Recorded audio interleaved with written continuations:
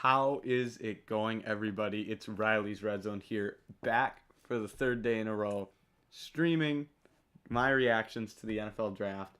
Today is where teams are really able to cement whether they've had a good draft or not, and the steals are going to occur. So, though they're the later rounds, some of the most important picks will be happening right now.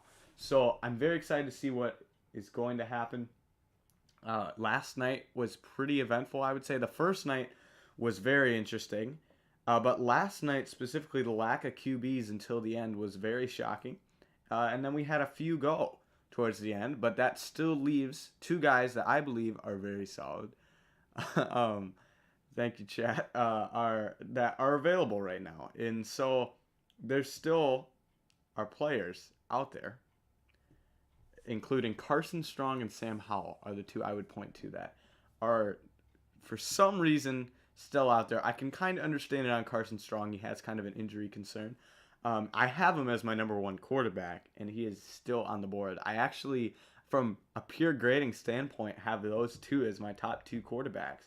I would have picked Malik Willis first because he has the highest upside, but truly, he offers, like Carson Strong, I think is maybe the best right now QB, even more so than Kenny Pickett.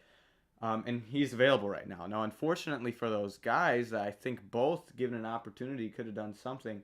I don't know if they're really going to get the opportunity to potentially be a starter in the league, which is unfortunate because I think both of them have really solid capabilities that just would love to see the opportunity for them, as we have the Blue Man group out there. I also will see how it works today. I flipped my setup, basically. I almost did. So I think that will allow for me to get more interactions. I am still going to be editing depth charts while the stream is occurring. I think that is, good for keeping it updated. What is actually going on here? We have, wow, we have some optical illusion stuff. The paint is just, wow, this is some crazy stuff going on here with the Blue Man group.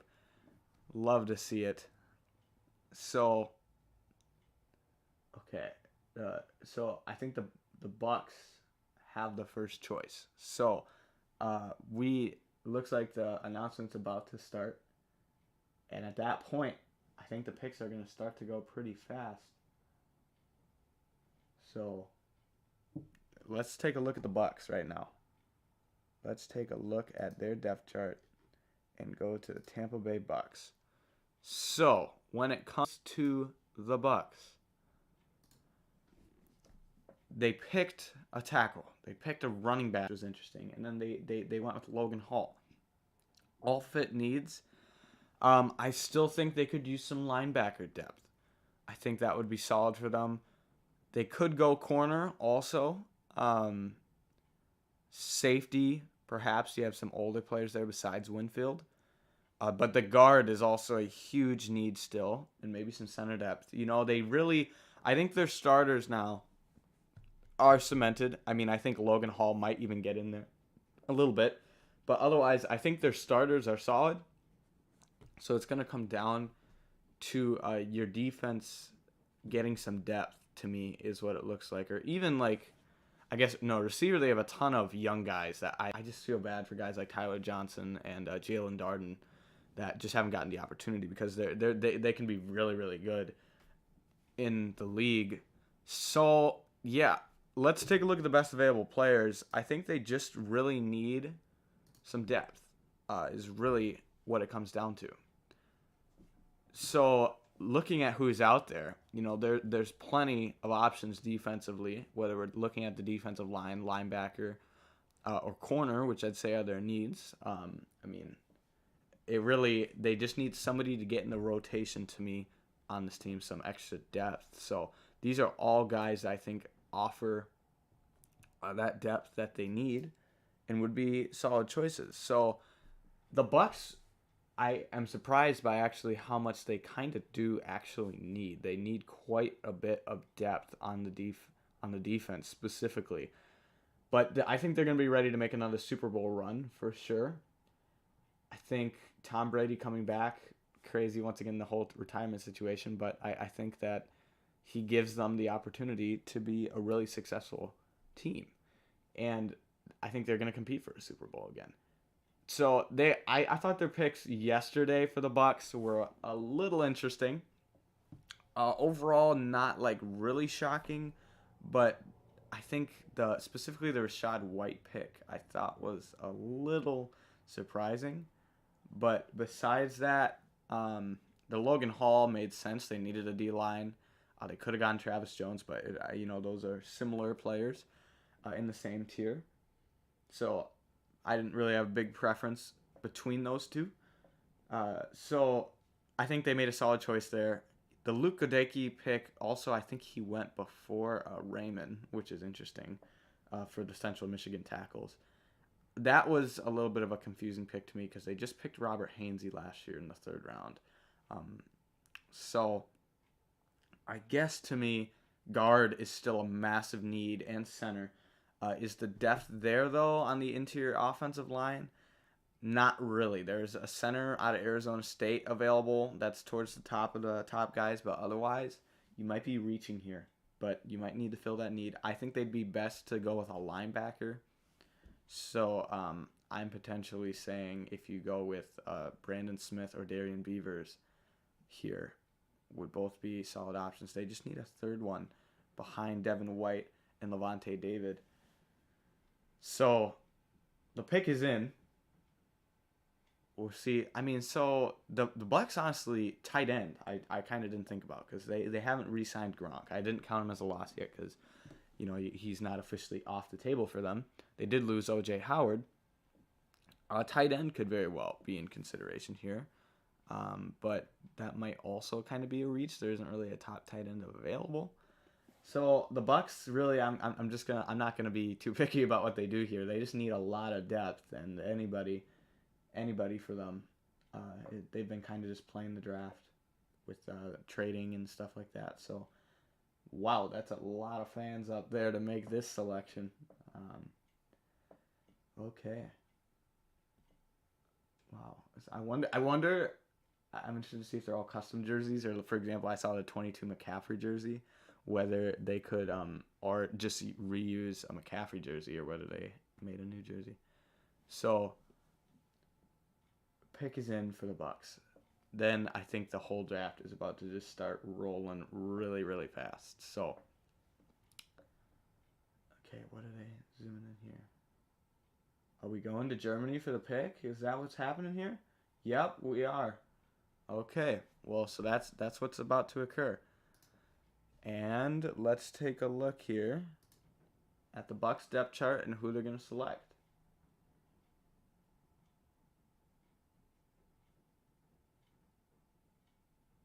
Okay, I've not seen it yet.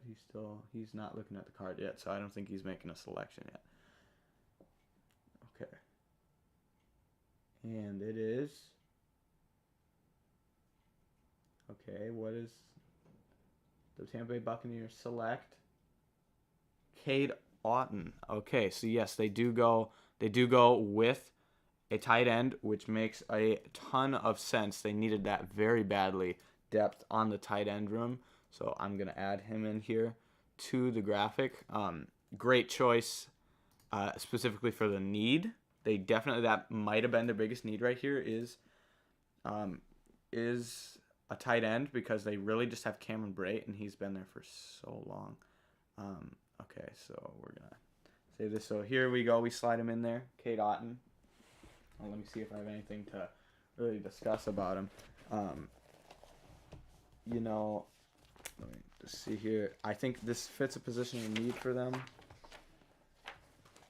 And let's see if it's good value. So he's going to be good after the catch. So on the run, which is great because Brate does not do that for them. And a decent blocker, it seems, overall. He kind of ran routes all over the field. A pretty solid, just balanced player, it seems to me. So that is what it is. They just fill a need for them, and that works well. So now the Texans have their choice already in the books. So I'm interested to see what they will do. They have made some interesting choices so far. Let's take a look at their depth chart. I liked the Stingley pick. Then I think they went with Kenyon Green. Yep, they did. So the pick is in for them. Let me just add also that Otton's off the board of players.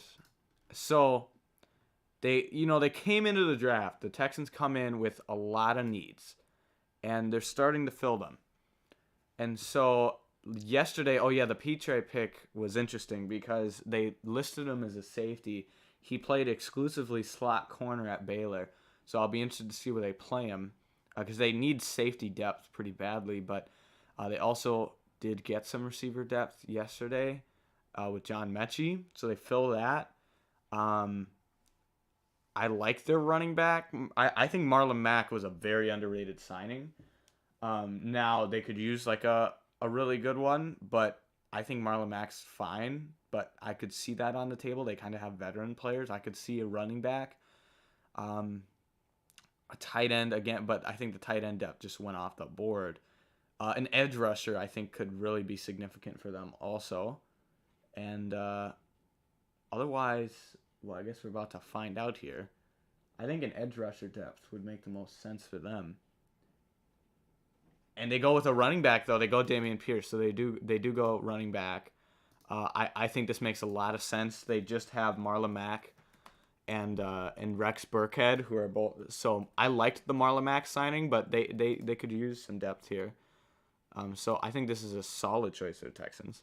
I'm gonna add that into the graphic. Damian Pierce. So first running back off the board of the day. I had him here on the best available board. So he was the running back out there. So that's one taken off the list of the best available players. So I think he will have a serious opportunity to already start to get playing time, which is very, very good. This one actually makes sense. I was a little, like, if you're looking from a fantasy perspective, I was a little surprised yesterday by the running back picks because it just takes away some opportunities, and from the players that are already at those spots. But now the Browns pick is already in, so let's go take a look at them here. Okay, switch this. So the Browns now, but specifically, okay, so now they have another one in person. But Pierce for the Texans is going to. Here, let me get that. So Pierce for the Texans, I believe, is a solid receiver. Is going to be very, very, very fast, and is able to move very well. And so pretty tough player. Fits great because Marlon Mack and Rex Burkhead are kind of lighter, more elusive players. So to get some power in there, works really, really well. So he'll get in the rotation there, and I think will be in an impactful role. And now the Browns go with Perry and Winfrey. I was saying yesterday they needed a D-line, and they eventually do it. So this is a great choice, great value here, getting Perry and Winfrey. So I'm going to take him. He was also on the best available players board, so we're already starting to get some checked off the list. So Perry and Winfrey, I believe so. They have like Tommy Tagai, I know they picked last year. And they have Jordan Elliott as well. They bring in Taven Bryan. So I'm going to slide him behind Sheldon Day here for now. Okay, save this here. So that's a great choice for them to just get another depth piece there, because that was probably one of their bigger weaknesses. I don't know if he's going to get a lot of playing time immediately, but I think that he will fit in with what they need very, very well. So next up is Seattle. So let's talk about Seattle. They have not gone with the QB yet, and I don't know honestly if they're going to in this draft, because they had plenty of opportunities yesterday, and they even chose a running back, which was very surprising. So I don't know what we're going to see here from Seattle, but I doubt we'll see a QB. But looking at what they still need, like QB, I think is a need, but they don't absolutely have to choose one at this point. I mean, they could get another receiver. They've kind of thrown darts at the board with Eskridge and Swain that have worked out pretty well. But maybe they need another one just in there. I liked them going double down on tackle yesterday. I should say in total. That made a lot of sense. That was their biggest need going in. I don't know about the center depth available in the draft, so I wouldn't say that they should necessarily go for that. The Boye Mafe pick made a little bit of sense. They needed more edge rush. They've kind of just chosen a bunch of guys, and maybe you get one to work out. So D-line, they brought in a bunch of veteran players, so they could use some young depth there. Linebacker is also a huge need, I would say, behind Jordan Brooks. Corner. I'm leaning here. I think they're gonna go defensively. I think maybe a defensive lineman, perhaps, although really could be a number of options. They really. I like what the Seahawks have done though in the draft. Besides the Kenneth Walker pick, a little bit of a surprise to me. But besides that, I think they're doing pretty well. So, pick is in. I mean, they're going with no QB, and I can respect that for them. They're doing everything around the QB, which is great. I really, actually, I'm shocked they did, and I'm happy they did for them to go double down on tackle, because they got two really, really good tackles in this draft. And that was their biggest need going in. They were going to have to start like 6th-round pick Stone Forsythe last year as their number one tackle, and that wouldn't have been unbelievable. So I think that was great for them to pick a tackle and then pick another one. So now they're pretty good at offensive tackle. They'll compete for those starting spots. Now, okay, are they going through notable 4th-round picks? Yeah. I mean, so when we talk about these QBs, and I'm saying, like, you don't get opportunities once you get this late. Dak Prescott is really just an outlier in the last few years that's really been able to do it. So I would love to see a player between Howell or Strong get an opportunity to do that. So, but unfortunately, it takes, as we saw with Dak, something like an injury to occur, which is unfortunate because you never want that to happen. Which is why I would have liked it if those guys got picked earlier, because then they actually get a chance to start. But I think these guys will they can be a number 2 on a team easily. I think they're way good enough for that. So who is up in the next while? We got Ravens after this. Okay. So I think we're going to be about to make the pick here. We'll be able to see what they choose. And they have somebody out there. Is that Scott Hansen there for a minute? A legend at NFL Red Zone. Okay, so they have the selection. Here we go. What are the Seahawks doing? Once again, they have some QB options, but at this point I don't think they're going to do it. And wow, what a selection! Kobe Bryant, not the basketball player, rest in peace, but Kobe Bryant from Cincinnati, perhaps the best corner on the board. Uh, Absolutely phenomenal player. Him and Sauce Gardner were dominant at Cincinnati. I'm going to slide him in here. I might slide him in here. I'm going to slide him down behind Ugo Amadi, but I think that Bryant is going to step in right away and have a chance to get some playing time because they need some corner help. They've been looking for it ever since, Sherman and Maxwell kind of left, I would say personally. So this is a great selection for them. It's phenomenal value, and it fits a need very well. So I'm adding him to the graphic here. So there he is sliding in there. I think he's got a shot to compete for even a third corner role this season for sure. At minimum, I mean, there's a chance he can get on the outside. Wow, what a phenomenal choice! I absolutely love that from Seattle. That is another player off the best available board. So we are going through that. So very, very solid. He's a solid corner. Him Sauce combined at Cincinnati was crazy.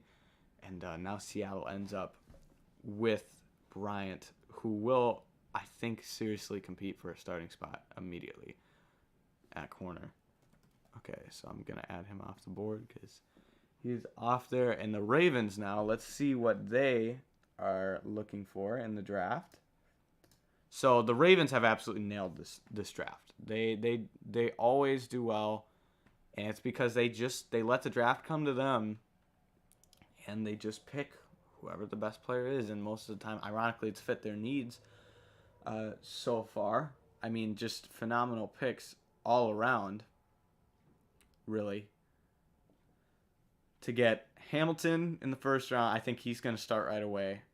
If not, just be a rotational. Apparently, there's some rumors they could use him at linebacker or something I heard yesterday, but I think you just play him at safety. He's got such good range.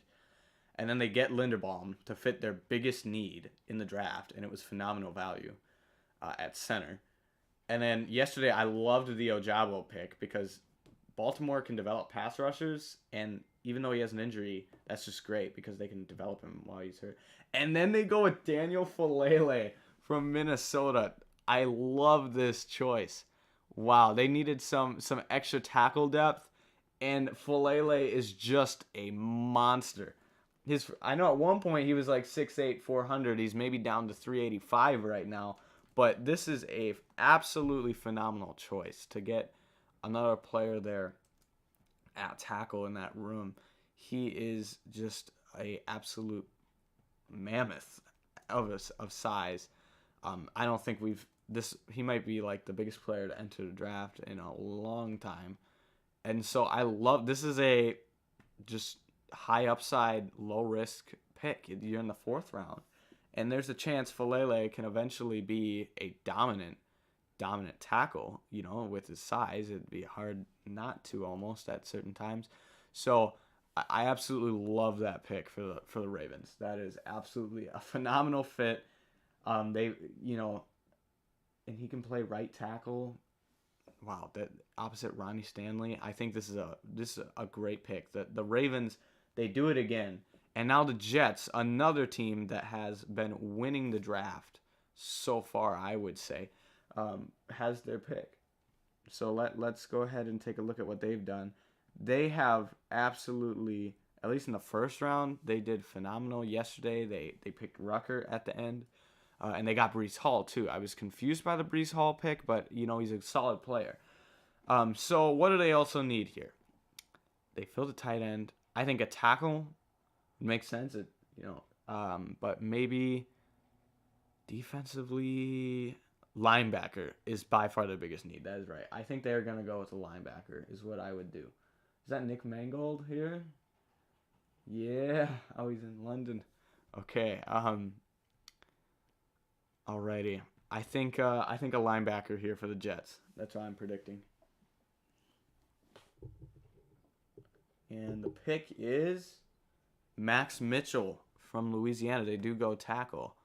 I'm going to slide him right behind Chuma Adoga here. So, a solid choice. He was one of the best tackles available.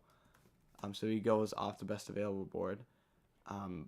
They still, to me, have a hole at right tackle.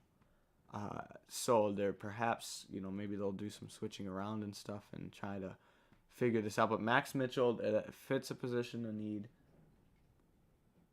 So he's going to line up on that right side, which is great for them because that's their bigger need. Okay, so that's where he fills in right there. I'm going to just add him off the... He's gone. He has been selected. He's no longer available. So, solid pick. And now the Giants also have their selection. And let's take a look at what they are doing. They did a phenomenal job also on day one. I thought they made the highest IQ move of the entire draft, getting Thibodeau and a great offensive tackle.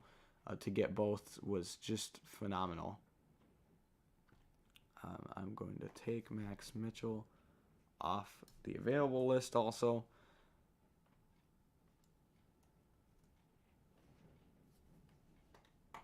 Okay, so Giants on the clock. Sorry, with the selection, they go with Daniel Bellinger out of San Diego State. So their tight end room, I know this might, yes, they need a tight end badly, if I remember. Yes, they do. Okay, because they lost Evan Ingram, and then they cut Kyle Rudolph. So they kind of reset the board. All they did was sign Ricky Seals-Jones and Jordan Akins. So they needed this. They definitely needed the tight end depth. He's going to be able to compete in there. Have a chance to already get in a rotation. So... solid draft choice for the Giants here. Fits a position of need. They keep it going.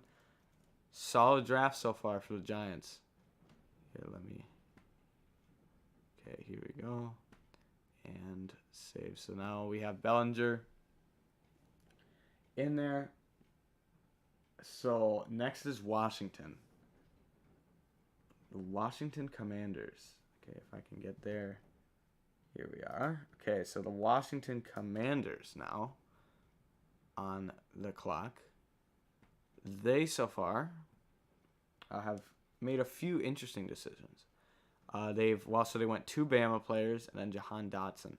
I did not understand the Ryan Robinson pick, not because of Brian Robinson, but just I talked about it yesterday. I don't like it when there's opportunities for young players that just get taken away. And not only am I talking about Antonio Gibson, who already got psyched this offseason, if you're looking at fantasy and stuff, not only was he completely psyched out by, McKissick's going to be gone, Gibson's going to get a ton of work in the passing game, then McKissick signs back with Washington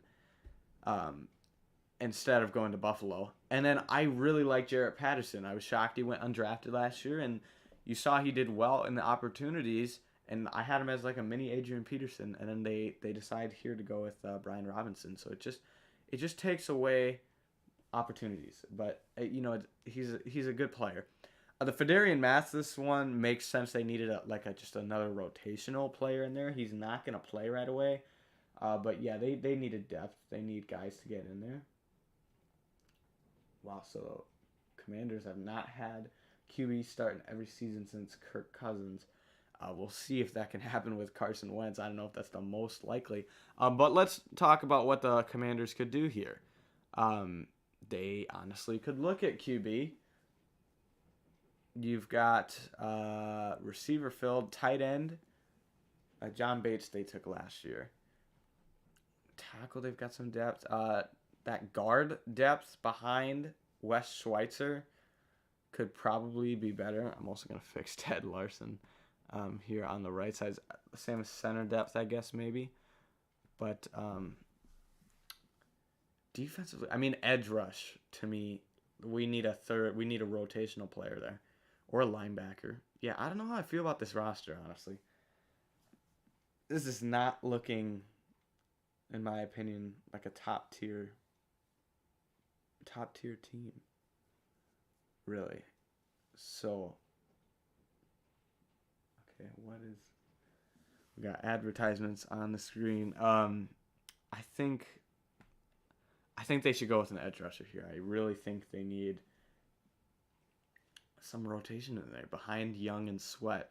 I mean, Obata was a good signing from Buffalo, but like I think they need that rotation. They need some more guys in there. Otherwise, they're starting. I liked them getting that defensive line depth. The pick is in. I'm guessing we'll be making a selection here in a minute. And then the Giants are already back up again. They just were up like a pick ago. So, wow. Okay, that water in Las Vegas is very cool. It is like very impressive. So, I will say it ahead of time.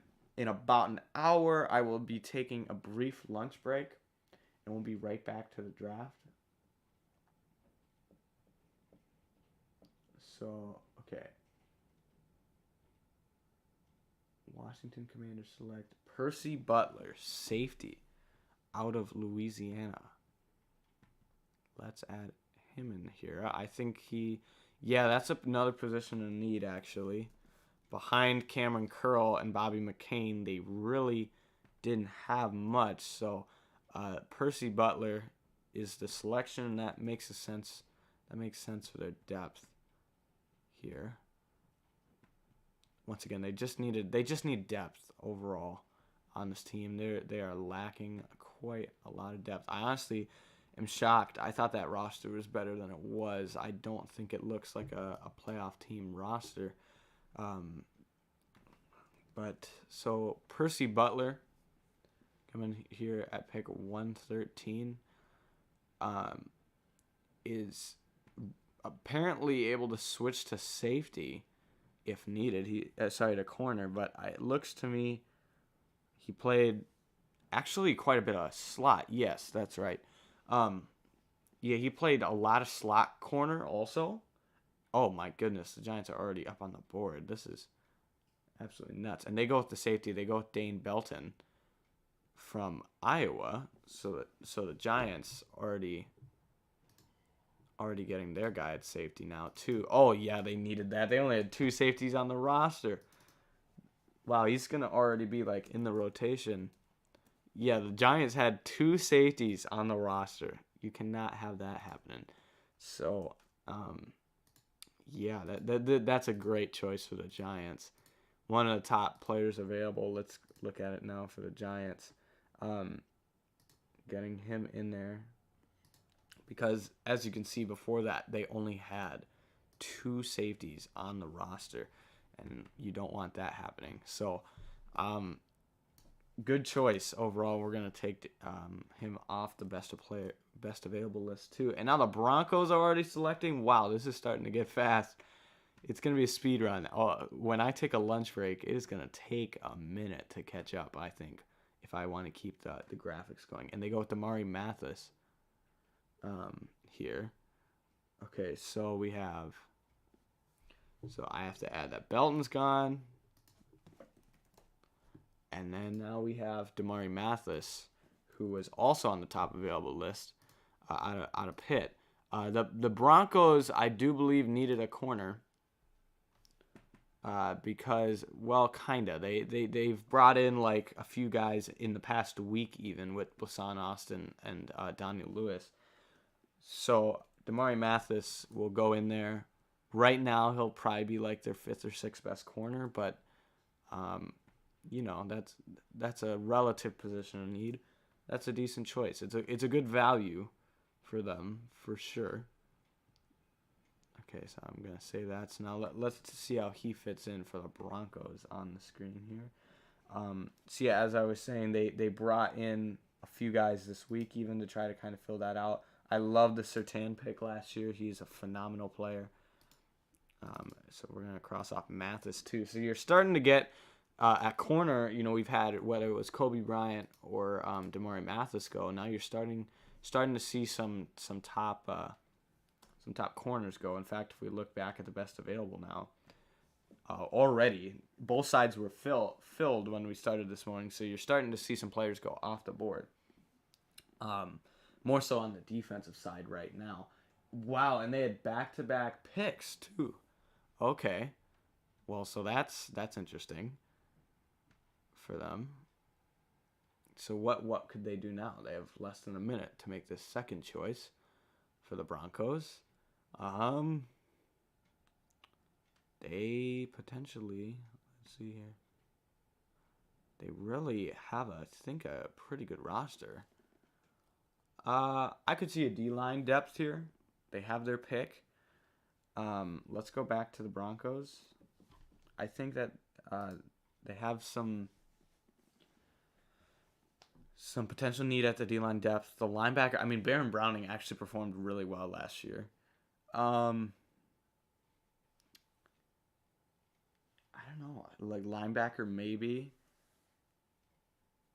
Offensively, do they really need anything? Their O-line actually has a ton of depth. Tackle, they could maybe use more depth. But like their interior depth might be one of the best in the league. I mean, the fact that, Quinn Miners might not even be starting is absolutely nuts because he's really, really good.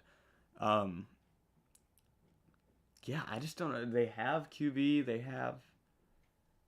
Yeah, this is... The Broncos are making... That whole division... The AFC West is going to be absolutely crazy this season. I mean, even all the teams. And you can never count out Mahomes and the Chiefs. But the other teams went out and made moves to catch up with the Chiefs. And I think that Tyreek Hill was a huge loss. I don't think you can replicate what he does. And I don't even think that Tyreek Hill will replicate what he does in... I don't think he'll replicate what he did in Kansas City, even in Miami. I don't even think that's going to occur. I think it was a kind of a lose-lose. I think the Dolphins overpaid, potentially. Not really, but more so in the fact that I just don't think wherever he would go outside of Kansas City, I don't think he'd have the same production. So I think it's kind of like the Chiefs lose a piece that kept them a championship contender. And the Dolphins, I don't think will get the same out of them. It's a good idea to get a player like that. But then you see the Broncos here make, the move for Russell, and this roster looks really solid. They didn't lose like anybody besides what they did in the trade. Like the biggest losses were the ones they traded for Russell Wilson, and you will make that trade any day. And then, the Chargers go out in free agency and do really well, and then they, make some good picks. And we have Uwazurike from Iowa State get in here. I'm going to throw him in behind McTelvin Agim. So here he is. Okay, I'm going to slide him in here to the Broncos depth chart. And going in. Bam. Okay, so let's see how that works out. So, yeah, they needed some depth at the D-line. Makes a lot of sense for them. So, Uwazurike, just going to knock him off all the sources I have to show that he's gone. So, he lined up pretty much always inside. Actually, no, he's kind of a... What did they announce him, a D-tackle? He lined up at edge quite a bit, actually, at Iowa State. He's a versatile player. I think that's great that he's like a 3-4 D end, basically, I'd say. Just a power player. Yeah, that fits in really well with their defense, I would say. And now are the Jets on the clock? Yes, they are. The Jets are back on the clock after having some very good performances so far in the draft. I think they've made some phenomenal selections. Let's see what they could be up to next. Okay, so the Jets, if we look down here, so I think they already had a pick today, didn't they? Yeah, they just picked Max Mitchell. So they fill in the tackle depth. This team is really, I'm telling you, the Jets look really, really good. I think they're going to be competing for a playoff spot. All they need is like a linebacker, and I bet they'll pick a D lineman too. And that's like it. Then you can start like doubling down on. They just have extra picks. They honestly don't need all their picks. Yeah, I guess they've probably given up quite a bit in trades, I would imagine. I'm shocked they've still had as many like picks yesterday. I'm shocked they still had 2 picks yesterday. After trading up twice, I believe it was. Oh no, I think they had 2 first-round picks, but trading up that much to get like Jermaine Johnson and everything. I'm shocked that they still have all of that selection. So, wow, they really just don't need much besides, I think, a linebacker. I think you just get a linebacker, and you're starting to look pretty solid as a team. I mean, I'm very surprised. It's them and the Giants are 2 teams that really, to me, performed well and are proving they could be competitive. I think the Jets really are stepping up, which is phenomenal for them. So we'll see what the pick is. I think they get a linebacker, and they've filled like and I think they'd pick a D lineman just to kind of spread out. They basically at that point have picked like somebody from almost every position besides the interior, which they've spent plenty of capital on recently. I really don't think they need a backup quarterback or anything like that. So I think that the Jets are filling out their roster, and I think they're going to be able to compete. Very, very, very fast for sure. So, wow, I guess we'll wait for the pick.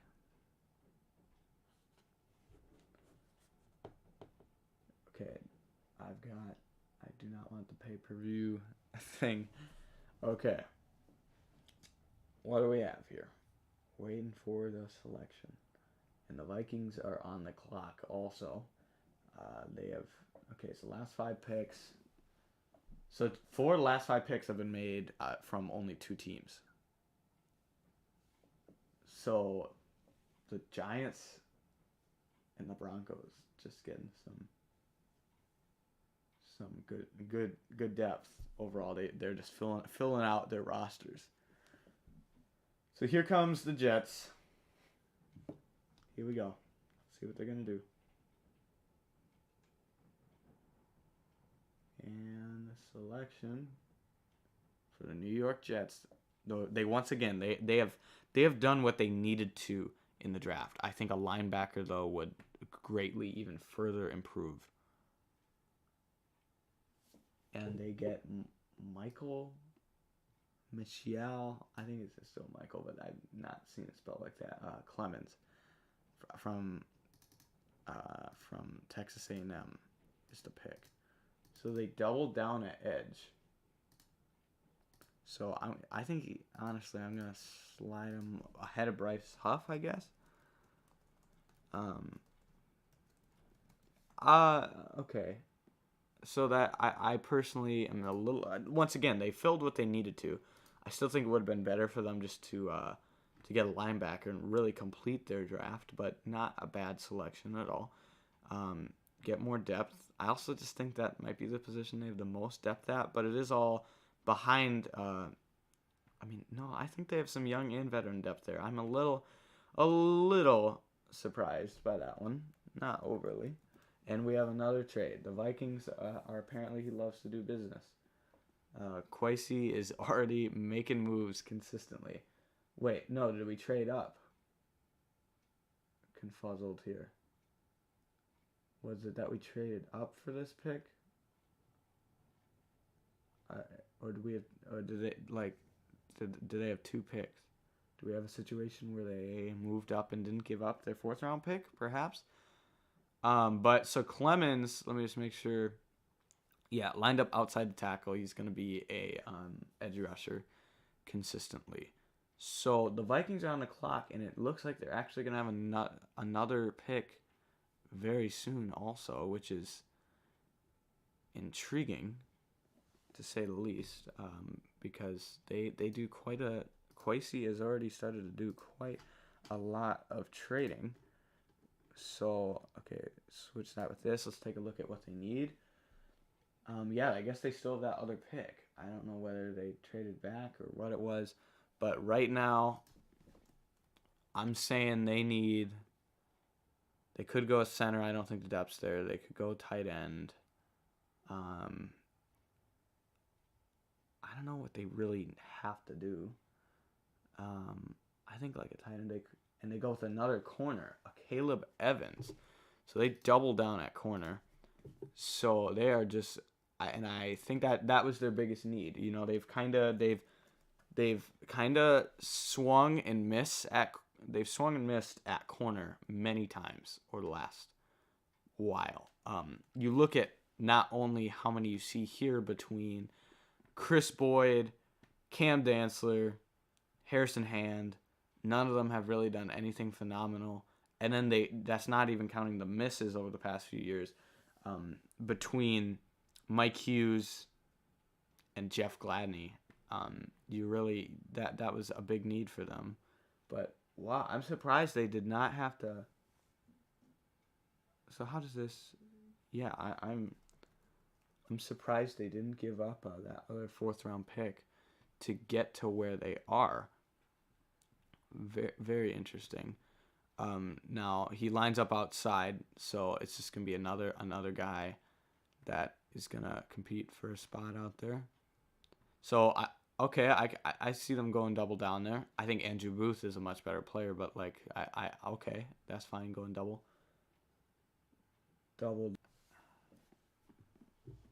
Okay, next we have the Baltimore Ravens again. I think they already made a pick today. Or maybe we just already talked about it. I think they did. Yeah, they went Fellaille. That's right, because they just have been nailing their choices. So, here it is. See what they're up to. So what do they even still need? I mean, that was they needed tackle depth. Jeez, this team, a receiver. I mean, they might just need to start.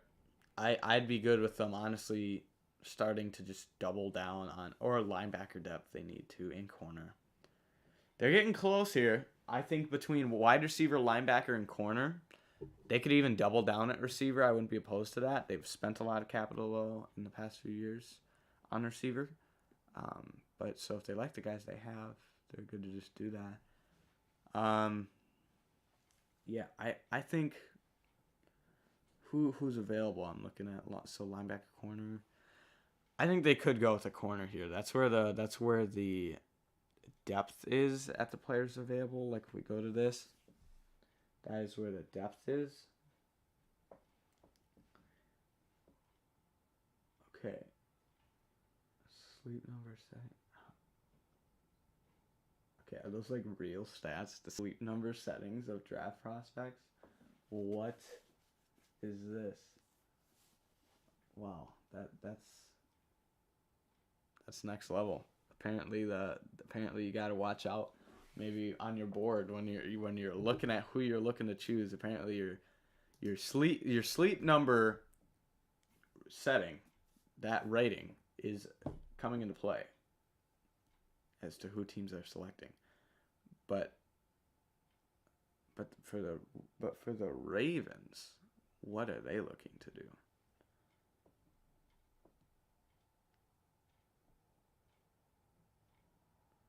Okay. Pick is in. Waiting for the Ravens to make their selection.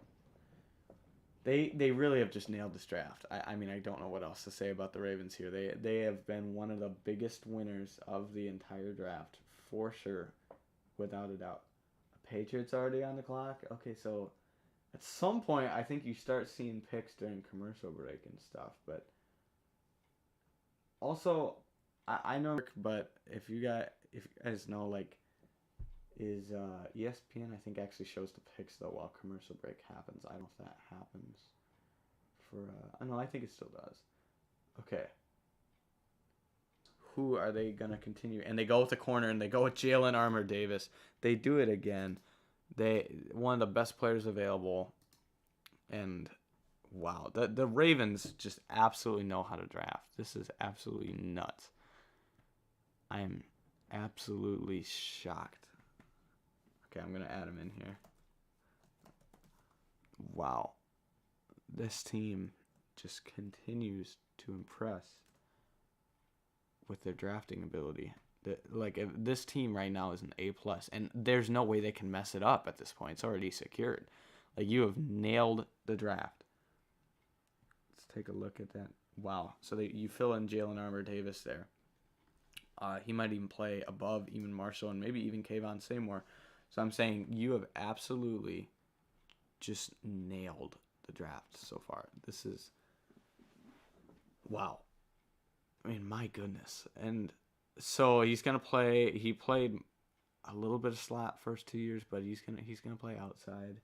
And now the Panthers trade.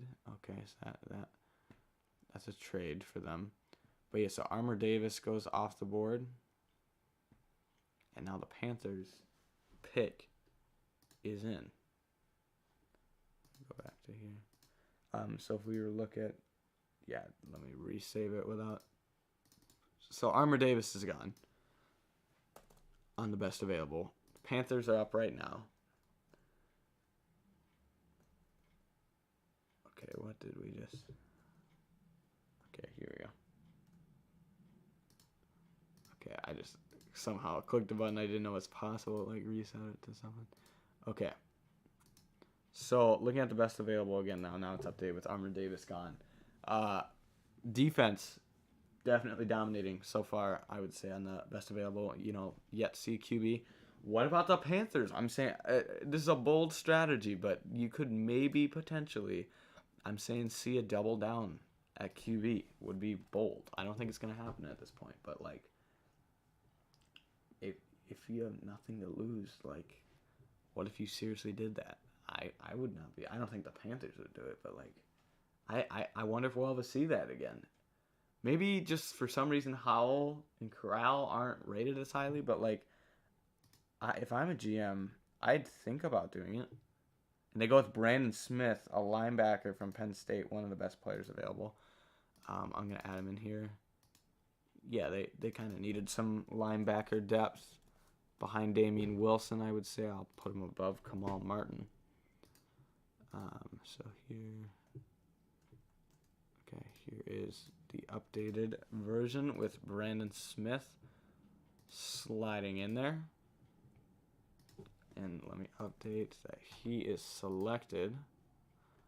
So, lined up in the box primarily. So it's going to be a fast, solid linebacker. So a good fit there for Carolina. And the defense just continues to dominate. I mean, they're running out of options on the best available board. And the Patriots are already on the clock. Okay, it is officially crunch time. These picks are starting to go fast. Okay, and the Patriots go with Jack Jones from Arizona State, another corner. They double down at corner.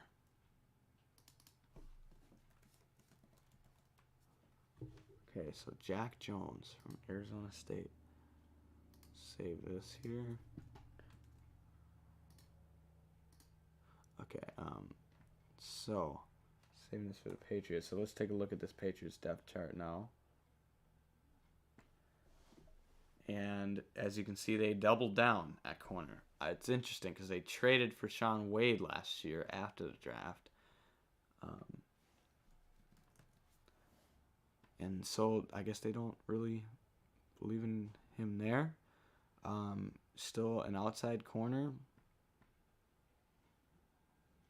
Dismissed from USC in 2018. How intriguing.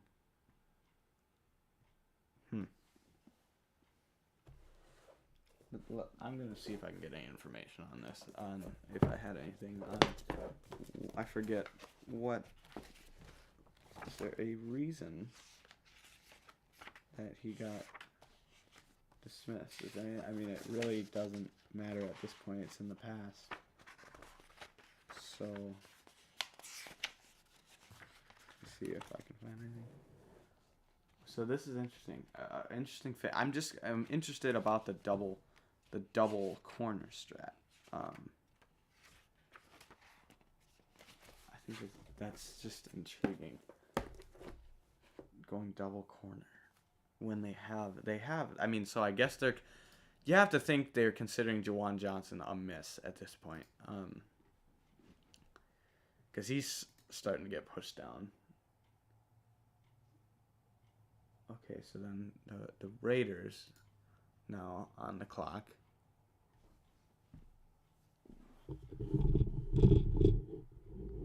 Okay. So they have only made one draft choice so far.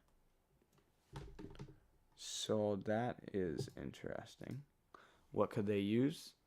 They could really use.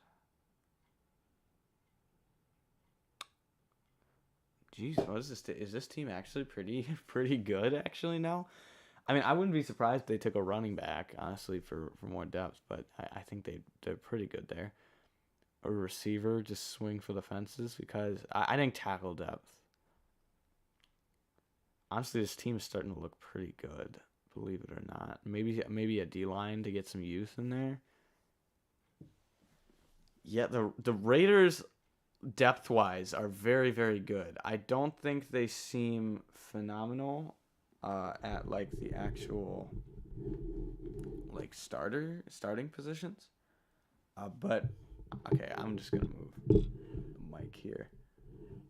But I think that their depth seems their depth seems really good. Like I don't see many positions where it's like they're really lacking, really, in the depth spot. So they kind of can just do whatever. I don't think their roster is solid enough to be one of the best teams out there, but their depth for the draft, for reasoning, then they don't really have much they need to choose, really. So their pick is in. Let's see what they're able to do with it. Okay, we got all the fans still there. That's right, it's in Las Vegas. So, yeah, you think about the draft's in Las Vegas, and they've had one pick so far. How interesting. See, I'm trying to think, though. Sometimes, like, I wonder where did these picks go to? Was it from, like, oh, yeah, I guess I forgot how much Devontae Adams for sure cost them. But that's worth it 100% of the time. I would continue, I would make that trade any day. Okay, we have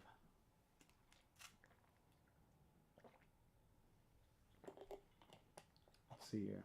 We got all the Raiders fans hyped, ready to go. Because, yes, they're only their second draft choice of the whole draft. Well, I guess the Rams are the same way, that they have not really had many. The Ravens, they still have another 2 picks this round. They're going to have made like 4 fourth-round picks. Jeez, and they've nailed every pick too. Wow.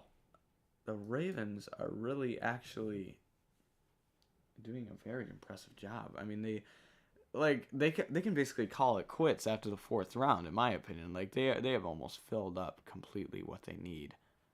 For sure. Okay. Yeah, so they gave up their first and second for Devontae, and that was worth it for sure.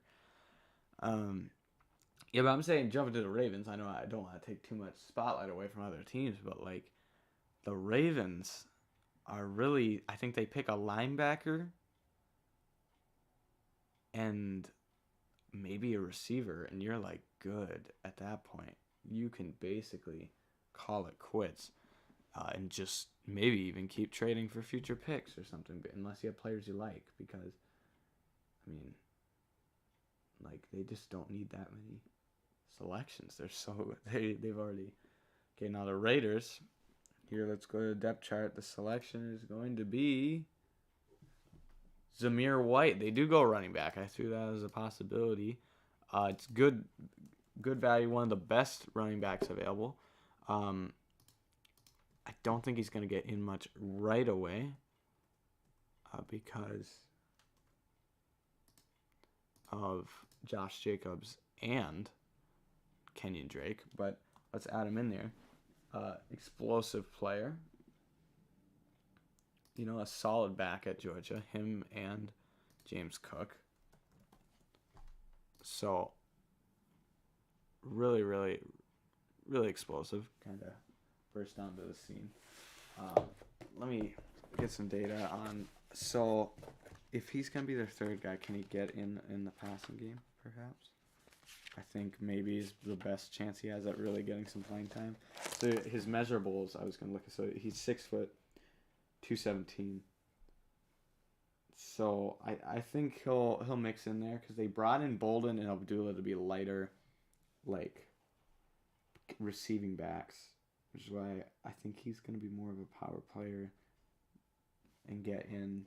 Yeah, I don't know how they're gonna use that. I think he might not get in right away, but they kind of, if they didn't bring back Kenyon Drake, I think there's a solid chance he'd be a great handcuff behind Jacobs. But now the Chargers, their in-division rival, have the selection.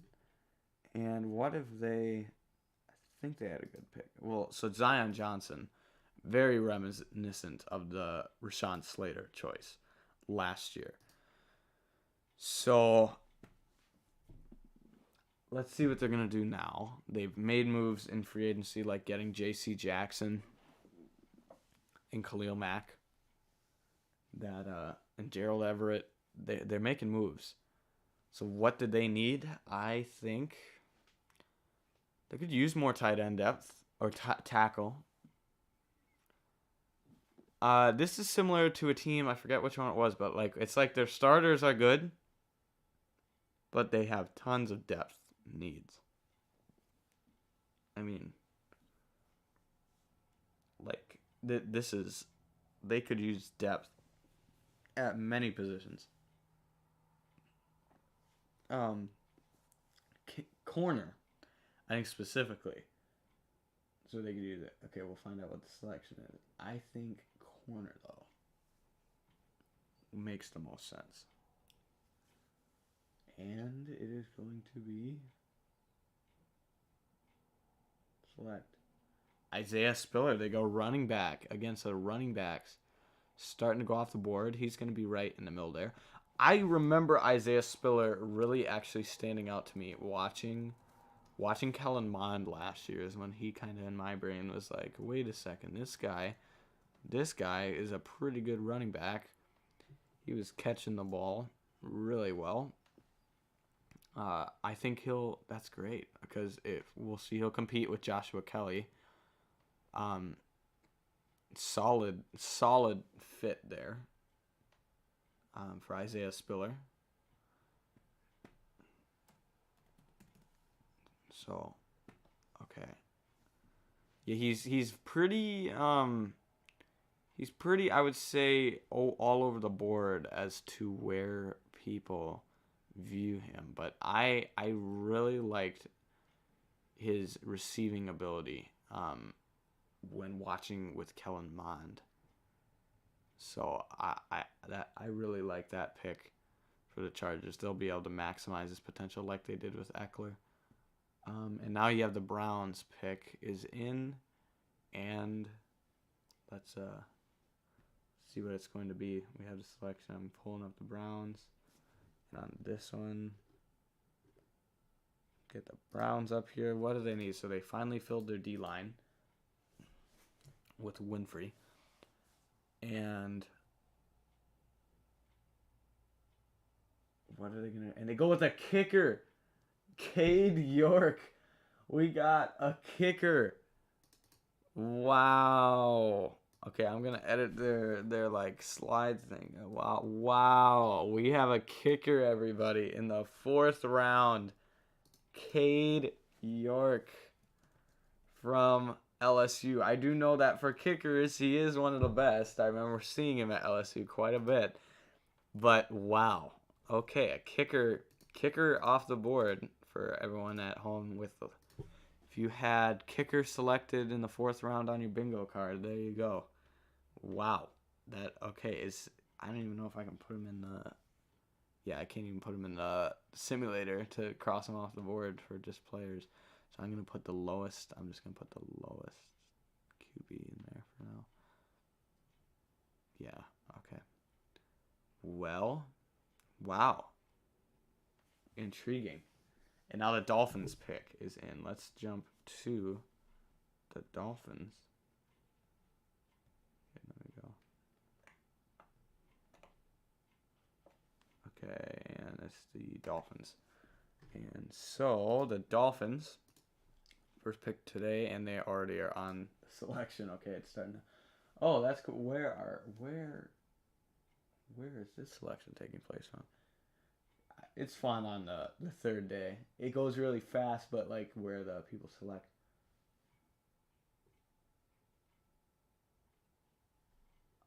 Okay, and it's Eric Izukanama from Texas Tech. Okay. So I'm going to slip him in behind River Craycraft.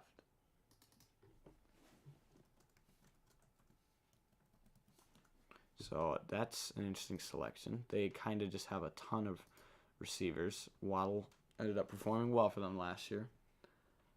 And bringing in Tyreek Hill, obviously great. Cedric Wilson. I think Trent Sherfield was an underrated signing. So I'm a little confused on. I don't think they really needed more receiver depth, but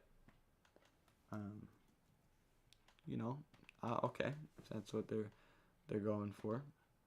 So mostly gonna be on an outside. He is 6'2", 209. So he'll line up on the outside. Try to replace some of that Devontae Parker production, perhaps. So, okay, we have a trade now with the Raiders.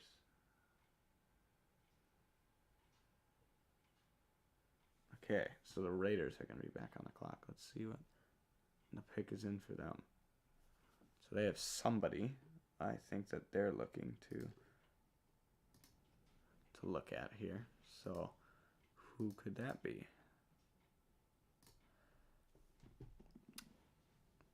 Let's see.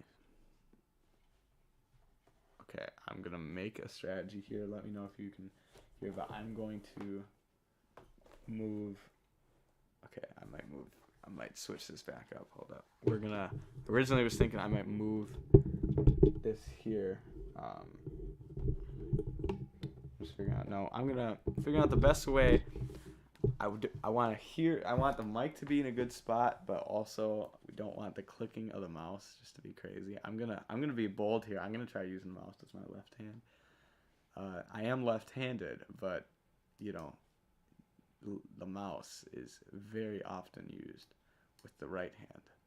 In fact, I might just have to go like this. But okay, so the Raiders. Yeah, this is. So the Raiders. Let me just see. Okay, it's gonna pick up, by the way. So we're sticking with the classic setup. Okay, so the Raiders. So they've picked Zamir White and Dylan Parham. And what could they do now? They could take a chance on a receiver. I'd love them to get a better backup QB, or some center depth, but I don't think that's really there in this draft. Honestly, I think D-line makes the most sense for them. And they go with it. Neil Farrell Jr. from LSU. I think that's the first pick that's been made during commercial.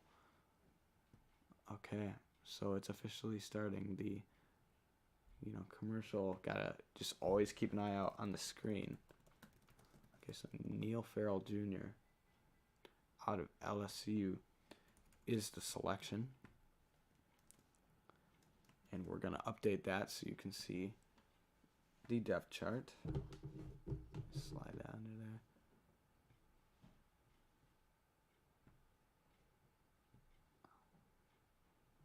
I'm also just going to, I think this didn't.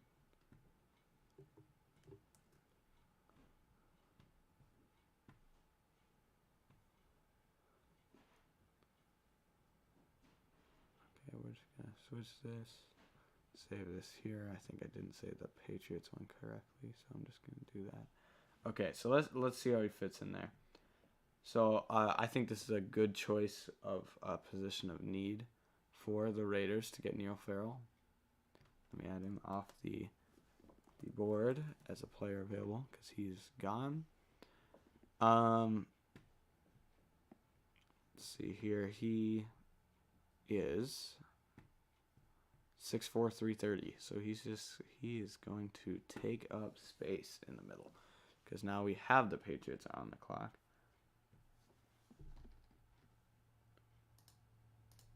And so they doubled down at corner with their last few picks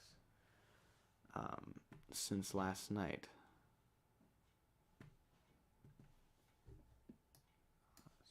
So let's see here. All right, just a little bit. Okay, so the pick is in for the Patriots. We will see what it is. Oh, what do they need? Well, now we have the Blue Man Group up doing interviews. But it is, what do the Patriots need? Honestly, this roster looks pretty good. And they go with a running back. Wow, the running backs are starting to really just pick up. Okay, so Pierre Strong Jr. I have no idea what is happening right now with the Blue Man Group and Rich Eisen, but okay.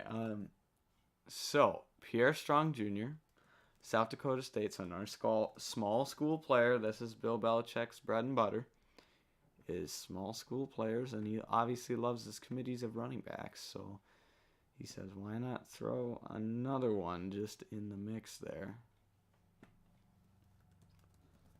So, okay.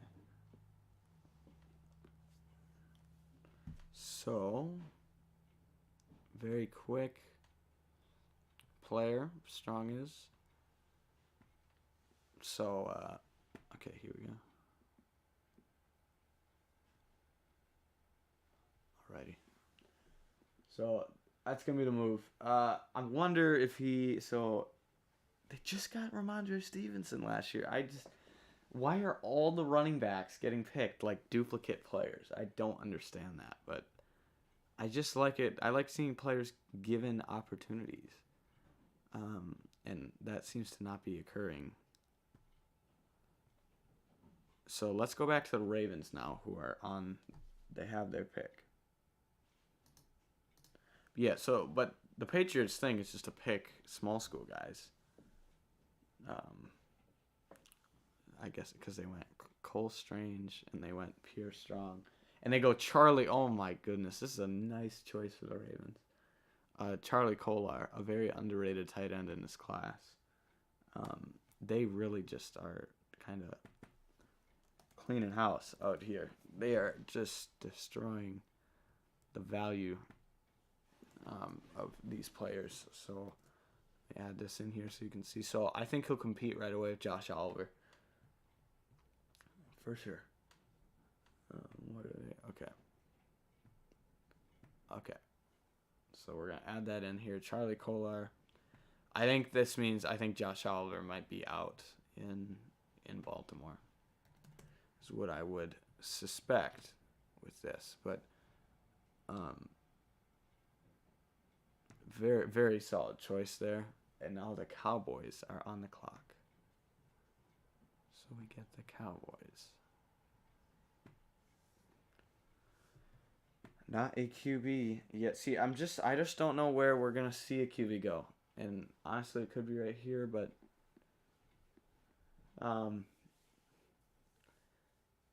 I want to see Sam Howell and Carson Strong get selected and succeed somewhere.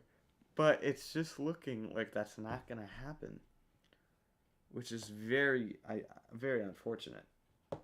But yeah, so the Cowboys, what do they need? Have they picked theirs? Yeah, they picked their receiver yesterday. Tight end, I think they could use some depth at. Of course, Kolar just went. Honestly, they could go running back, also get another one. This team lacks depth. depth in almost, I think, every position on the offense. Besides receiver now that they picked, and I guess tackle is okay. But, like, they could use depth at guard, depth at center, depth at tight end. I personally don't love their QB situation behind Dak. Running back, I'm not a huge Ryan Nall fan. So they could use a lot of players there, I think. And I think on defense, they pick Sam Williams, so they're good at edge for depth. I like their D-line depth a decent amount. Linebacker, they just need more behind Jabril Cox. Corner, they have a lot of young players, so I guess that's okay depth. Like, I'm thinking interior offensive line, maybe a tight end. But the value is just not there for those positions. It's like all the value, apparently. And now the running backs are flying off the board, so that like, those are gone. But it's the QBs. You have Kingsley Nagbere, who has just been sitting there for a long time. But otherwise, you have a lot of tackles and a lot of receivers. And it's kind of like supply and demand, where if there's tons of options, you're not necessarily going to take them because there's so many good options. So you don't have to take one of those positions right away. Let's see. So pick is in for the Cowboys. Let's see who it's going to be. And then the Ravens are up again. And they'll probably pick like one of the best players available because that's what they do. Yeah, I don't know about where QBs can even go. That's the thing. Like, I just don't think that realistically. And they go to tight end. They do go tight end up. Jake Ferguson from Wisconsin, a standout player on their team. I think he can be right behind. They can be right behind Dalton Schultz as they lost Blake Jarwin and kind of replace that as their second tight end already. I think he's better than Jeremy Sprinkle. So, really, like, Wisconsin's, I personally think, like, their number one receiving option last year, especially with, Graham Mertz at quarterback. So he fits in great on here. I think he'll be just a nice replacement for Jarwin. And, overall, really, really solid. Really solid. A great fit. Just red zone threat. Nice size. Let me figure out what his measurables were. And they were. Yes, because I know he has really solid size and a good frame. It was exactly 6'5", 250. Great build. Solid pick for the Cowboys. Really solid. Okay. I still have no idea what is going on with the Blue Man Group on the NFL stream, but stuff is going down. But now we're going to go to the Ravens, who have made another selection. We'll see if it's yet again a great value, probably, because that's what the Ravens do. And they go with the punter, though. Okay, wait, they have Sam Cook. Say what? What are they doing here? Okay, it's the Ravens, though. Like, I'm not justifying this pick. This is a bad pick, but they already... I guess I kind of set myself up when I said there's no way they could mess up their A+. This is by far their worst pick, but I can't even... they've nailed the rest of the draft. This is the only team that I'm not going to get, upset. The kicker pick made more sense than this, because at least the Browns kind of needed a kicker. They had, Chase McLaughlin as their best option, but the Ravens have Sam Cook. They have, the best kicker-punter duo in the whole league. So I don't necessarily see the reasoning behind this one, but I guess it's the Ravens, so they can do what they wish because they've just dominated the draft.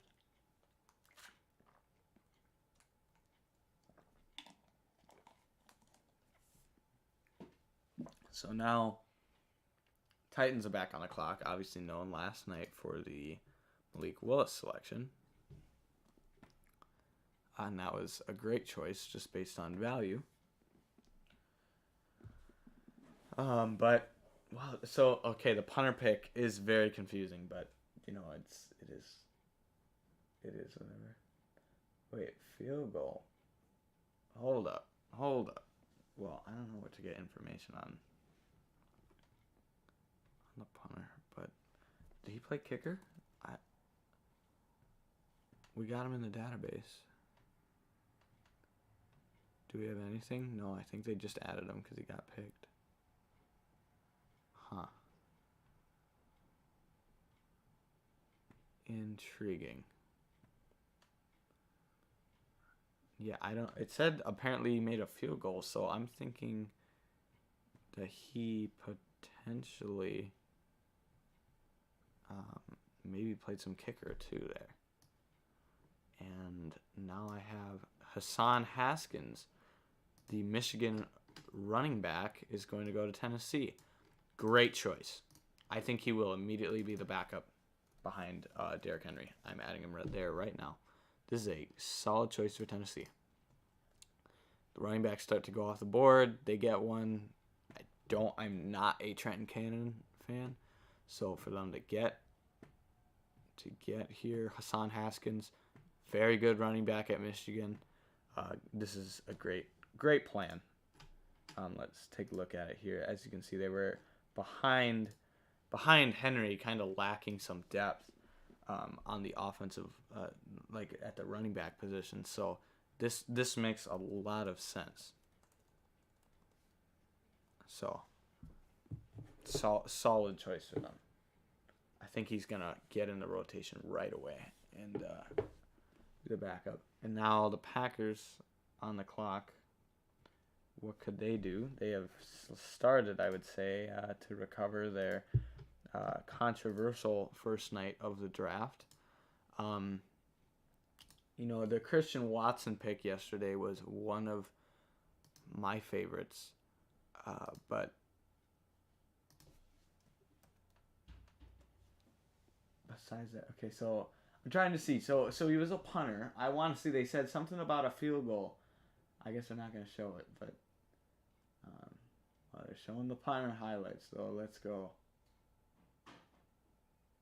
Yeah, the punting highlights, the highlight film. But now the Packers pick. What do they need?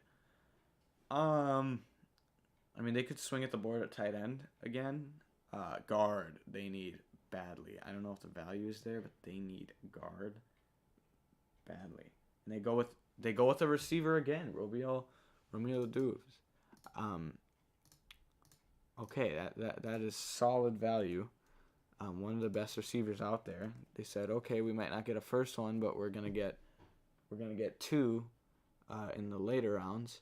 So I can respect that. Still, see, the thing is they got Christian Watson, and as mad as people were for not taking a receiver in the first round, and I think they still could have. I was literally, if you go back to the stream a few nights ago, I was saying that if they were going to pick one, they should pick Christian Watson, and they ended up getting him in the second round. So it worked out.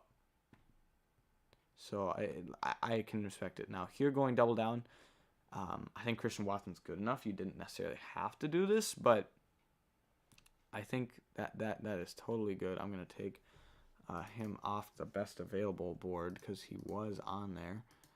So offense with a kickback here, but still the QBs available.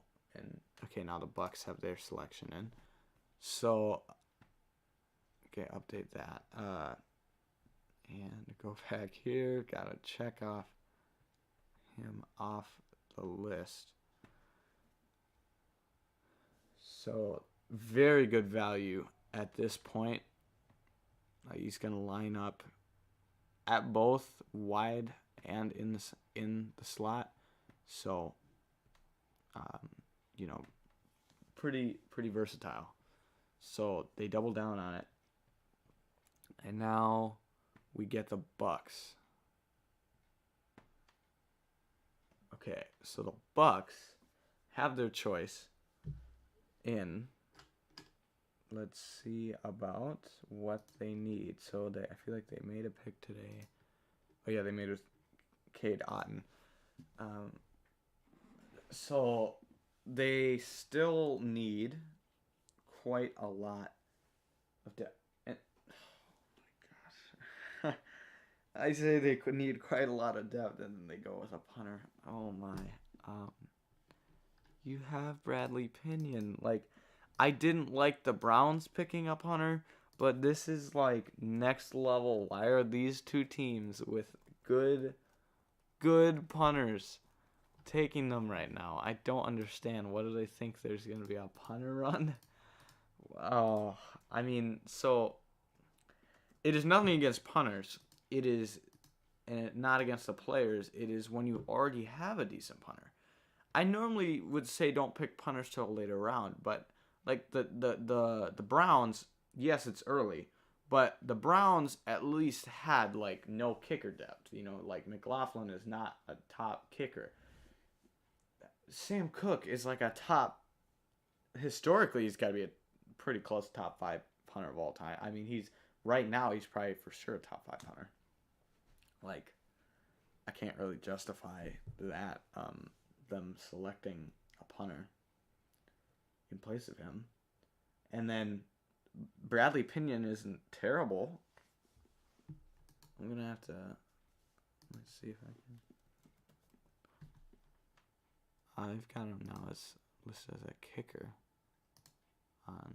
No, this is just seeing he got picked and they add him into the database like instantly. So the Niners pick is in...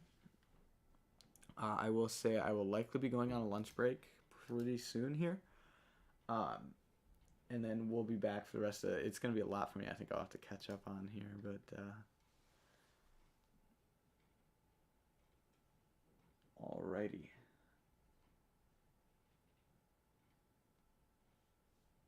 So Niners, what could they use?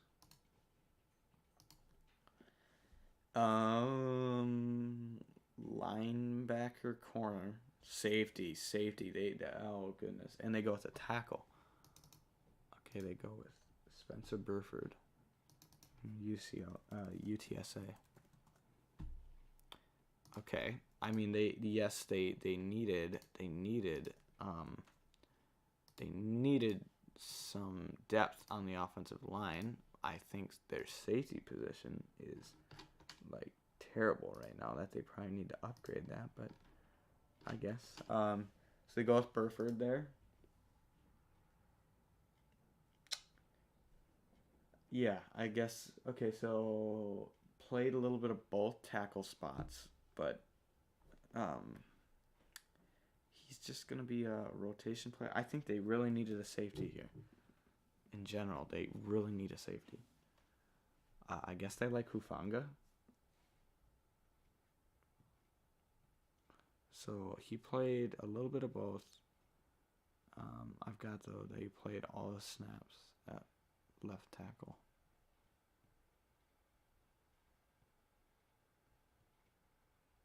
Okay. Who's up next? The Chiefs? Okay, so the Chiefs now.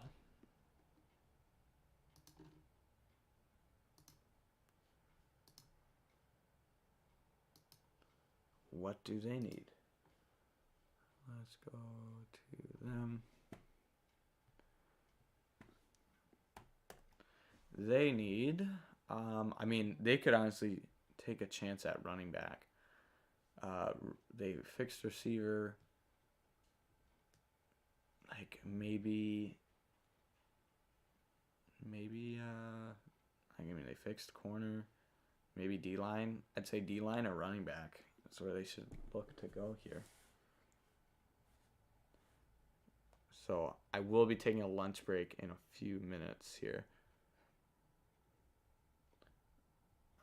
Maybe I might see if I can maybe, I don't know if I'll be able to make it to the fifth round and then take a stopping point. So I'll go through a few more selections here, and then I will go on lunch break. Then I'll be back for the rest of the time is the goal. So,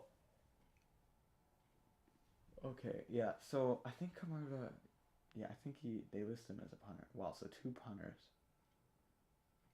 That's pretty impressive. I mean, I don't really remember that happening last year. I think we had a few, but like not that many. So this is what the Chiefs have.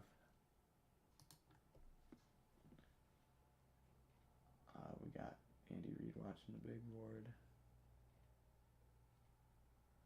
You see, think about even in the war rooms, they have to have actual TV draft on. And we're back in Germany to see the pick. And for the Chiefs,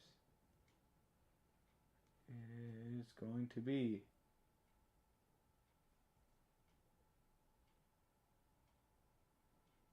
and Joshua Williams from Fayetteville State, one of the best corners available. Let me add him into the Chiefs depth chart, and I think I'm going to go on lunch break here in a brief moment. So I shall take a lunch break, be back. So I'm just going to write down that we're at pick 136. I'll just write that down so I remember.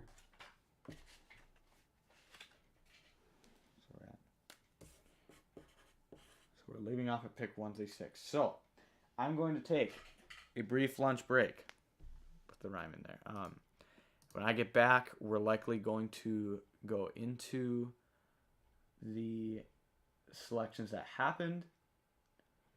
And, I might try to keep the depth chart updated, but I might just have to keep discussing. So I'm going to take a lunch break right now. Thank you for tuning into the stream. I shall be back probably, I would think, within the next, 20 minutes at the most, I would think. So I will see you shortly.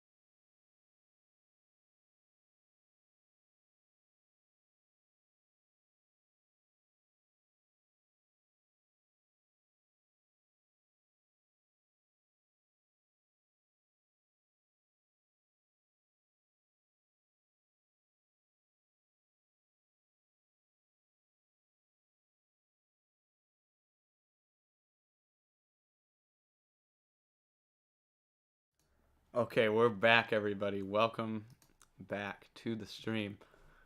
So we left off on pick 136, and I watched a little bit of what was going on. So we had the Bengals take Cordell Volson, who I think will honestly just be their fifth tackle right now, unfortunately. I don't think he's going to get in a ton.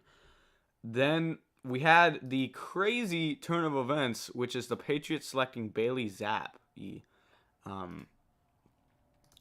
of Western Kentucky, ahead of Sam Howell or Carson Strong. But I will say Zapp would have been the next, so it's like, okay, it's not a total misdirect, but I would have still picked Howell or Strong, even though maybe Zapp fits the best.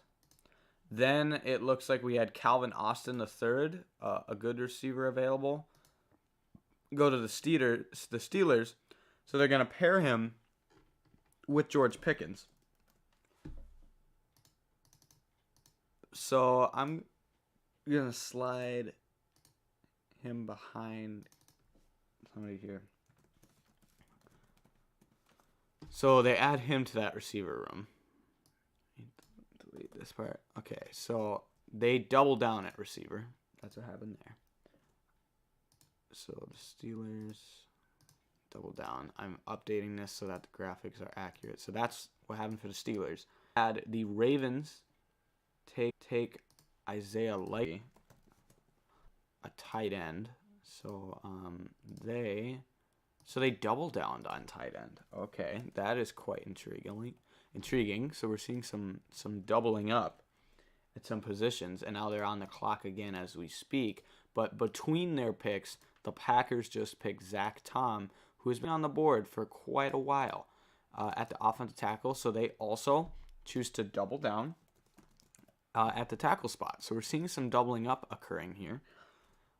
Interesting that they choose to double. Maybe they'll move one to guard for the Packers. And now the Ravens pick is in. So let's take a look at the Ravens again. So this is what they look like now with the Isaiah Likely pick. You're gonna have two blue tight ends there as rookies. That's I think we're caught up here.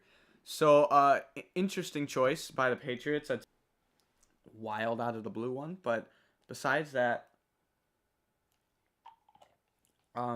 interesting that we have, 3 teams in a row double up on a position.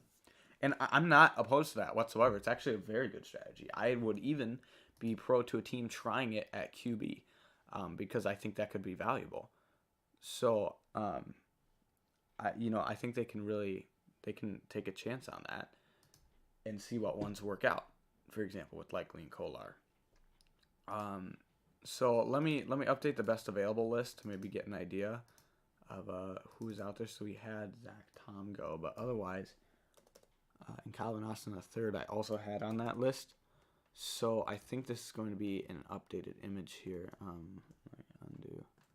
Okay, so this is going to be a pretty updated image I'm about to show of some top guys available. Still, the QBs are the talking point of the draft because we now see that we had another QB go ahead of Howell and Carson Strong.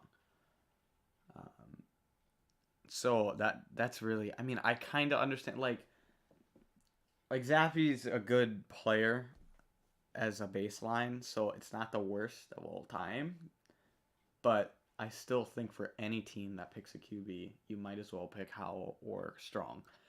At this point, any franchise out there could pick him and just give him a shot. We're starting to get to round 5 territory. I don't know who's going to take. At this point, there has to be something up here because, and we have Demarion Williams is going to be the choice for the Ravens. Let me update that for the graphic. So Demarion Williams, another double up for the Ravens. So I in the 4th round, they've had 5 picks. I think they've had 5 picks today in the 4th round, and 4 of those coming between 2 positions. So you see the double up at tight end and at corner. Not always a bad strategy to go ahead and try that, because then okay, if one of them isn't going to work out, you think that you have a 50-50 shot. You get a better chance of a player succeeding if you take double the chances of one of those guys hitting. So I think that works. That works for them, I would say. Let's see if we start here, because okay, so we're caught up here. We have 2 picks left in the 4th round. We are looking at the Los Angeles Rams to be the next team on the clock. So let's go ahead. I'm going to look at their depth chart here. And so they, have not had many picks today. So they really could go any direction. In general, they could really do a lot because they've had a single choice the entire draft. They spent all of it last year, and they won the Super Bowl, which was worth it for them. But looking at what they could potentially use here, I think tight end depth could be a potential spot of need. Otherwise, they start to solve the interior issue. Tackle, I think, would be a very solid pick. Their pick is in. I think potentially tackle or some edge rush. Actually, the linebacker depth is also not there. They really lost a lot of pieces looking at this, actually. They just need depth overall on the defensive side. I think they would maybe go defense here. They need edge rush rotation, but more so they need numbers at that linebacker and the corner spots, as they just don't have a lot of guys there. So those are both positions. Specifically, I think corner, they need some help. So it's interesting to see that they, after winning the championship, lose quite a bit of their core. So let's see what they're going to do here. The pick is in. This is a team that spent all their capital to win the Super Bowl, and they did. So it worked out that way. But now they didn't get everybody back, and they, I don't know if they're going to continue to succeed if they lost all their players. You even see, I think the Von Miller experiment was worth it because they won the Super Bowl out of it, but he only stayed for the 1 year, and then he decided to go to Buffalo. So okay, they have the draft room there. They have a nice setup there in California. So they just need some depth, and it doesn't help that they don't have many picks to get that depth with. They really just don't have many options because they spent all their picks. So this pick, you can just see the loss list. You had retirements, you had players leave, and the selection is about to be made. So we will see what the choice is.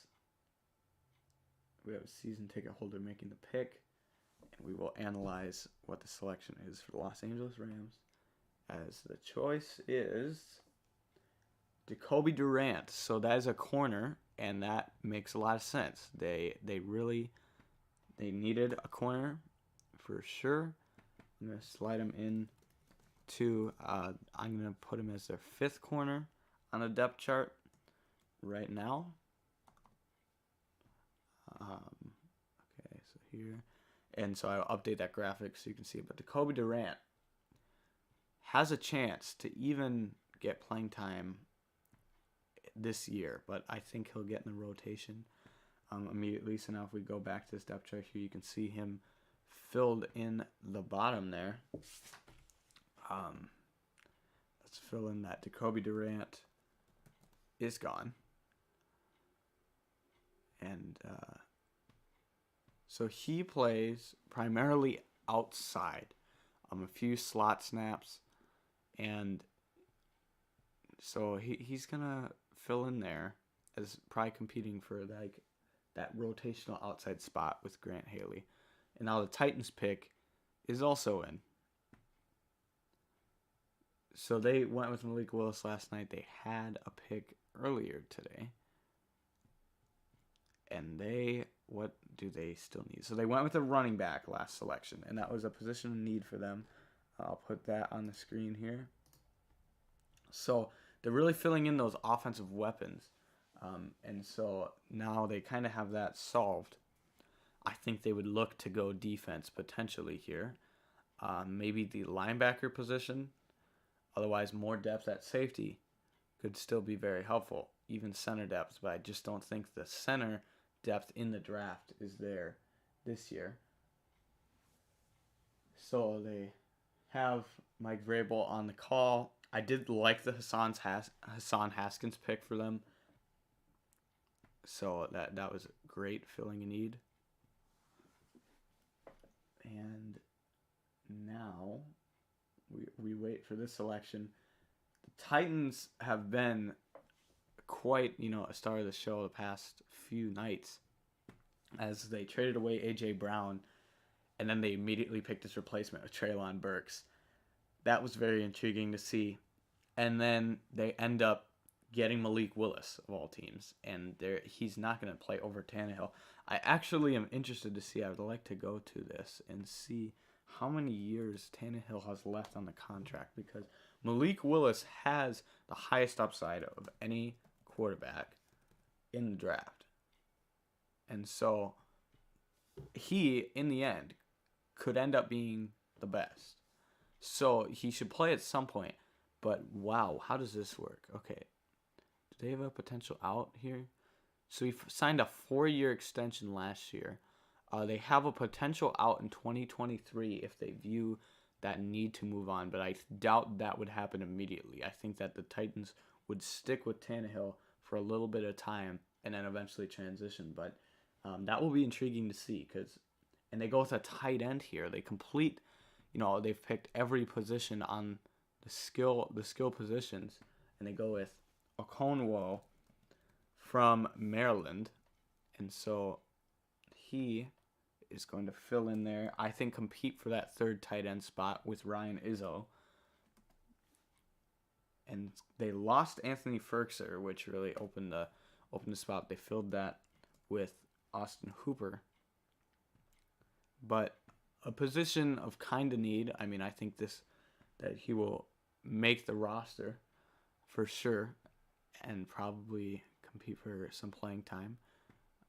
But okay, so I'm still intrigued by the Tannehill situation because I think they're looking to keep him for a while. But so Okonkwo is, let me go to it, played mostly just at the tight end spot. So he's pretty much going to be exclusively a tight end. We'll see if he gets some playing time. Let me add the K in his name. I missed that in the typing. So here. So next, the Commanders have their selection. And the Washington Commanders this year, their first year after the rebrand, now have made some interesting selections so far. Picking a few Bama players. We know they like their Alabama players pretty consistently. Okay, we also had Percy Butler was their last selection at safety. This is, I think, a team I was thinking of earlier that their starters are decent, but their depth is absolutely, they have none on the defensive side besides their starters. So I really think they could use an edge rusher to get in the rotation behind Chase Young and Montez Sweat. And they have the Magic Dragon from, I forget, I think he was on America's Got Talent or something a while ago on the stage. They just have stuff going on at the draft. But here comes the Commanders selection. And where I think edge rusher just makes a lot of sense to me. Washington Commanders select. And they go with Sam Howell. Congratulations, Washington. You have made a phenomenal draft choice. By far the best player available. I have Carson Strong pretty high. And for the first time today, after I put this in, we're going to give a little bit of a breakdown about Sam Howell. And we're also going to go through the highlight film. So, for Sam Howell, I got to get this here. We got to change it up a little bit. Let's get in depth when it comes to, here we go, Sam Howell. He's 6'1", 220. and had a pretty good statistical season in 2020 was his best year, but a decent year in 2021. He has great arm strength. He can throw it down the field. He can throw really well on the run. This works really well for Washington that they need a QB and they get a great one. I mean, this is just a steal. Best pick in a long, long time in the draft. And he's solid on the deep ball. I mean, oh, no way. They pair him with Dyami Brown, too. I cannot describe a better connection that could have happened for Sam Howell because watching him, it was like you realized how good of a receiver Dyami Brown was because Sam Howell was putting on the money for him the whole time. And now those two go back together. We'll see if Dyami Brown gets playing time due to the Jahan Dotson pick, but like, wow. Okay, that's great value. So I think he can be a little quick to run at times, almost a running QB more than a mobile guy that it runs around. But I think that he could also work on his ball security a bit, and he will overthrow some passes. But you cannot pass him up this late in the draft. This is absolutely phenomenal. So my value for him was a top 25 pick, that 25 to 30 range. I will say he is probably going to be exactly Baker Mayfield, which in the 5th round, if you can get Baker Mayfield, that's exactly what I would look for. I mean, that's unbelievable value. So let's, for the first time today, it might take a minute, we have to turn on the TV and the laptop because it has not been used in a while to look at some highlight film of a top player. But we're going to look at Sam Howell here in depth. So the only player left after this will be Carson Strong to go. So we're going to load this here. Let me grab. Wow. So finally we get to show the highlight reel. Okay. Okay. So we have here for Sam Howell.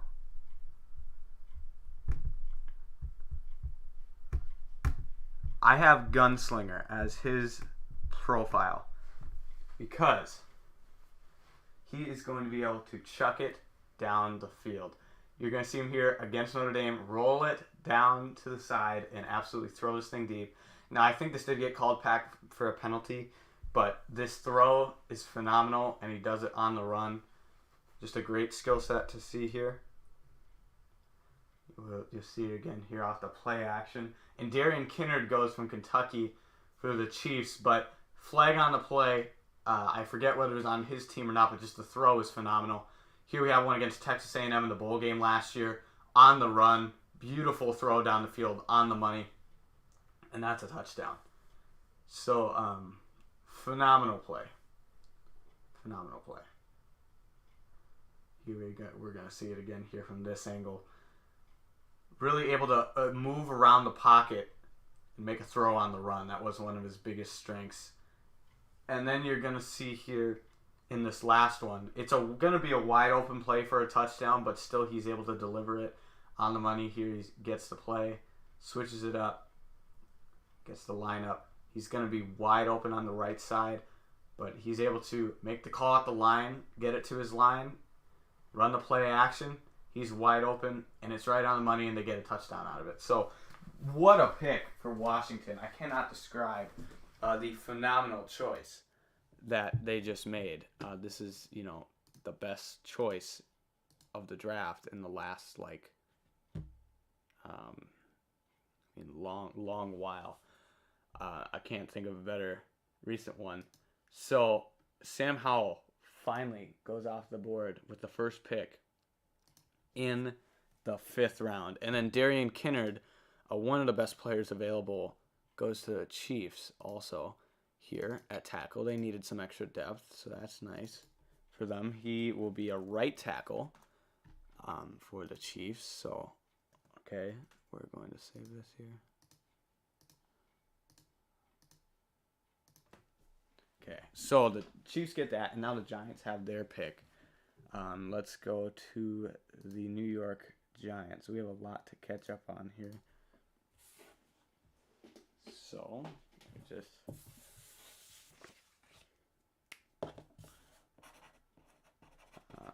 so what are the Giants going to do? they have made a few good selections today.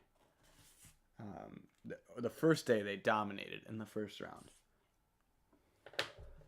But now they have today picked a tight end. I think the guard was today. They picked a safety today too. They've kind of jumped all over. So we will see what they do here. We're also going to update this best available board. It has greatly shifted. We've had 2 players go off of it. So that has greatly changed. Okay, so the best available board now. Carson Strong just really is the last guy that needs to get picked that we have info. So he's kind of the outlier, I would say, at this point. Otherwise, I don't think there's a top 50 player that is so clearly not been picked yet. The Giants have 2 picks here. So it could be a number of selections. They could use both. We know they're using at least one. What could they use still? Let's take a look at that. They finally picked a tight end. Honestly, they could go running back. Guard. No, they picked that. Center. I'm saying center, D-line. They're getting pretty close to filling all the spots. Let's see. Yeah, I think they might go running back. Potentially would go. Let's take a look at some of the best players available here. So right now, I'd say Carson Strong is still the outlier. Kingsley Enagbare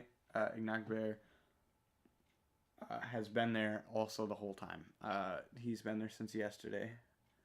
But those are the only 2 that have been just waiting. Otherwise, the other ones are all, great players available, but nobody absolutely crazy not getting selected. So the Giants here go with Micah McFadden. So they filled a linebacker spot now. I'm going to throw him in behind TJ. Actually, yeah, I'm going to throw him behind TJ Brunson. So Micah McFadden, maybe looking to replicate the success Micah Parsons had last year. So he's going to be a fill-the-gap player at that linebacker spot. Maybe probably going to make the team because he's a 5th-round pick. But and then I have now on here that DJ Davidson is the next pick, also on the defensive line. So they're right here going to be pretty much almost done with their needs. Like they've pretty much picked almost every position at this point with all the picks they've had. So I would say they can start doubling up, or otherwise I'm saying just a running back and a center, and the Giants have absolutely come out of this draft as winners. So solid pick there. Okay, now if you didn't know, I am a Vikings fan. What they've done, considering I just don't see them, like they haven't made a pick in a while, and they might even be done. Let's see here. So who's going to be up? The Bills? The Bills are up. Let's go to the Bills.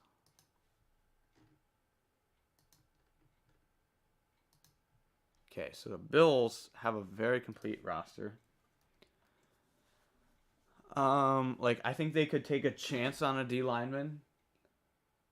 Whoa, Rams acquire. Oh, so Troy Hill goes from the Browns back to the Rams. That's where he was years ago. Huh. This is interesting. They trade him back. Okay, so I'm going to edit that. So this makes the Emerson pick for the Browns certainly a lot more valuable. For a future, I think it said a future fifth. I think that's a good move from, I guess, both, because that gives guys opportunity on the Browns. Like here, if you look at this now without Troy Hill, then you get like Greedy Williams still gets playing time, and Emerson can jump in there. And then from the Rams' perspective, for only a future fifth, we know they love trading away their picks. Troy Hill might be their second best corner right now behind Ramsey. They really needed it badly. So I'm going to add that in. That's a game changer for them. Actually, seriously, that was their biggest gap to me, was the other corner spot behind Ramsey. I mean, they also just need some bodies at linebacker. They need some people there. They just don't have that many. But I like this move for the Rams because they really needed another corner. And he's familiar with the system. And now we have the Bills going with a receiver, Khalil Shakir from Boise State, one of the best ones available. I'm going to slide him in right behind Isaiah McKenzie. So that kind of fills another potential need. So, wow, the Bills have only made like 4 picks, but yeah, so that's interesting to see. Okay, so let's look at their depth chart too. So yeah, the Rams I think win that trade. It's not a loss to the Browns either. It's just, I should say, from the Rams' perspective, that's a great move, great win. To get that there, because they needed corner very, very badly, and they get that there. So who is up after? So we have the Bills trade up for that. I think we have the Commanders back on the clock. So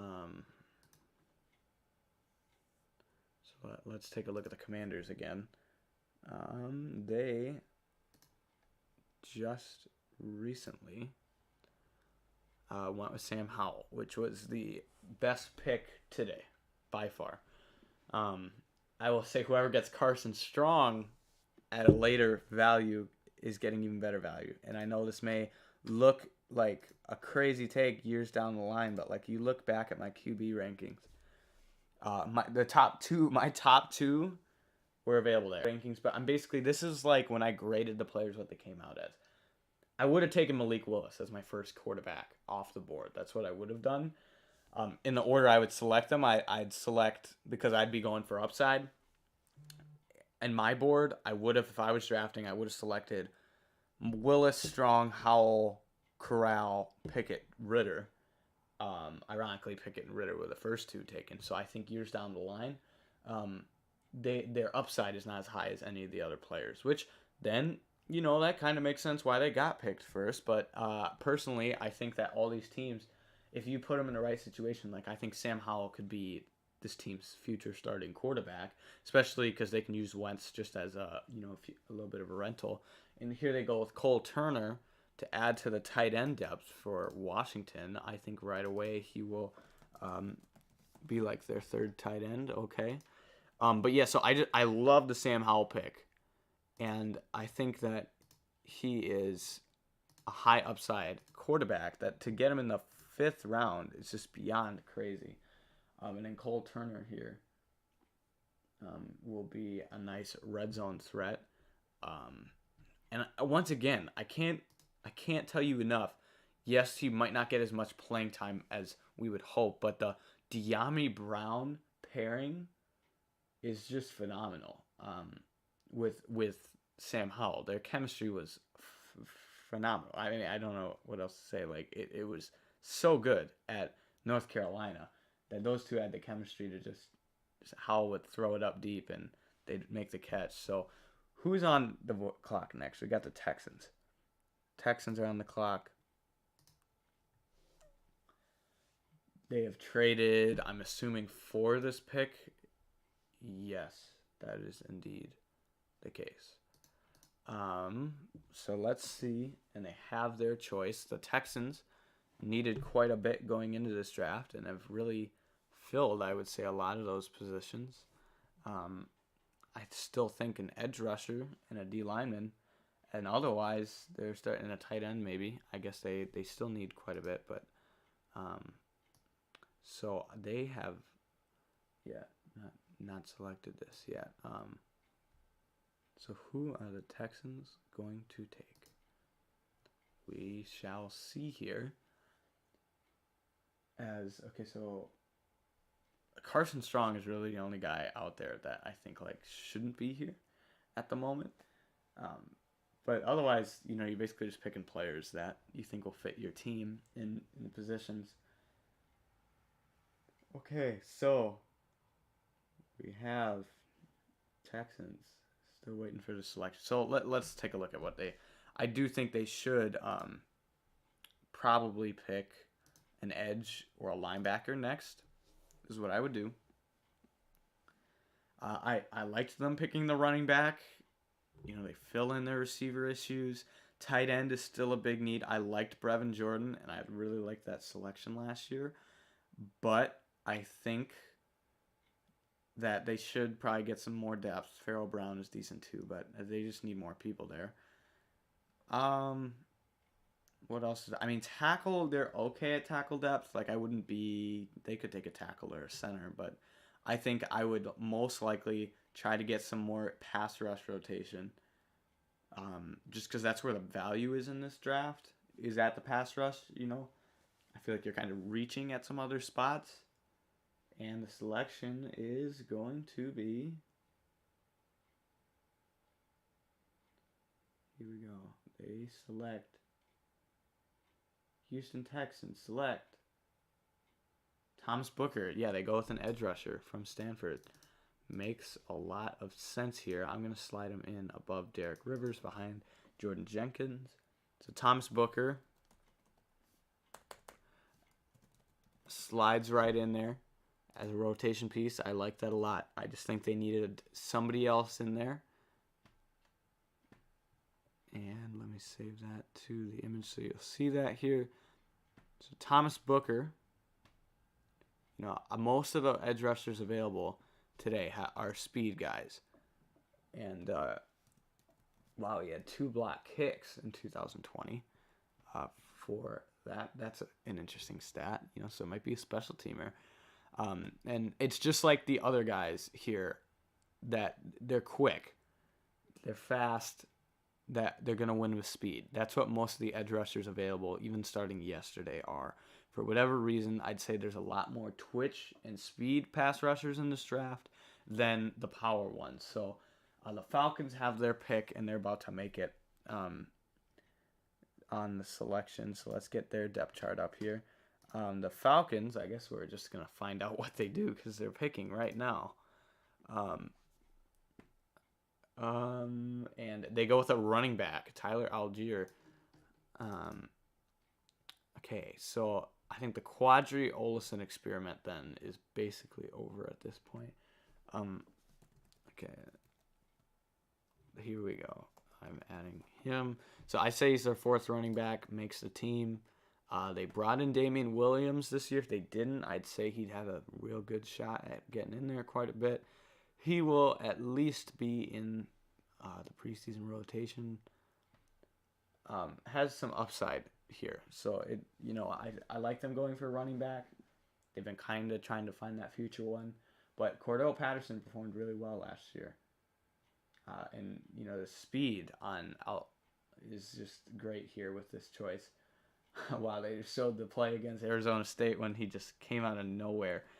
So that's great because they have Cordell Patterson is just a shifty guy. Mike Davis is power.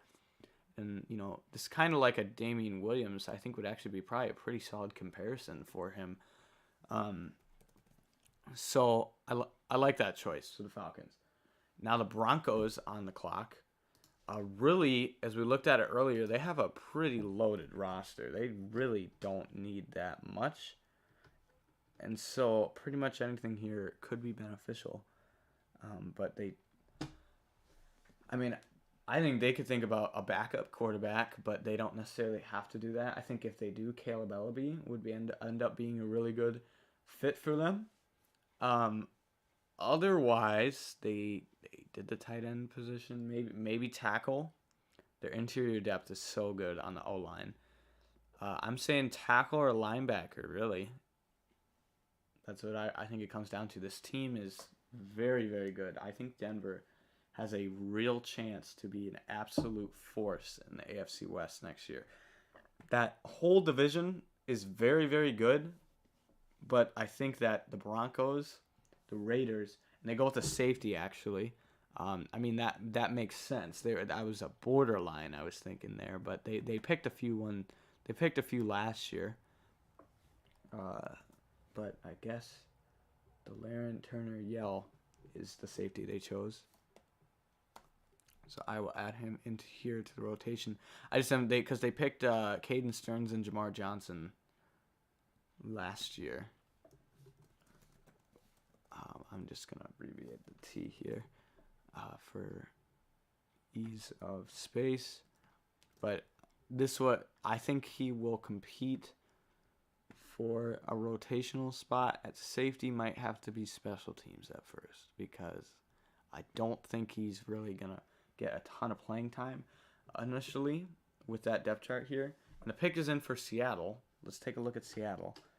I've really liked the Seahawks have done in this draft. The only one I was a little confused on was Kenneth Walker. And he's a good player. I didn't know about the need there. But he's a good player. Absolutely loved them going double down on tackle. Boye Mafe was a good selection if they were going to go with another edge rusher. That was a good one to go with.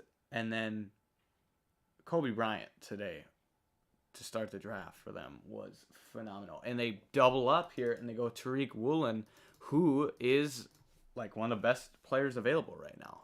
He's on the top players. He might be the best corner on the board. And so they're just going to double up with that. Corner was a huge need going into the draft. Probably right behind tackle as their biggest need. So I love what the Seahawks are doing. They have really recovered from this offseason. It felt like they just lost everything. But to me, that's a good pick. He's a top player available, which we'll look at maybe again here now that he's gone. So that's really, to me, going to leave Zion McCollum as the corner out there. We also had Shakir go. So I might have to update this board, but here we go. Okay. I'm going to save it so we can look at the best of players available. But Seattle doing a very good job at picking some top players, and I like them doubling up at both positions because those were their two biggest needs were tackle and corner.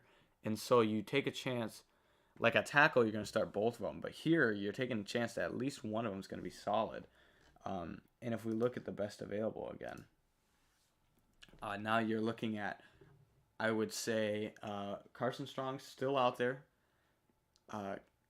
Kingsley Enagbare has also been out there for a while for South Carolina. But otherwise, it's going kind of, I guess, a little predictable. So now the Eagles have their selection. I think their pick, it looks like, is in. They do not. They still have a minute and a half before their time runs out, but they're still in the process of making their selection. But let's take a look at their depth chart. So, they kind of go, they make the move for A.J. Brown, was quite a big one. They go double with the Georgia defense. Wow, this is their first pick today. So, what do they need? I think, honestly, they could go Carson Strong, but I think more so they'll go with, maybe a tight end to me would make a lot of sense. They're maybe trying to transition Arcega-Whiteside. But, okay, they got Weezer playing a concert out there right now. So I think tight end makes a lot of sense here. Otherwise, like linebacker was a big need. They could go corner or safety again. I think they could go corner or safety, potentially. Might be the biggest need, or tight end. Maybe a Zion McCollum. And this is why it took so long. They trade with the Jaguars for the pick. So who could the Jaguars be moving up for? They were on the phone doing some business. So they decided just to have a little Weezer concert going on as this trade occurs, and they immediately make the pick. So who could this be for? They have not picked today, I don't think. What do they could use more people at corner. So this could be, both teams kind of needed corners, but or safety. I don't like Andrew Wingard. Otherwise they have Andre Cisco. But I think that secondary is where they should go with this selection. That is where I would lean. That just seems to be what they need the most to me. So the Jags just decide to move up. They trade up for this pick. That's why I'm thinking maybe it's for a corner, since the corners are flying off the board. Maybe a Zion McCollum, potentially. Sighting here. See, is this on the... Nope, we don't have it yet. Well, they're actually behind this now. Let's see, okay.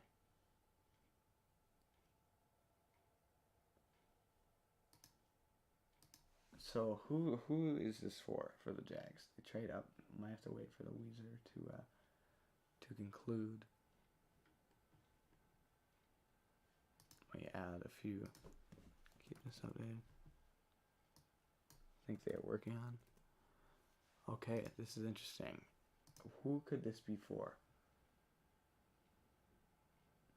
Wow. So they are giving Weezer the full spotlight, which, okay, respectable, but they are taking their time.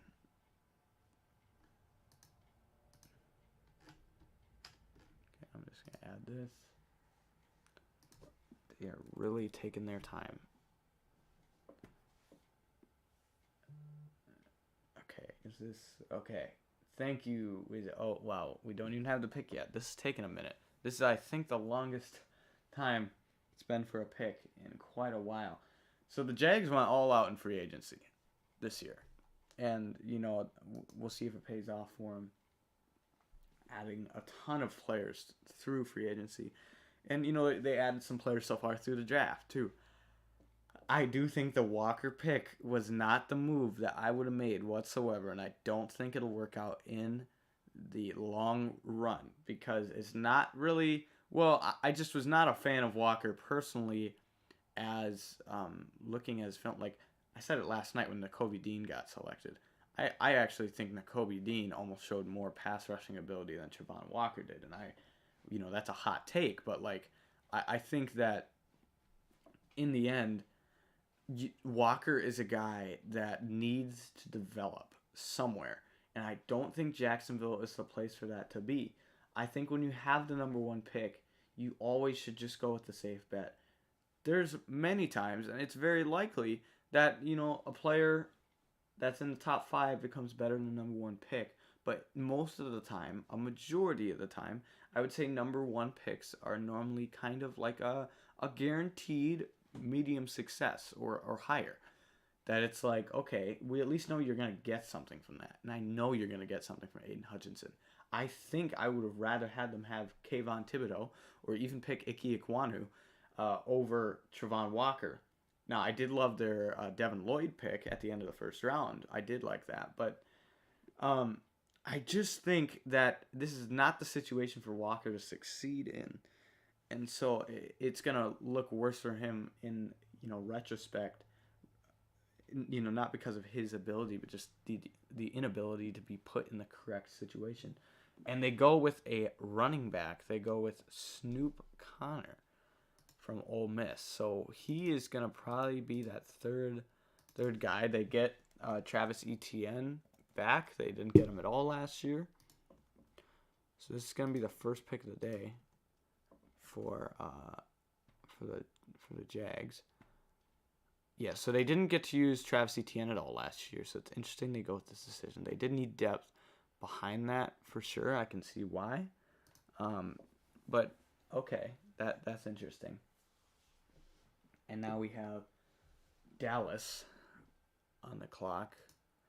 let's see what they potentially need. If I can get this. Here we go. So the Cowboys pick is in. They recently, they went with Jake Ferguson last time. So I still think a running back could be in play for them, but maybe running back, maybe center or something. Otherwise, linebacker. They just need people. They really. I'd love a Carson Strong pick here too. I mean, I think anything really works here. I think. How does this work? Oh, they're just saying, and they go with a tackle. Okay. Well, let's go. From North Dakota State, I think he's probably gonna compete for like the 5th tackle spot. On this roster behind Josh Ball from Marshall last year. Can we save that and save it so you can see on here? Okay, so they double down a tackle. Interesting strategy. Now let me check what he well, let's go played a left tackle only. He played it exclusively left tackle. So he will just be another backup option. They pick a tackle in the 1st round. They pick Tyler Smith, but interesting strategy. And now we have that 156. The Browns go with Jerome Ford, the running back who I thought was pretty solid at Cincinnati. I'm going to stick him in behind. Wow. Wait a second. The Browns? Yeah, the Browns just did it again. Like they have so many running backs. He's not going to get on the field, unfortunately. Like this happens to them. Like they have Nick Chubb, but then every single person behind them deserves to be a higher spot than they are. It's like Kareem Hunt would likely be a starter anywhere else, but well, not anywhere else. I'd say he's not as good as he once was, but like he's pretty solid still. So like I think he'd be a starter in like half the teams. Dearness Johnson played really well last year when given an opportunity. And they re-signed him this year. I think if he could have gone somewhere else to at least be a backup, he'd get more playing time. Demetric Felton, a really good receiving back last year in the draft, maybe potential step up. And no, not now you have a similar tier here with Jerome Ford. So I think that's unfortunate for Ford because he's a solid player, and I don't think he's going to get time to play, which is unfortunate because I like why is it every single running back is not getting the opportunity that they like should be this year. That's what it feels like to me. Is every running back getting picked is not quite getting what like the opportunity they should be. And they're not going to the right spot. So next is Tampa Bay. Or perhaps, I think this is a trade here. I think this is a trade. So we got Tampa Bay here. Let me go back to this. And they go with Zion McCollum. Wow, what a value for them. At corner, he's gonna play in real well. Perfect draft selection there. They needed some corner help, and they get it for $1. So I'll add that into the graphic for you. Wow, impressive selection. He is, I think, a little divisive in what people think of him, but I think as a player, but he, at this point, to me, is a very, very solid choice. Get a little bit I think he plays outside primarily. Comes from a small school, so maybe not the greatest level of comp for him, but overall, solid, solid value. What are they saying? The biggest draft surprise? Yeah, Malik Willis getting selected that late last night was absolutely crazy. But anyway, Zion McCollum. Let me just get the data because so 6'2", 200, and he primarily played alignment wise. Let's see. I think he played outside as well. Yeah. So a really really good, I think, fit with them in Tampa Bay. So solid draft selection by Tampa. To just they have nothing. They've been able to really develop corners over the past few years, and so why not go with another one? And then Seattle double downs again. They just apparently think, okay, at all the positions we need, we're just gonna hope that at least somebody's good. So they go with Tyreek Smith from Ohio State. Now I'm gonna rank him probably the lowest of the pass rushers they have on their team, but okay, that's this might mean the end of Alton Robinson. I'm thinking they might have space for all of them on the roster, but let's take a look at the depth chart now with Tyreek Smith in there. So he slides in there at the bottom. They lost a lot of edge rush, but they're gaining some of it back. And so Smith played outside, and yeah. So that's an interesting one. I like that they're doubling. I don't know if I would have doubled there again, but it's a strategy, and so that could work out for him. Now the Colts pick is in. Let's see what they need. What do the Colts need on their team? They need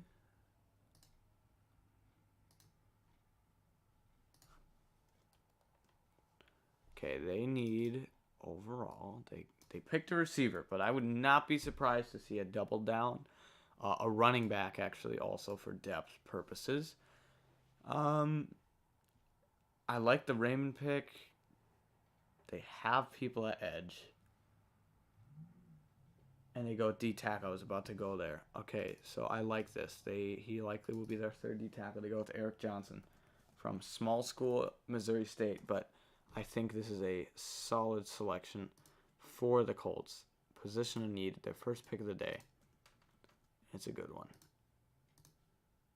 Solid. Get that on there. So there he is. So Eric Johnson will fit in great there as a position of need. As some depth behind Buckner and Grover Stewart, which Grover Stewart is still a great story, unlike just how he kind of came out of nowhere here. But, Eric Johnson playing primarily kind of straight off the middle. Pretty solid. Small school, but high upside. So let's see what the Chargers are going to do now that they are on the clock. Okay. So Chargers here. They picked Zion Johnson previously, and then Isaiah Spiller was the recent pick today. That's right. Let's see what they have.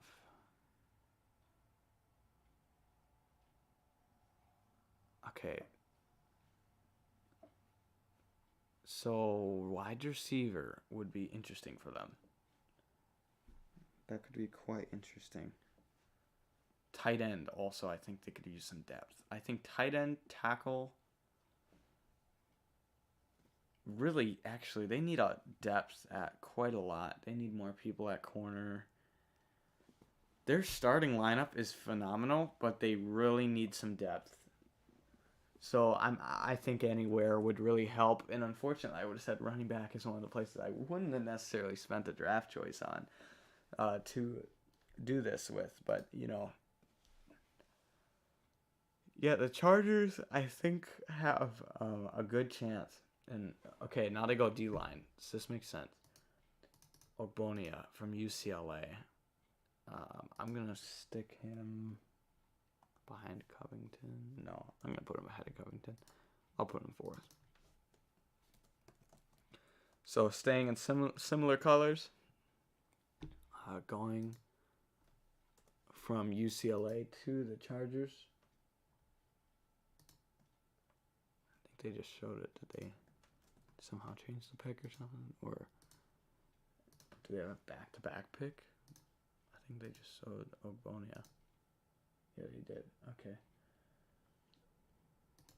So, he's off the board now. And we have... Okay, so he also played kind of straight up the middle. And a pretty powerful player for the Chargers.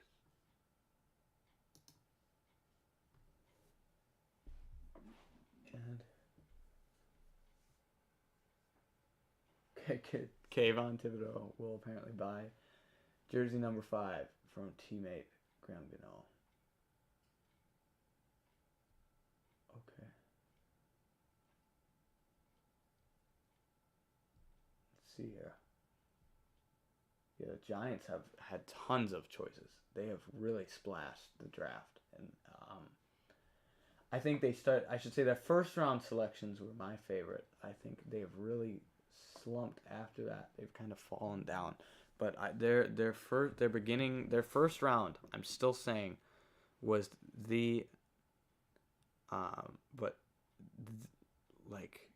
that first round decision to go Thibodeau first and still get a tackle, was just the best choice I've seen.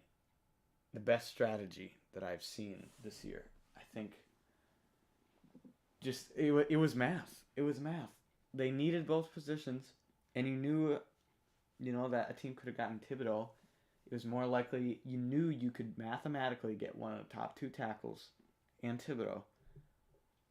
Otherwise they would have gotten a top 2 tackle. There's a chance Thibodeau would have went, and then they don't get him. I just think that was, they're talking about it. That was I think that was one of the best ways the Giants could have planned that out. Phenomenal. I don't think you could have written that up any better for them. Okay, now the Saints are on the clock. We could take a look a bit at them. Otherwise, I think there's a solid chance if I reload this page, we might be able to see it before the broadcast. Let's try this here. Okay, can we see who it is?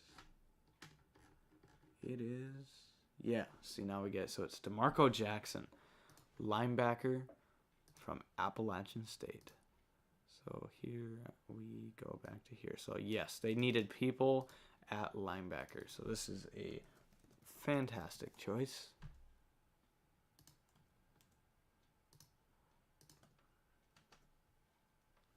So, okay. Great position and need pick here.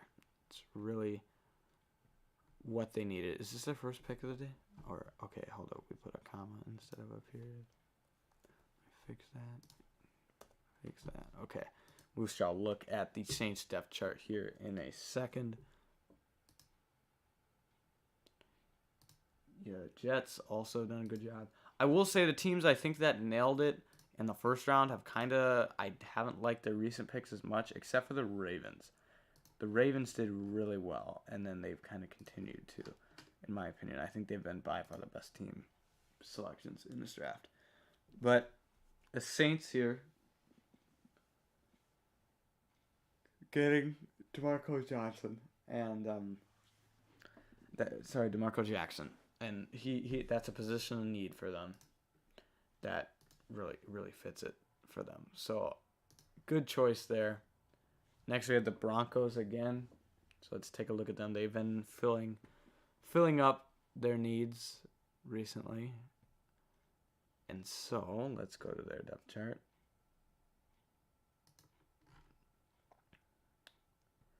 Alrighty. So,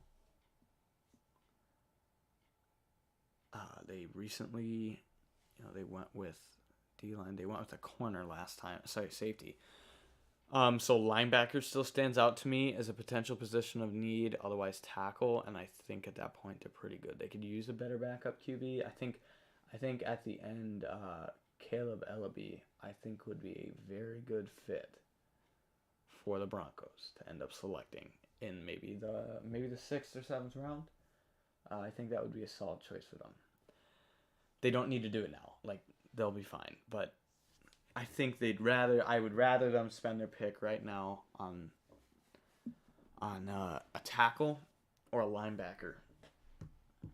I think would be the move here for the Broncos. I think they've done okay at what do you have to say? You're still there. I don't think they've nailed. I mean, they haven't had that many picks, but like, I don't think they've really made a huge splash. But a pretty decent showing. Okay. What I got? Let's see here. The Broncos still on the clock. Jeez. Okay. Gotta keep the energy going. So, okay, that's there. I'm trying just to figure out what the fastest way, if there's any way to stay ahead of.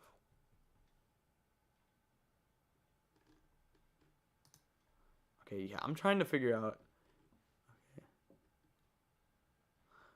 Okay, so we.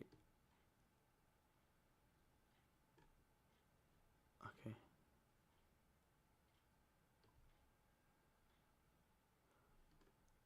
Okay, which is now okay.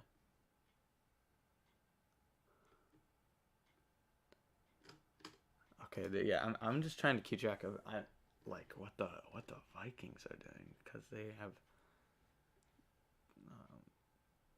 Let's see. Okay. Just like making trades. I mean, that's interesting, because I see they're up. So next up, so we still have the Broncos, and they go with Montrell Washington from Samford. They haven't picked a receiver yet, but I'm going to slide him down here. Okay, that's an interesting draft selection. Small school guy. High upside, though. Okay, so Montrell Washington. Let's add him to. Oh, he's not even in the system to add as a taken player. Okay. I'm thinking next year. I'm already looking ahead, but I've already learned so much from last year and this year doing draft stuff, and I'm starting to get into spreadsheets. And I think that next year I'm gonna make my own little draft system that has some sorting ability and that type of thing. I really want to learn how to maximize the data analysis, and so I think that next year that will be very efficient. I'm hoping to kind of have my own system. I'm hoping to watch more players and kind of get a better database that I want to be able to share with all of you. Oh, I did it again with, let's see. I want to be able to share my data and really, make it accessible. And I haven't been able to maximize it. As this year, last year I did a spreadsheet and it looked okay. But I think what I end up maybe wanting to do this year is, I think I should say for next year, I'm looking ahead to next year. I think okay, so Kyle Phillips, let's just fill this in, goes to the Titans. They end up making the selection. So let's go to the Titans, end up picking instead of the Broncos. Okay, so I'm going to place him right behind Des Fitzpatrick there. Okay, I'm gonna go with this. Save this, and okay, so let's take a look. So Kyle Phillips has a chance to get some playing time here. Go down to the Titans. That's what it looks like there with him there. He was one of the top players available. Maybe let's take a look at that again after I update that. I might need to. I think I'm just gonna leave the top available players for the time. Just see like, okay, what players are left. But honestly, most of them are getting selected. It's coming down to basically Carson Strong. I don't know if Carson Strong is gonna be selected. But that's pretty much who's left on. These are the guys that started the day here and are still currently present on the board. These are the players.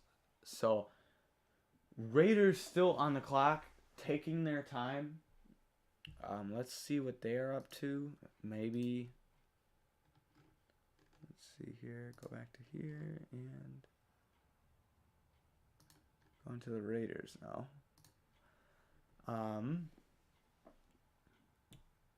But yeah, basically, I mean, let me know what you guys would prefer, but I really want to make it next year a collaborative experience. Okay, hold up. Do we have, let's see what, yeah, okay, we're up to date. I really want to make it collaborative next year. So my goal is I'm thinking, last year I did a spreadsheet, and I spent too much time on QBs, but basically, last year I did a spreadsheet, and they traded already with the Rams. That's why I took again. So the Rams now have this pick. So the Rams, getting down to it, 15 seconds or so. But basically I did a spreadsheet, and I don't think it was the best for capturing thoughts on players. But what I'm thinking is next year we do all the data in Google Docs, and that goes to a master spreadsheet that has everything from the links to all the individual player databases, and then I think I could make a software kind of on the spreadsheet that allows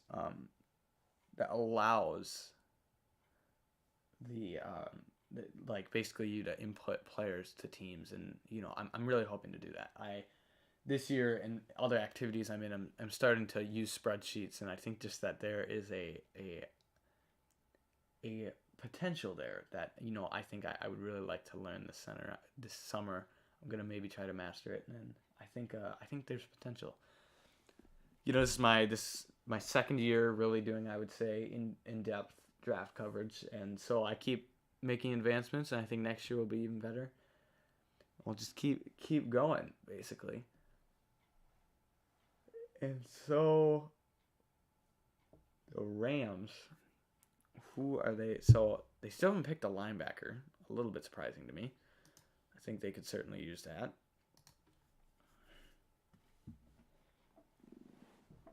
Let's see here.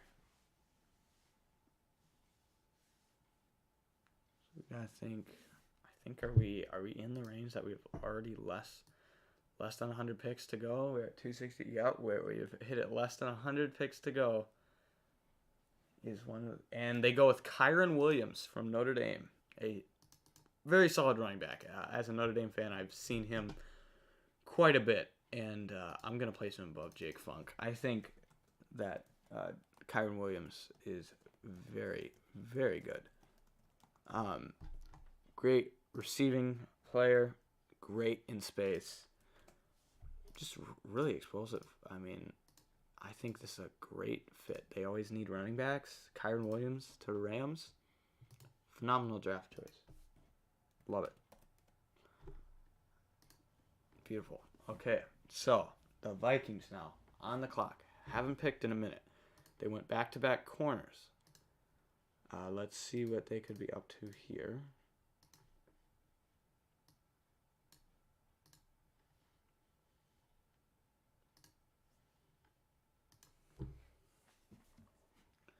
Okay, so the Vikings, what could they be up to? I say I just think there's not much tackle depth in this class. They double that corner. They hit the linebackers. They're good at pass rush to me. I think they're pretty good at D-line, personally. Although I guess they could go D-line or center. I think they should go tight end here. I think they should go tight end. That's what I would maybe go with. Well, Broncos, Seahawks. Is that going to be the opener? Oh, no. What is this? What are they advertising here? Bengals, Bucks. Are those like opening week games? Every game revealed. Okay, so we know those are going to happen. We don't know when. I was like, oh, is Broncos, Seahawks the season opener? I missed that. Yeah, that makes sense. Okay, they haven't announced the schedule yet. Okay. So, the pick is in for the Vikes. What are they going to do? Running the O'Connell offense. The Sean McVay, Shanahan style offense. Okay, I think they might go offense is what I would think. Oh, did the thing again. Okay. So go back to the simulator and go to 7. Okay, here we go. Let's see if I can beat the TV. Trying to just get the information. And they go with a Minnesota player, Otomiwo. They go with an edge rusher. So I'm going to place him. See, I just think it's interesting. Kwesi is basically replacing all the picks from last year. Like, which makes, I don't like, but I don't like that part. But Otomiwo, I want to make sure I spell it correctly. Like, he's picking good players, and it's just, I think what this tells me is, the rookies. Whoa, yeah, just making sure. So I'll add them in there. But like this 20, so basically the 2021 class is quickly getting buried. It's pretty much, they have Mond still hasn't been replaced, and Wangwu. I guess Marset. But basically at most of the positions they picked, like, and Dersaw's still there. But like you look at it's those mid-round picks that seem to, like Wyatt Davis, not going to really get a chance because I think they'll like Ed Ingram more. Otomiwo replaces Janarius Robinson, basically. Asamoah replaces Surratt, from last year. And then you had the 2 corner picks. I guess we didn't. I swear the Vikes picked a corner last year, but maybe not. Maybe they already let them go. And then, seeing with Cam Bynum, I just, all those guys get replaced. And I think, like, specifically Bynum actually showed that he could do something. And the other guys just didn't get an opportunity to because they haven't had playing time. And they won't now, I don't think. But let's take a look at the Bengals. They just traded up for this pick. So what could this be for?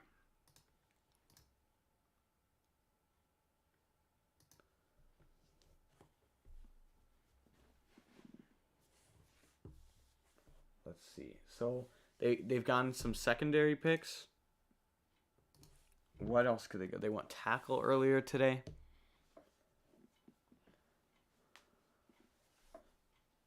Let's see what.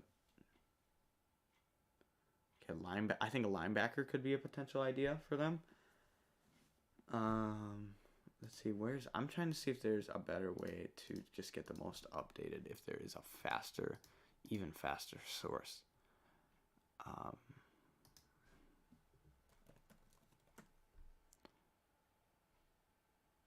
Let's see. Okay. Let's see. No. Okay. Who would be the? Let's see. Are there people still? Let's see here. Okay. Yeah. Okay, and let's see. Tyson Anderson, a good player from Toyota. So they double down. They double down at safety. Okay, I can get behind that because that he is a good player available. So let's add him here to the depth chart. I'm gonna put him behind Daxton Hill.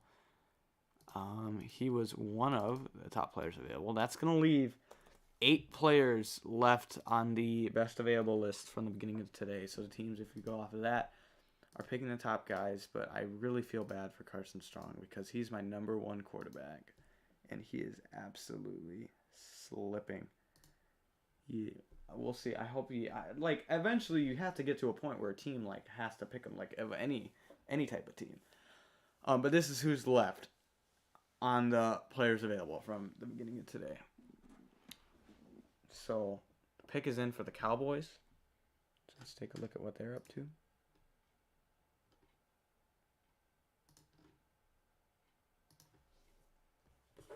So, okay. Cowboys pick is in. Let's see.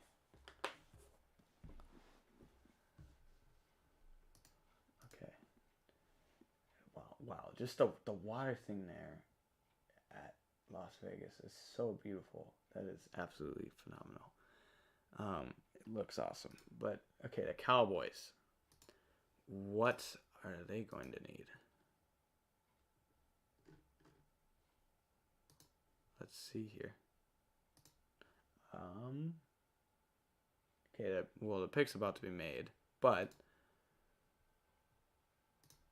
we have here. Okay, I'm just gonna let this pick happen, but maybe a running back or a center, but a corner. Yeah, they've just thrown a bunch of darts at the board. Durant Bland.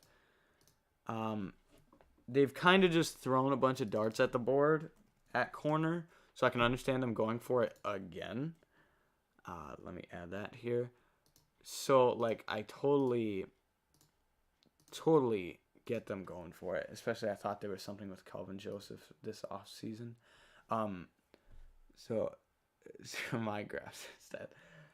I will eventually have to get back to the Minecraft, but I think we're gonna finish out this. We are getting towards the end. Well, we got how long have we been going here for? 3 hours. So we got 4 more hours to go, I think, of the stream. So let's see. Okay, so Durant Bland is gonna so it's just another dart at the board, and so that's fine for the Cowboys. Chicago is up next. They had a few opportunities, so I think they traded one of the picks. Let's see. So the Bears, they have not picked that much this draft, and so let's pull them up here on the depth chart. Okay, so they have a minute left on the clock, so they have not made the pick yet. I think potentially here you need some center depth. You just have a single center there, but this is not a center class really, and so I think guard could also be, so interior line basically is what I'm saying. D-line also, I think interior defensive line. Linebacker, I mean, Nicholas Morrow's your second best linebacker. That's not very good. So I think interior on both sides of the ball or linebacker is what I would think would make the most sense here. Okay. Let's see here. What is the pick? They have the pick is in. Storylines. Okay, so we're entering here. We're on round 5. Round 6 is invisible sight. Let's see here. Actually, we're just gonna reload this again. See if we can beat the. I'm trying to figure out the fastest ways to get to the picks. And it seems to me like doing this is a. So no, it has not been announced yet. So we do not know what the choice will be. Okay. So the Chicago Bears. Really needing just some depth help. I don't think the Bears are going to be great next year, unfortunately for them. But I just think that they're lacking depth, it seems to me, at a lot of positions. And I think that for the players they lost, they didn't properly replace those players. Like Allen Robinson, they didn't bring anybody super good in. I know they brought Byron Pringle, Equanimous St. Brown, and David Moore, but like those three combined are not Allen Robinson. Darrington Evans is not as good as Damian Williams. Like Davenport and Affetti are about the same, but like not as good. Like James Daniels, Lucas Patrick is not as good as James Daniels. They didn't replace Khalil Mack at all, like with nothing. And then Justin Jones and Al-Qadim Muhammad are nowhere close to Eddie Goldman and Bilal Nichols. And then even the two linebackers, whether it's Nicholas Morrow or Matthew Adams, are not Danny Trevathan. I mean, like, maybe, okay, Artie Burns wasn't too much to lose, but, like, even punter, they didn't even replace it. I'm saying just the Bears lost a lot, and they did not replace it with much. So, okay, this is why we had a specialty pick. Had to wait for the specialty pick. So, coming from London for the Chicago Bears selection.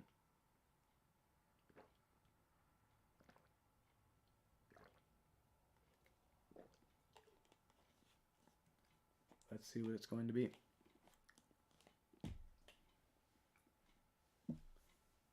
Find out. So you have to think how they get these physical cards out to there. They probably have a cool printer or something. Or if it's handwritten. Perhaps. Braxton Jones is the pick. Tackle from Southern Utah. So small school. But, it's always the small school guys have really good tape. You just got to see it against top competition. So let's add him in. Is this their first pick of the... Wow, I think this might be this was their first pick today. Very interesting. Probably still from the Justin Fields trade that they probably spent. Because I always like when I notice teams don't pick for a while. Like, what did they spend it on? Because they lose players. This still has to come back from the Justin Fields trade, really. And now the Vikings are on the clock. Recently picking Otomewo to stay in Minnesota. And so we're still in the 5th round. I think you start to get a gap after the 5th round once you get to the 6th round. But, okay, let me add. So, Braxton Jones, Southern Utah, left tackle exclusively. And now the pick is in for the Vikings. I think that they could realistically use a tight end, maybe a center. Like, I think they really just need to go tight end and center, and maybe a D-line. And otherwise they could, I guess, duplicate some picks. But I wouldn't think they would need to with what they have. I mean, they should maybe just take best players available. But are they showing their alma maters? Of Appalachian State, yeah, Emory. Let's see. And they go with a running back. They go with Ty Chandler. So Ty Chandler is a very solid value here at this point. But once again, how many times are we going to see this where we have young players who just are not going to get opportunities? And yet, it is another one from Kwesi replacing a 2021 class rookie. I mean, this is interesting because Kene Nwangwu is phenomenal. And, he's an underrated player. I gotta say, like, this is an interesting strategy. It's like they're good players, but I just I don't know where. I mean, I guess then if you look at the Vikings picked so many players last year that you're bound to repeat some, but I just think there's so much. Well, I guess yeah. If you look back, they really picked somebody at almost every position. You were bound to do it. But I think the order that they've done it is very interesting. Like I would not have picked a running back this early, but if they like Ty Chandler, then they might go for it. So I mean he really for whatever reason he goes from Tennessee, he transfers to North Carolina and just has a much better season. So I guess that works out. The pick is in for the Texans. They finally picked an edge rusher, which I thought was a great idea. So I think they could go D-line. Potentially, I mean, I think they're looking good at linebacker. Or they go tight end here. Yeah, they did need a tight end. For sure. Okay, let me make sure I spell that correctly. Quitoriano. From Oregon State is the pick. Oh, shifted that. Okay. I get that. So, Quitoriano. I'm trying to add him to the graphic here. Okay, got it. So, save. And, okay, well, that should be on the graphic here momentarily. There we go. Okay. So, Quitoriano. Way down. And now we have the Broncos trading up. So let's take a look at that. The Broncos now wanting to make a move. I think they traded back before. So now I think they trade up. And what could this be for? Perhaps I don't know. Maybe a tackle. Could be a tackle. Could be a linebacker. I think that's about it to me. You could maybe use a backup QB eventually. I'm saying they should pick Caleb Ellaby in like the 6th round or the 7th round if they have a pick there. That's what I would do. And they go with the center.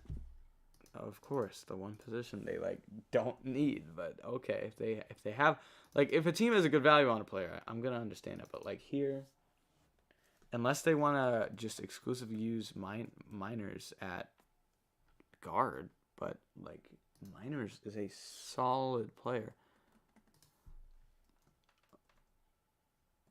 Okay, so Wattenberg.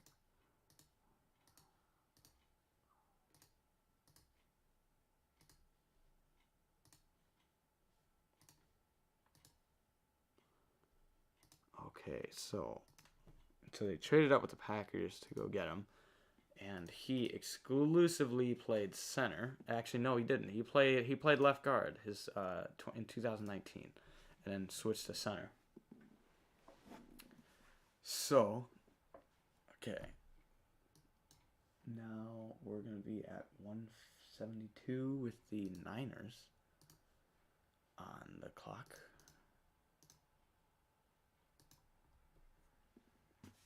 So the pick is in for the Niners.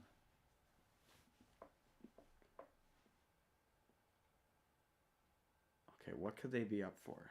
Let's.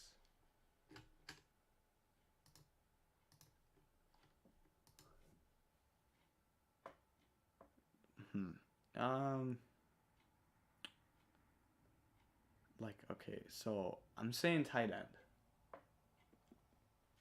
I say tight end, guard.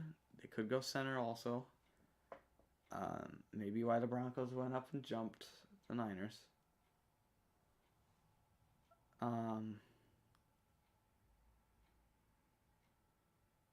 But D-line, I think they could use some more depth there. And they go with a corner. Yes, that makes sense. I'm gonna send him down here. We're Samuel Womack from Toledo. is going to be the choice. Save this here.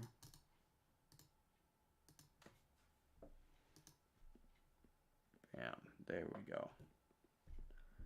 Alrighty. So Womack, that corner, not even in the database. Okay. So now we have the Giants again on the clock. It seems like I would think they would have almost picked every position.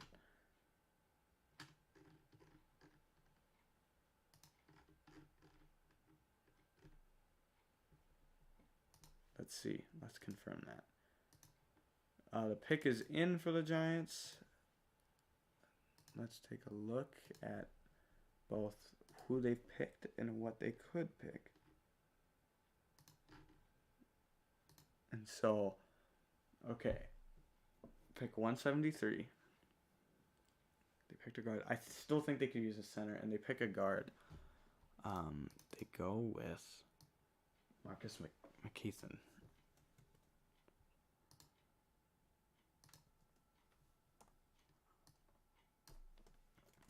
Interesting, they double down there.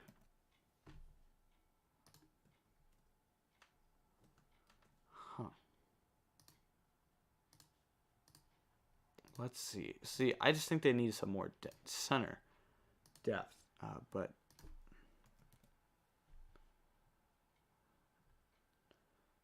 let's see. Does he have any experience?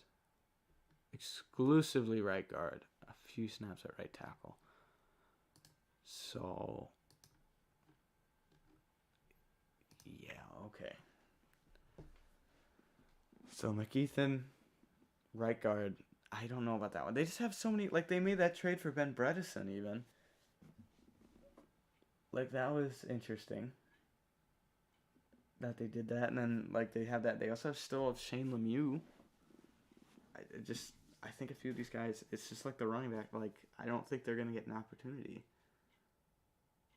You know, that maybe deserve to. But, okay, so who's next? The Chicago Bears. Okay, so Chicago. Let's see what Chicago is up to.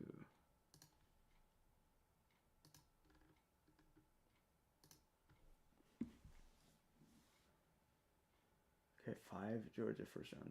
Yeah, the Georgia had their defense go crazy in the first round. Could you imagine if Nakobe Dean went too? That would have been 6. That could have been crazy. So, yeah, I'm literally trying to watch on the screen.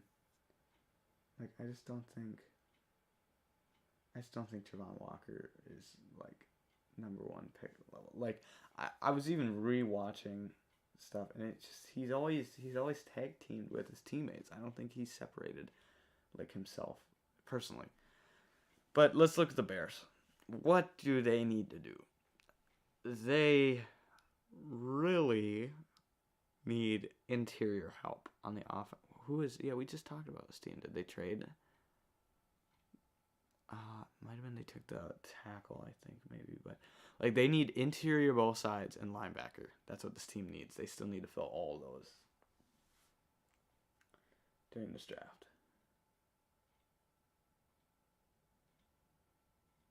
And let's see here. No pick yet. I think let's see where the value is at. I mean, so interior defense. Let's take a look at the best available. I haven't looked at that in a little bit. These are the 8 guys that have stood the test of time since the beginning of the day as the best available players. So, we'll see if they get drafted. I still just can't believe this Carson Strong situation. Like, this is an absolute steal. Absolute steal for whoever gets this guy.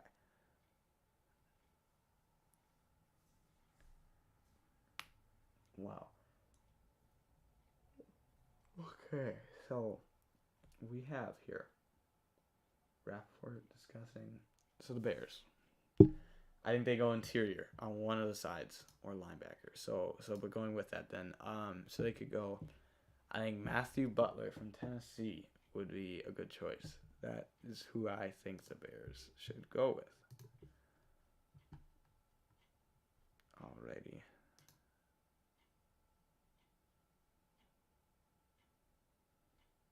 And they go with Dominique Robinson, who was on the list right here. So that's going to limit it further. So he's an edge rusher. I can see that.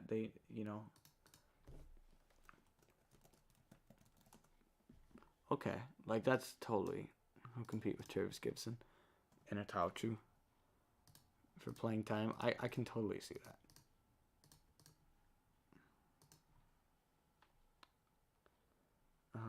Okay, so here's how that looks like. So Dominique Robinson off the board, off the best available list. So that's gonna leave 7 lonely souls left on the best available list from the beginning of the day. They are going off the board.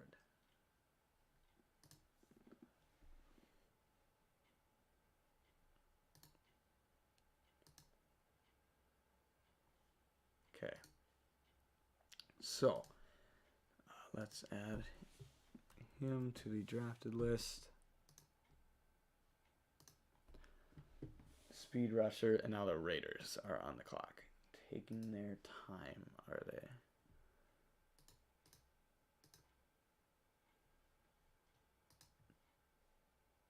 Here, let's see what. Okay, so Raiders. So the Raiders now on the clock.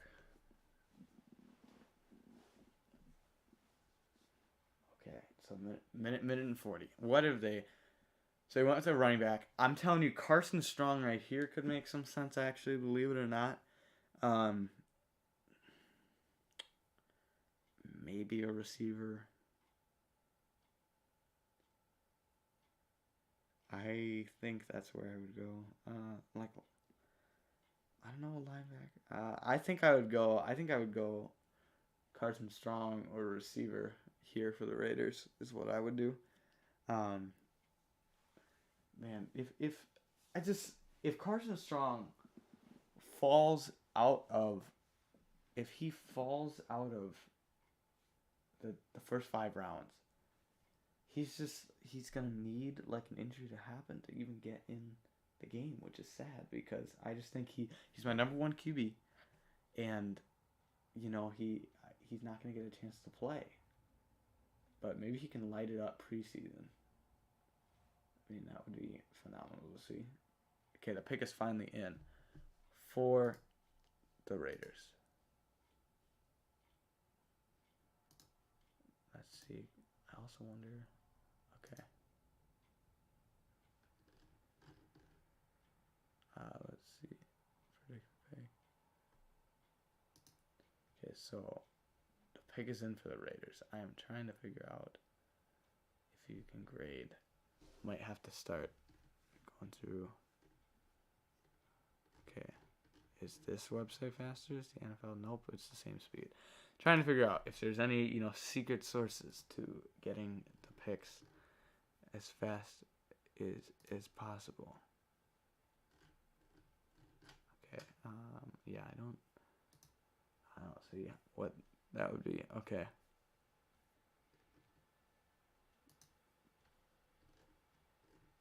So who's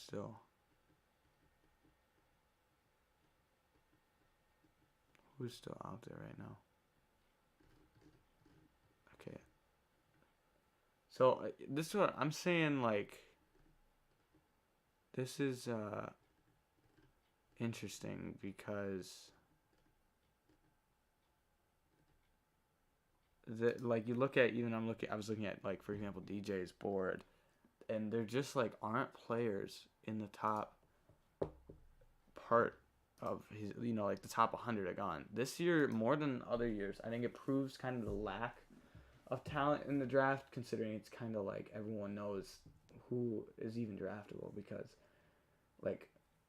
there's not a top 100 guy left out there on a lot of boards. Like, even you got a total, if you go off PFF's board, also like 5 guys total that were in the top 100. And I feel like, and nobody in the top 50. So, I mean, for me, Carson Strong is still the absolute outlier. Like, I cannot believe that he is still out there. But I guess, he's slipping from everybody. It's once again, it's like last night with Willis and Dean. Something is up because every single team in the league has passed up on him. It's not like, okay, just the QB needy teams. At this point, anybody could pick him, and it hasn't happened. So now the Raiders. What is the selection going to be? I think receiver maybe, or I mean maybe tackle. Okay, I think they're making the selection right now, and the pick is going to be Matthew Butler, Tennessee. Okay, so another D lineman. I'm gonna slide him down in here right behind Farrell. He is on the best available list, so that's another one off the board. So we're gonna be down to, I think, 6 players left on the players that at the beginning of the day were in the top. Like, I think I would have been 32 players. I just put some names out there that were still available, and almost all of them are going to be gone. So that's where Butler fits into this defense. It's going to be him and Farrell. Kind of, I think both will probably make the roster and compete for playing time at, that kind of that third or fourth D tackle rotation spot they brought in. Well, I guess, yeah, that's really what it's going to come down to, because they run 4-3. So, yeah, they'll be in the rotation. They brought in both Nichols and Butler, so that kind of hurts their chances of playing. But so now with Butler, well, I guess they have 2 Butlers now. They have 2 Butlers on their roster at D tackle. So now I'm updating the best available. So that takes Matthew Butler off. So then these are really all that's left from the beginning of the day. So it's pretty much, I think, just Carson Strong and Kingsley and Inagure that are the outliers in this situation.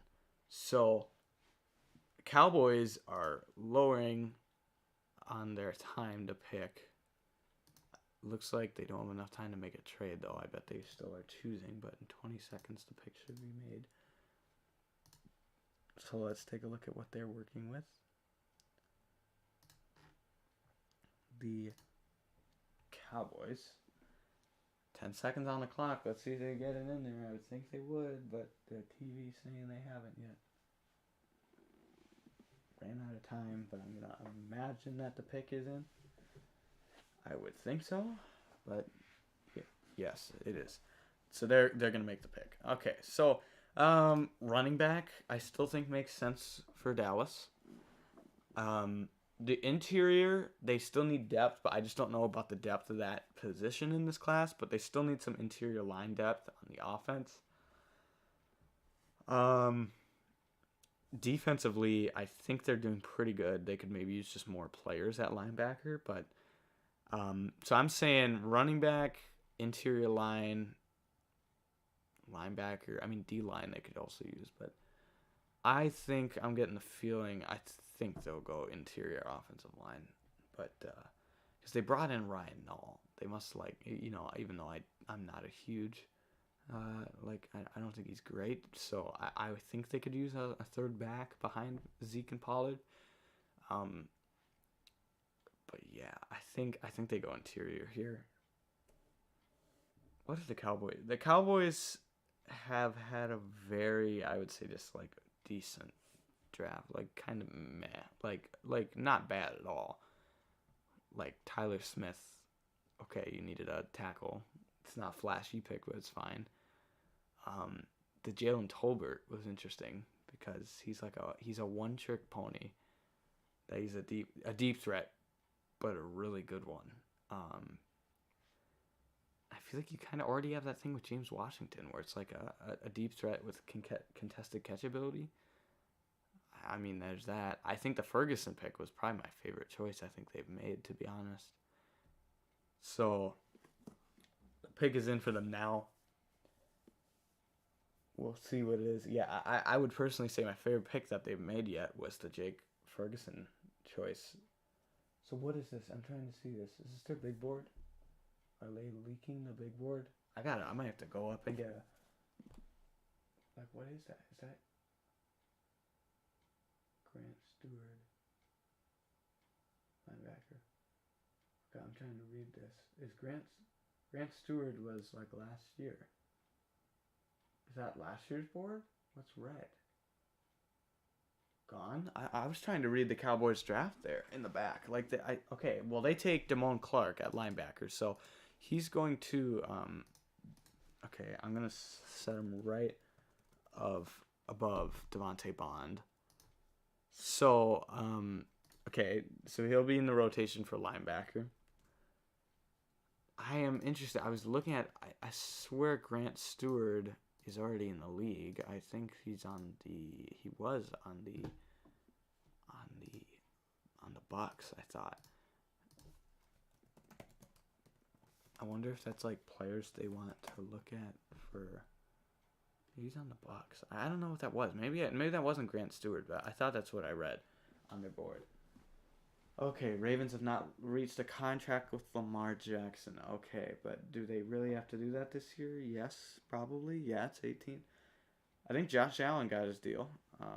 So yeah, they should probably think about that. You know, large contracts. Okay, Lions have their pick. Let's see what this could be. I mean, they're still really happy about the Hutchinson pick. Okay, let's go to this and then go to this. Okay. Is this their first pick of the day? You know, I think it might be. Yeah, they probably spent it going up for Jameson Williams. Yeah, because they took Kirby Joseph towards the end last year. They doubled down on edge, that's right. I remember that now.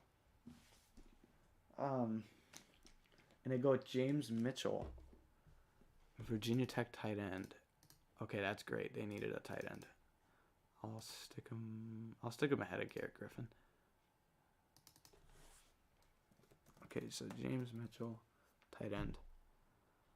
Great. They needed some tight end depth, so that's a good fit for them. Who is up after that? The Cowboys pick is already in. Okay, now I think the picks are going to start going real fast. They're starting to already go pretty fast, but okay, so now the Cowboys are up, so I'll get this up. They just picked, so they knew they'd be picking again pretty immediately.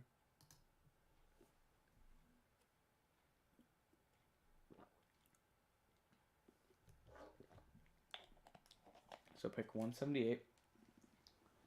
Second last pick in the 5th round. Then we enter round 6. Thank you, all of you, for tuning in. We have reached the over 3.5 hour mark.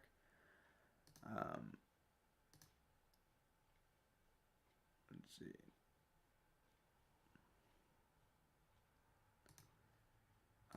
Okay, so John Ridgeway, they already had the pick. Okay, so I'm gonna throw him down here. John Ridgeway. So okay, they just so interesting. I think they did need D line depth, but they just did spend a pick on like Quentin Bohanna last year and Odigizua, but okay, that is all good. Interesting, transfer from Illinois State, so I don't know how involved he'll be right away. And let's close out this 5th round here with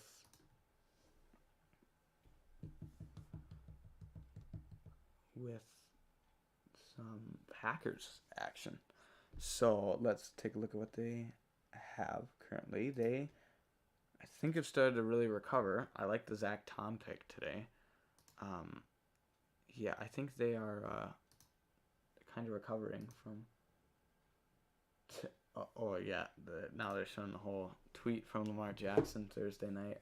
That was pretty crazy. Because that's interesting to see with the whole Marquise Brown situation. Like, they were good friends, and it sounds like they still were, but just, Marquise Brown wanted out, I guess. So, like, yeah, I guess I don't know if that's gonna affect anything. Like, it seems like Lamar's a little upset and everything, but I mean, I don't know what there is to do. I still can't believe they got basically a first round pick for him. I mean, it's pretty crazy. Like, I think Marquise Brown has been pretty good. Not a top tier player, as good as like AJ Brown, who got traded, but I mean, their draft has been absolutely phenomenal for the Ravens. So this Packers pick is something here, because they doubled down on a receiver. They finally said, okay, so we didn't take one in the first round, and wow, they continue a good run here, going with Kingsley Enagbare, who is like the best defensive player on the board. Really fits. Wow, this is actually, I think, a very, very solid choice. Wow, they're really recovering their draft. I was very critical of them round 1, but looking back, it's that they got Christian Watson that saved their entire draft, in my opinion. Because I think they should have picked a receiver round 1, is what my thoughts were. But literally round 1, when I was saying they should pick one at the position they were at, they should have picked Christian Watson, and they did. And then they just traded up and got him, So maybe you could have gotten him without trading up, but then you couldn't have likely gotten Devontae Wyatt. You probably could have gotten Quay Walker. I think that was a bit of a reach. But I'm saying the Christian Watson pick really saved their draft. And then, they to double down here with a few good picks today with Zach Tom and Kingsley. Both I think are great steals. So that's going to leave on the best available chart. The only one is Darian Beavers left on the... I might even just be able to extend this to just one screen, because it's just he's the only defensive player I have left. And now the Bills pick is in. Let's take a look at the Bills. Okay, so the Bills. A good place to find Justin Thomas. Okay, looking at Brady tweet. Okay, so Bills. What have they done today? They took a receiver today. I think that was the first thing they've done today. I think they could use a defensive lineman. Otherwise, like, maybe safety. Maybe tackle depth. I personally think a guard. The guard. I'm thinking... I think they should go D-line or guard. So basically interior, offense or defense is what I would do.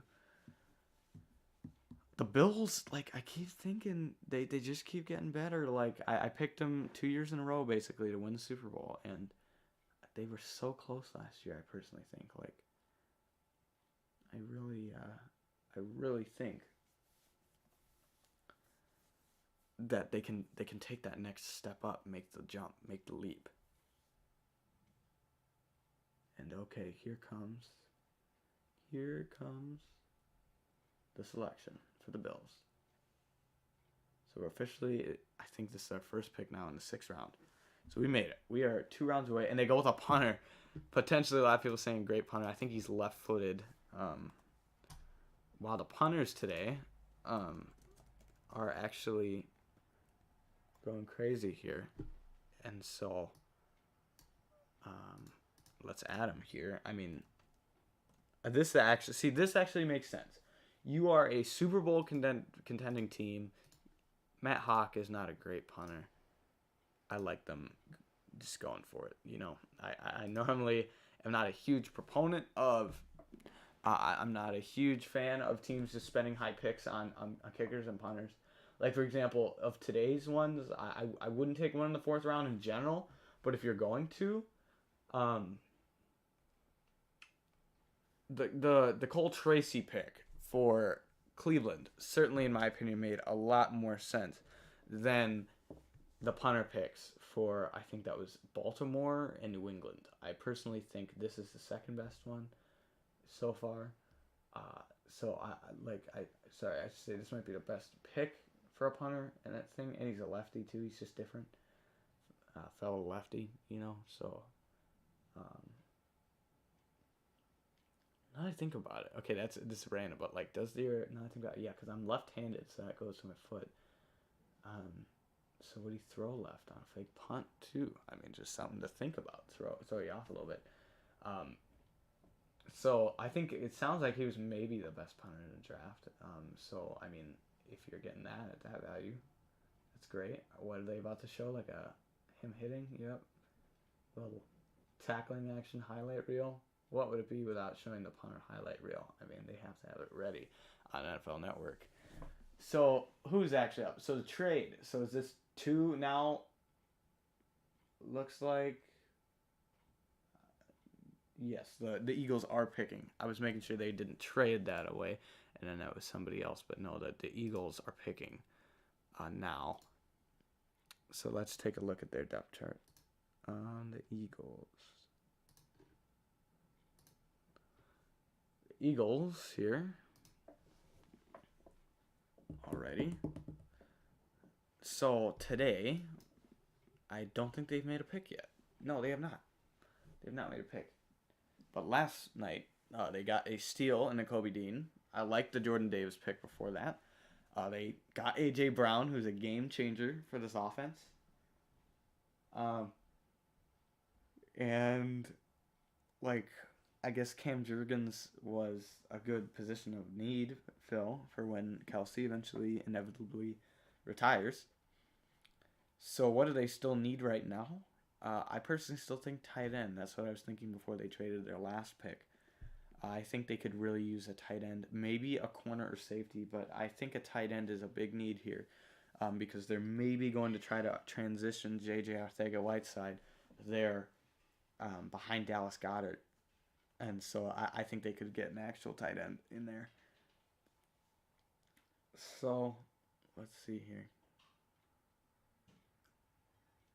We can't see the pick yet. I'm gonna try the online source. Sometimes it seems like I can beat the draft, the broadcast by going to a mock draft simulator, and beating that. Otherwise, I was doing Twitter the other day, but I think this is actually also the same kind of speed. Okay, so still waiting for this Eagles choice. I think tight end. The Eagles have done a decent job. I don't know if any of their players. I think Nakobe Dean will get in there right away. I don't think Jordan Davis or Cam Jurgens are gonna play, but they actually it makes sense of their positions of need. Where the guys they have. I mean, they cut Fletcher Cox this year, even before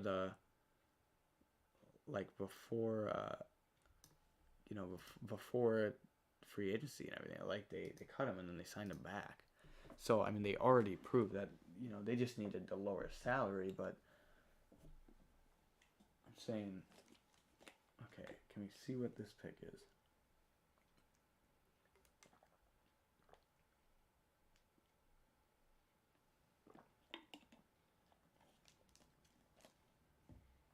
I'm wondering if there's any difference when they show these ads on the TV between the ones that. So the ones that take up the whole screen and eliminate the ability to see the draft, or the ones that still, because these last few, you can't see the draft.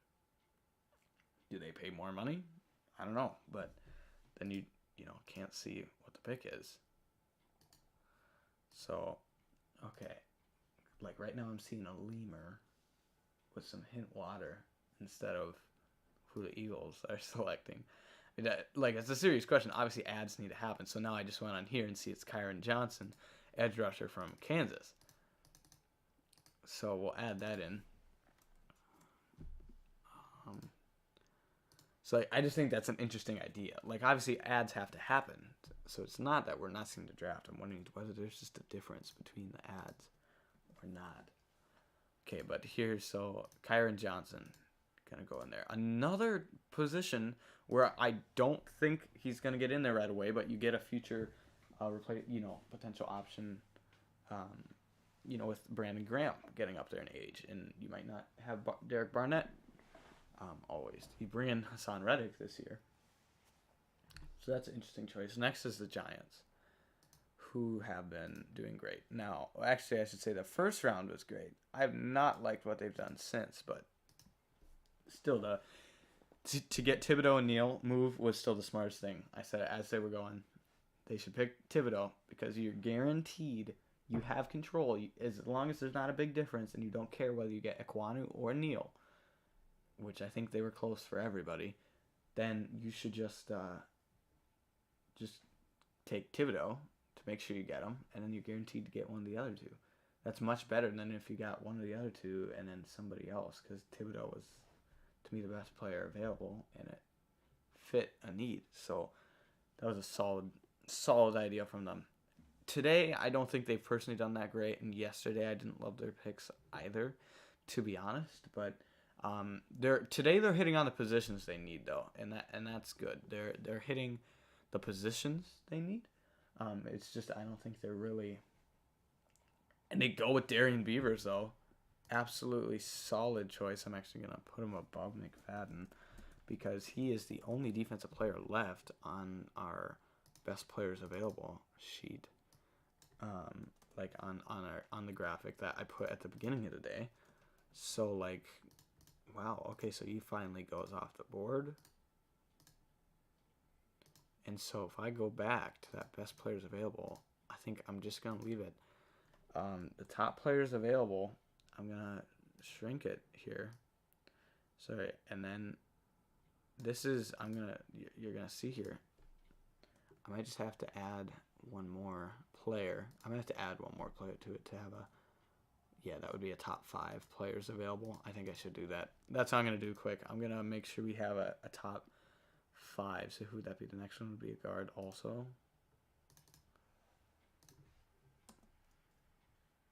Okay, we're going to go like this. And so we're going to have our top 5 players on the board is basically what we're going to do here. We're going to consistently have. Shrink this a little bit. Okay, you're about to see it in a brief moment. I put Marquise Haynes. That's a player for the Panthers. That is a real player in the NFL, not a draft prospect. But here, so if we go to best players available, now the Patriots I would pick. Now I have it down. They're all currently offensive players. We had offense on one side, defense on one side, but all the defensive players went today. So these are the top players out there right now. So now the Patriots are on the clock. They've gone with a few small school guys, as Bill Belichick normally does. That is his thing. Works out sometimes. Can easily work out. Okay.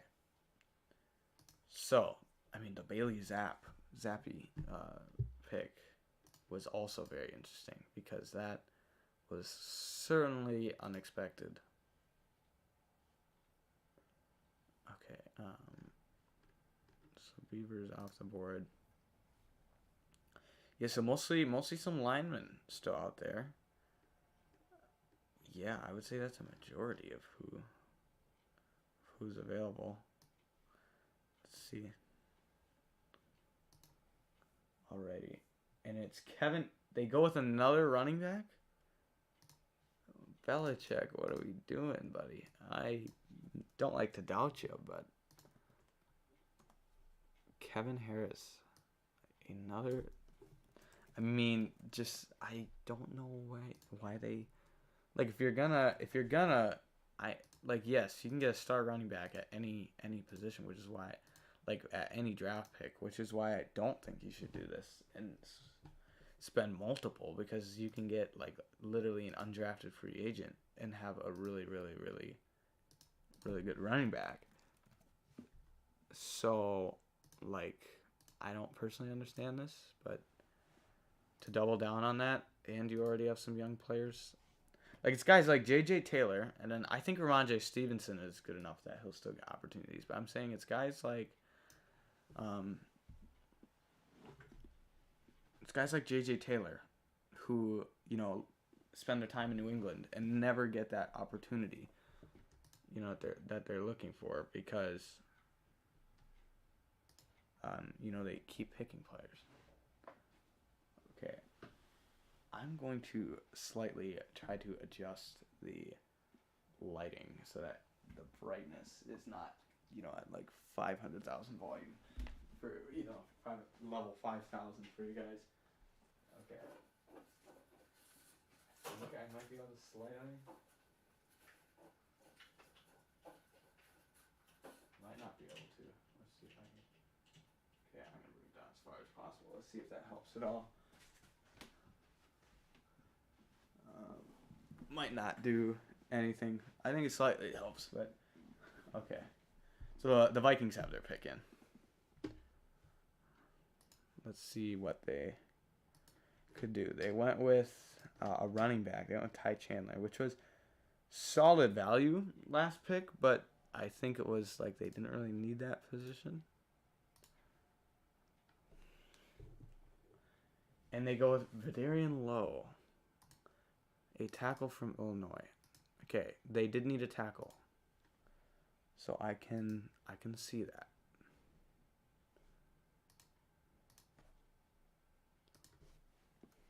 So let's add him in there. Yeah, so tackle was a position they needed some depth at. So I can certainly see that here.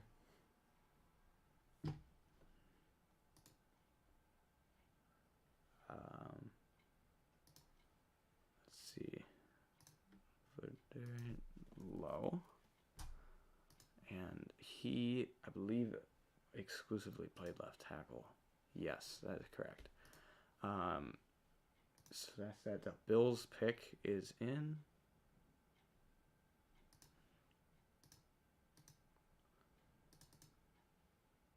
Okay, let's open that up. So they've gone with the receiver today. They went with the punter last pick. I mean, 6th round. That makes sense to me. Like, pretty much. And they go with Christian Benford. Christian Benford, a corner from Villanova. So they go with another corner. Add him somewhere down here.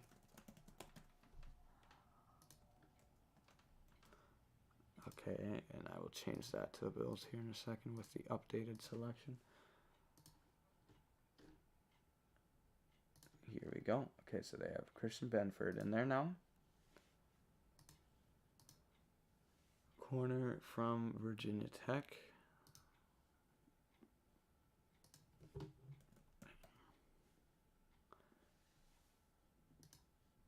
Okay, so next on the clock, Chicago again.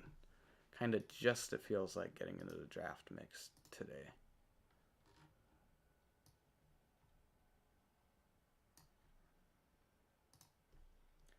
So what did they do last pick? I'm forgetting what they, because it feels like I've been saying the same positions for a long time. Oh yeah, they got the edge, but so I still think then they should go with interior or, let's see, like interior offensive line or defensive line, I think is what they should go with.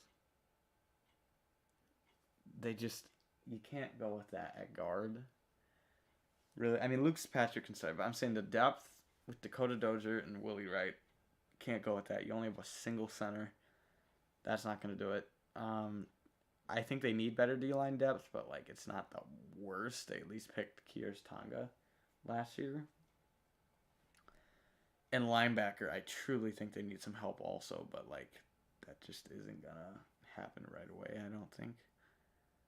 That's not going to greatly improve. At least they have players there. At least they have a number of guys that maybe one of them could be decent.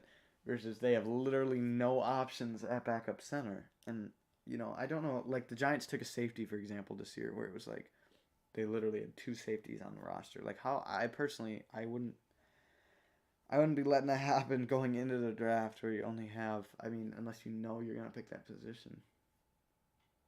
You need somebody. Obviously undrafted free agents exist, but like,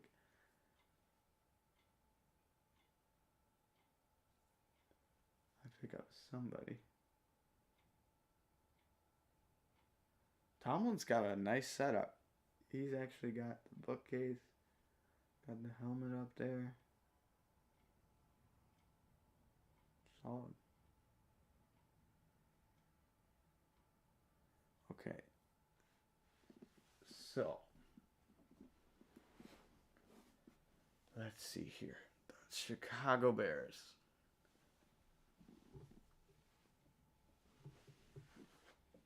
Still waiting for this one. It's funny that some picks seem to go like back to back to back to back, and others you get a little bit of a gap. I'm wondering if there's been any. I only saw the Troy Hill trade today. But maybe there's been more. No, I think it's just the Troy Hill. Yeah, that's what it looks like.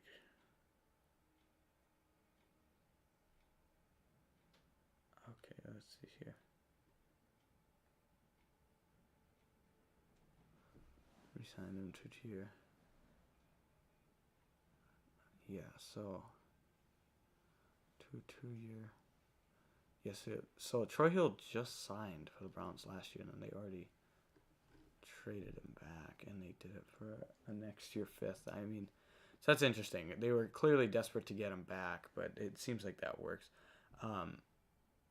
So the Bears, Zachary Thomas at tackle from San Diego State. Okay, so let's add him in here. So once again, they needed tackles coming into this draft. They just spent like a 3rd round pick, I think it was, on Larry Borom last year, and Tevin Jenkins. So they didn't need to double that because they need interior help. Personally, I think they need interior help on both sides of the ball. He can play both tackle spots, which is nice for them. But I think I would have looked to go in the interior in this position. So now the Niners are on the clock. Let's see what do they need.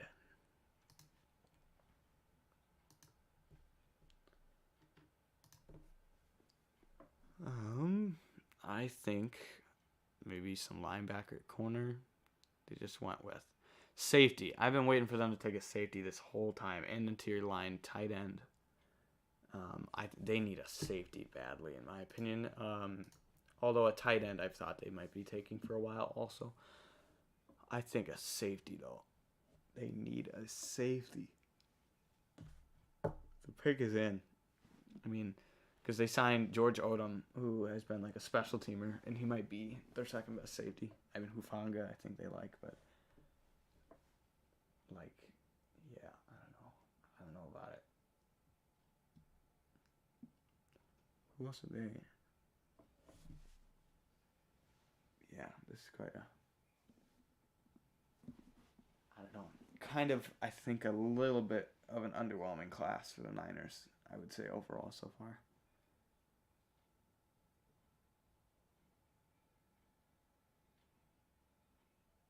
Let's see what... Okay, we still can't see it. So once again, I go back to this discussion. So for example, this advertisement, I can see... Well, no, now it has something to do with the NFL. I'm trying to figure out how some advertisements still show the ticker on the bottom with the draft picks, and others don't.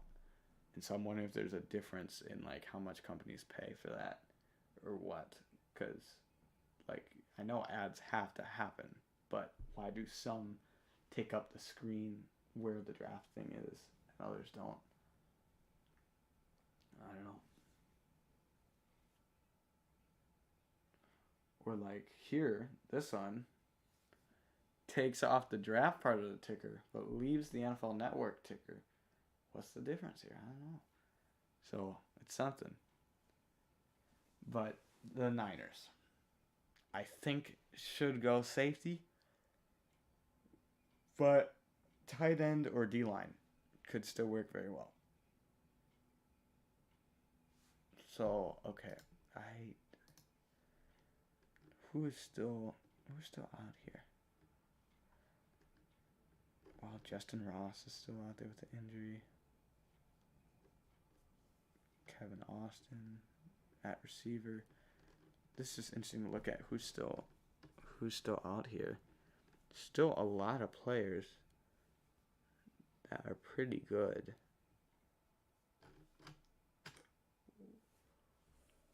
Receivers, okay. Yeah, a lot of decent players still out there. So the Niners, I think they should go. I think they should go safety. Let's see if I can beat the television to the pick through here. Let's see if I can get it. Yep, they go Nick Zickels. A tackle. Another one. From Fordham. Okay, so I don't know about that one, just the position wise. I just think at this point there isn't it's unlike previous years because I don't think there's any star players besides Carson Strong. I really think should have been picked by now. But besides that, I don't think there's anybody that I would knock a team for not picking players because there just isn't anybody unbelievable available for them to choose instead. So as long as that is true, in my opinion, you always want to take best player available. But at this point, I think you just got to start filling the gaps in your roster. At least take a chance at getting a guy that has the potential, to be solid. So I forget at the Lions, and they go with Malcolm Rodriguez from Oklahoma State. So let's fill that in here. I'll put that on the screen in a moment. So Malcolm Rodriguez, I am going to put him down here. Okay, Rodriguez from Oklahoma State. Save that. Okay, so this should be, I'll put it on the screen. So Malcolm Rodriguez will fill in that for, and then we go down to the Lions. And, okay. Let's see. So that's where he fills in. Let me add in. So Rodriguez lined up in the box consistently. And has some coverage. It looks like very solid at the coverage ability. Played more coverage snaps. And so, yeah, I think he's going to be a great coverage player, which fits well with what they have there. Kind of already have some defensive run stoppers, so they can kind of counter that with some nice pass coverage. And the pick is in for the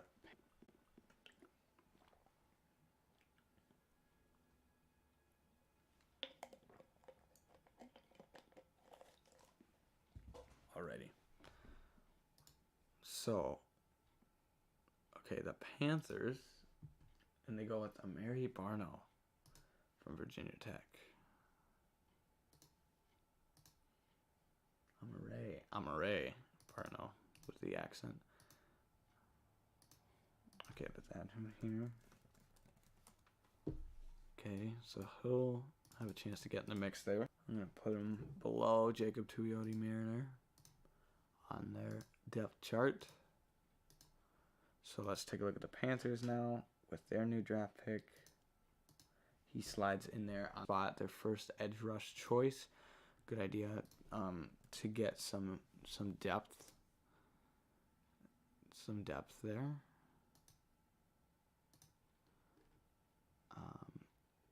Outside. So, yeah, he's going to be rushing from the outside.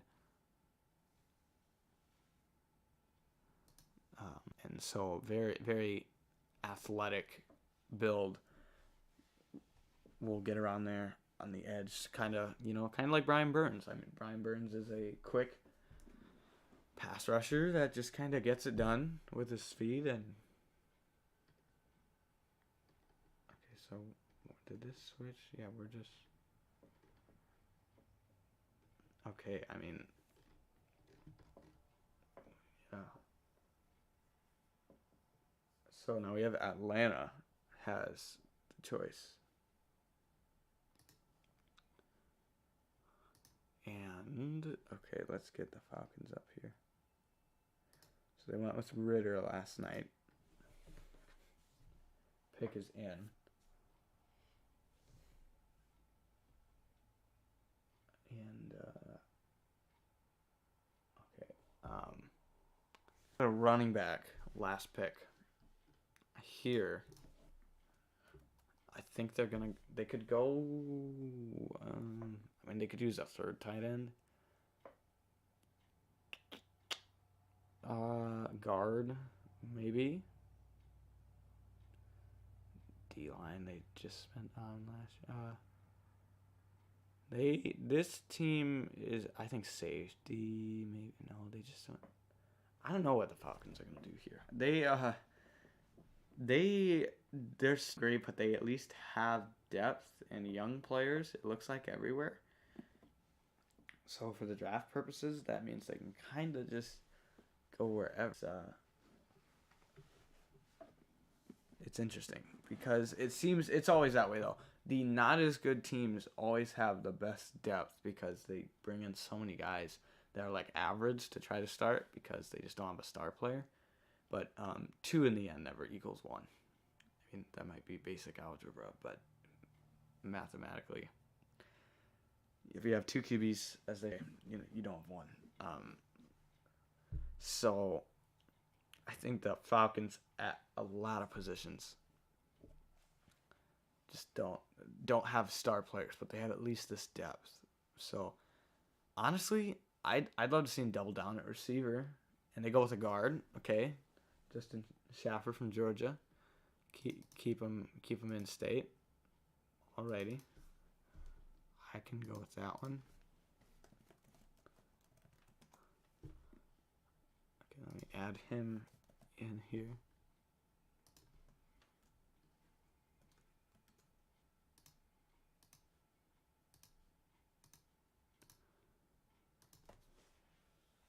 Okay, so that's where he fits in there.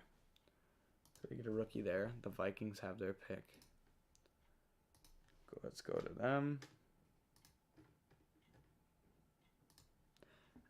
Okay, so they went Ty Chandler last time. No, they went low. And they go Jalen Naylor from Michigan State. Fascinating.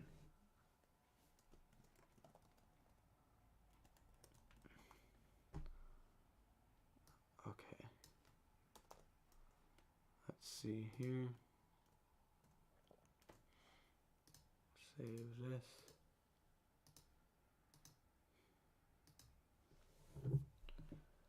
Alrighty. Let's see here. So that's where he fits in. I think he's around that spot in the depth chart.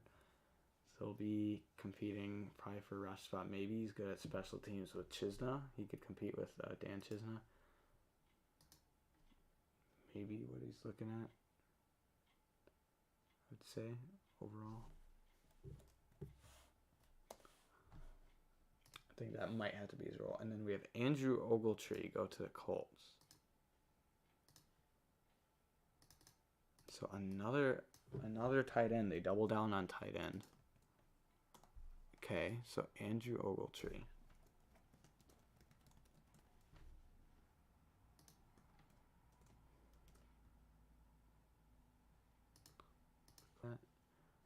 Picks are starting to just fly.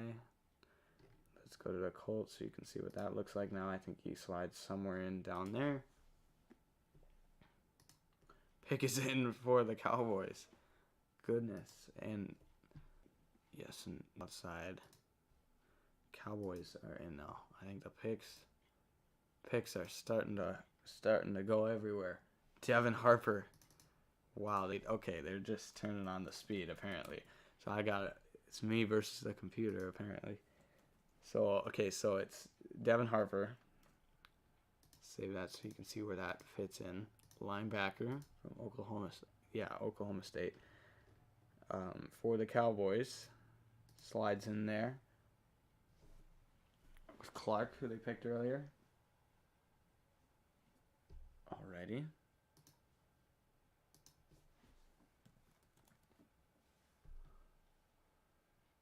So, who's up next? Do we have time to catch up to Saints? Okay, the Saints are up. Now, let's look at the Saints. Oh, Carson Strong alert. Come on. We need a Carson Strong. I kind of forgot for a minute. That's right. Carson Strong is still out there waiting to be selected. Definitely. We'll see if... Okay, now the Saints are finally taking their time. They're waiting. Okay.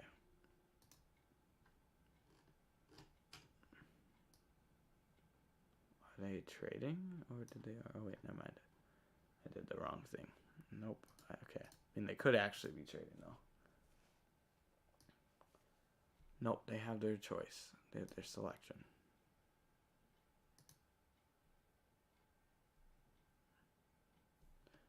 Wait, so, yeah.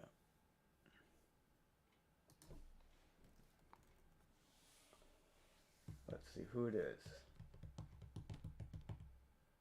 For the Saints. Okay, so what positions could they use? The Saints.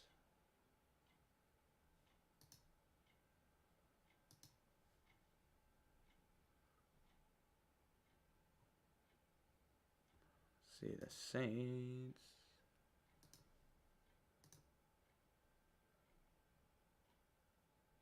Was this an old pick? Like, are they just showing this now?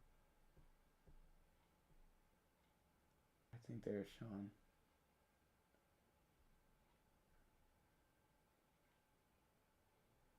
Yeah, they're going back to old pick.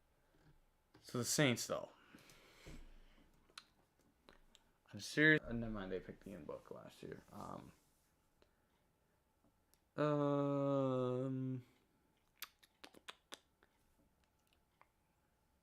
Maybe a tight end. I think a defensive lineman is where they should go. I think the Saints go D-line. See here, round pick 194. I forget how many total picks there are. Let me look that up. I think it's... Are we getting a... Oh no. Okay, we're back. We're hoping for a comeback. Okay, the stream is trying to cut out. I can't let that happen. Do we need the Ethernet cable? We're gonna do whatever we need so that the stream does not die. Let's try. Will that recover it? Heyo. And they go Jordan Jackson. They go defensive line. Okay, they do what exactly I was saying for them to do. Perfect.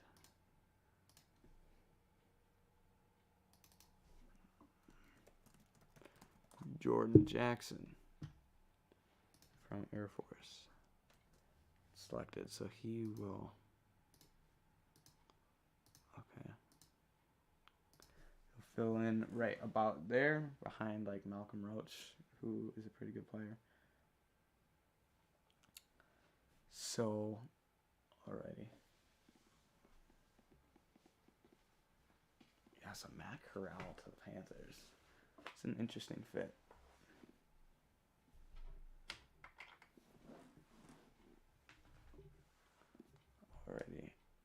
see if okay now the Chargers have their pick in.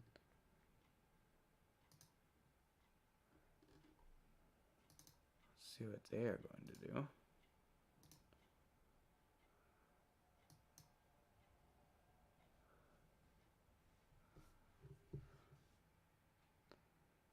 Alrighty.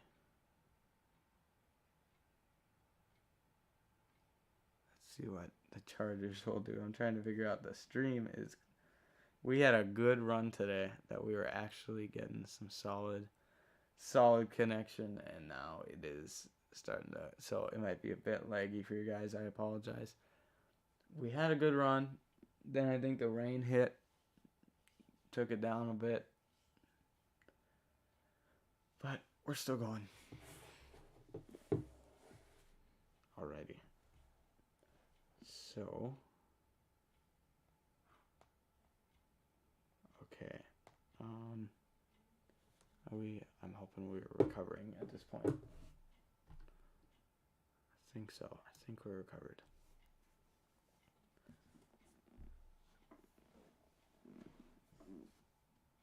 Okay. Why is this? It keeps occurring. Carson Strong. What is going on? I kind of want to.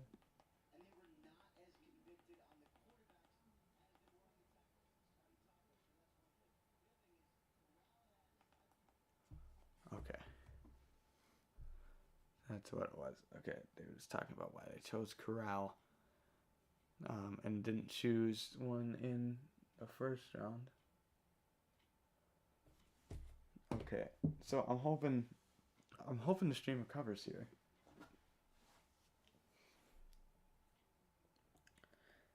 It's been a long wait for the pick is in. Okay, so let's see. We are on. So if we're on pick 195, we have 262 picks total. So we have absolutely, let's do that math. Well, we've currently done 194. They're on 195. So 194 of 262, we have done 75%. We are 3/4 of the way there. And of today's choices, I forget where we started. I think we started at 106. So then you do 262 minus 105, 157. And then we are, 90 picks. We're like, over halfway through today's. That math checks out. So, okay. Let's see. So, well, they keep showing, I guess it's going to be a Marshmallow concert at draft tonight. Chargers have said they've had their pick for a long time. Okay, here we go. Finally going to select it. I think that the next... Yep, the Ravens already had their choice. Is the Weezer... Is this live? Or was this last night? Yeah, this is last night. Okay. This is interesting. They're showing the... And they go Jamari Salyer, who is like the best player on the board according to PFF right now. They have him listed as a tackle. I have that he has experience at all positions, but he played primarily left tackle in 2020 and 2021. And so strong lineman. He's gonna go great. I'll put him behind Pipkins. He's for sure gonna already be in the rotation. Has a solid chance of being a solid player. So, alrighty. So that's a solid choice for the Chargers. That will be... So who are we adding to the list on the best available then? Because that kicks everybody down. And who is entering the exclusive... Okay, well, let's go back to here. I think that's going to be Rasheed Walker who's going to enter the fold as...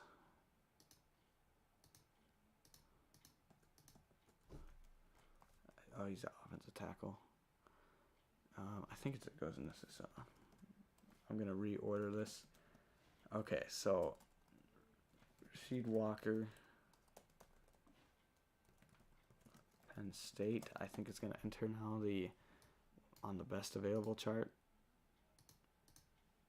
Let's see who else is. Okay, all 7. Okay. So the pick is in for the Ravens, and I think we'll be getting a quick few selections here. Okay, so it goes like, how does that order go? Okay, we're just gonna switch these two. We just switch these two, and then we will maybe look at the top players available. All offensive players. We have many old linemen, and they go with Tyler Beatty. A running back from Missouri is the pick for the Baltimore Ravens. So let's add that in. I'm going to say, we'll go here. Add him in, save, and I will get that on the screen for you here. So from Missouri, I don't know if he's going to play right away. But here's where he lands. He's probably going to compete with, we'll see if maybe Justice Hill's on his way out or Tyson Williams. Does anybody else remember when Tyson Williams, when those top 3 went down and everyone jumped on the Tyson Williams bandwagon, and then he had a pretty good week 1. Everyone added him in fantasy, and then he did not do pretty much anything the rest of the year. Ended up being Latavius Murray and Devontae Freeman. Some good times. But now we have Tyler Beatty, who would be there in that situation if injuries were to occur again. Now, let's go back to this now. We have updated it since Salyer was selected. And then, now we have Gregory Jr., who is a corner for the Jags. So I'll add him to there. We'll take a look at the Jags depth chart. It's a few picks in a row for them.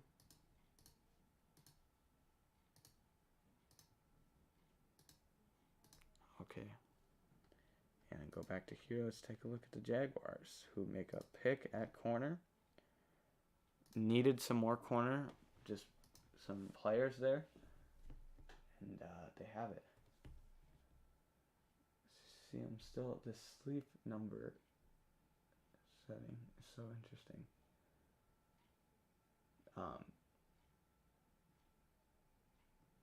What is... Okay, so the Jags just made this selection of the corner. Now we have the Eagles, who just made their selection. We'll find out who that is. Let's take a look at who we think the Eagles could be selecting. Okay, we have options. So they just went with the edge rusher. So I see secondary here is where I would look to go, or tight end. I've been thinking they should take a tight end for a while, and they haven't yet. I think personally this is going to be either a tight end or a secondary member. So this is... I just don't know where Carson Strong is going to land, and it's unfortunate because he is such an opportunity. Like, he is so... I thought he was phenomenal at Nevada. But I just don't know where he's going to land because there's no way he'll get in, a chance to be a starter right away anywhere. But that's just, with being a 6th round pick. But I hope he can just make a team at this point because it's going to be an uphill battle. I mean, I'm still confused why Howell fell to the 5th round too. Like, that is actually nuts. Like, why did those fall? Because, like, what do teams see differently than we do from the outside looking in? And now the Eagles,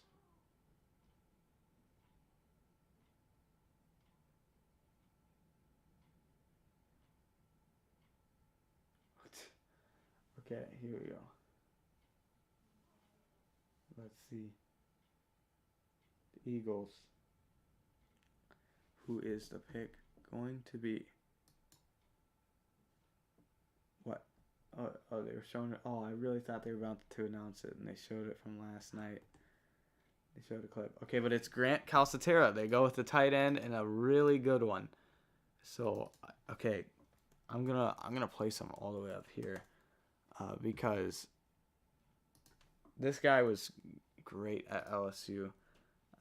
SMU, and so he's gonna plug right in here. Like, I mean, I'm putting him ahead JJ Arcega-Whiteside right now at tight end. I think that's definitely, I think, a very solid selection, a position of need for them. And yeah, for sure, quite a pick.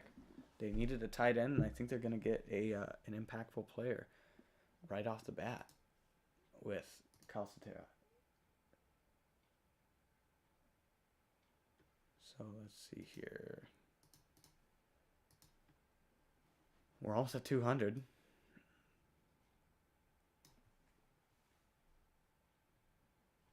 Panthers on the clock. Who could the Panthers be looking at?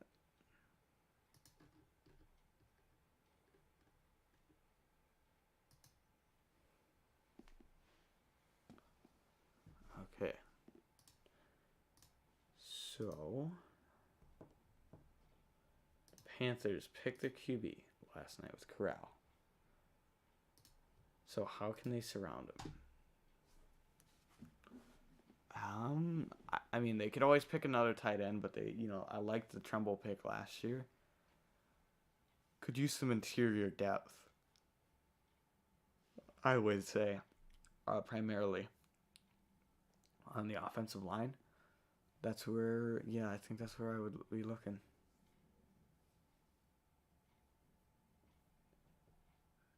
Okay, the pick is in for the Panthers. So, I mean, the whole Corral selection was very interesting because, so many, there was a little amount of QBs to get picked. And they go Cade Mays, a tackle from Tennessee. So I'm going to add him down here.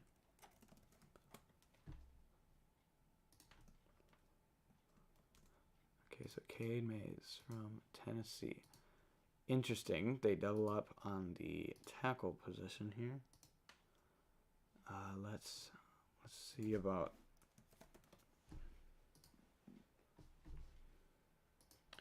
where he lined up. He lined at right tackle.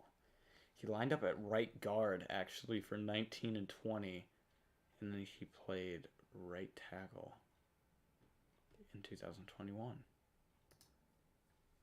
So, okay, that I think could work for them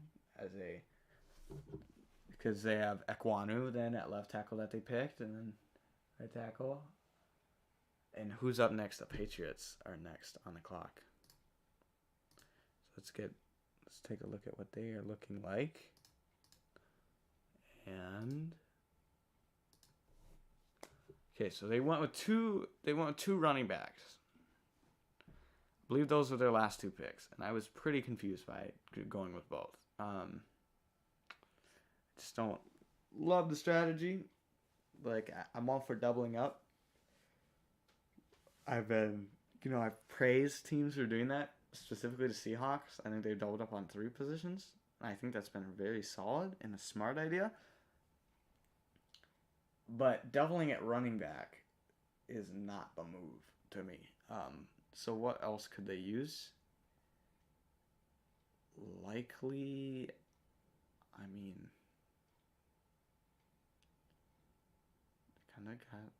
they're starting to fill everything. I mean, I think they could take a chance at another edge rusher, just because they have only like 4 on the roster. I think they could do that maybe, but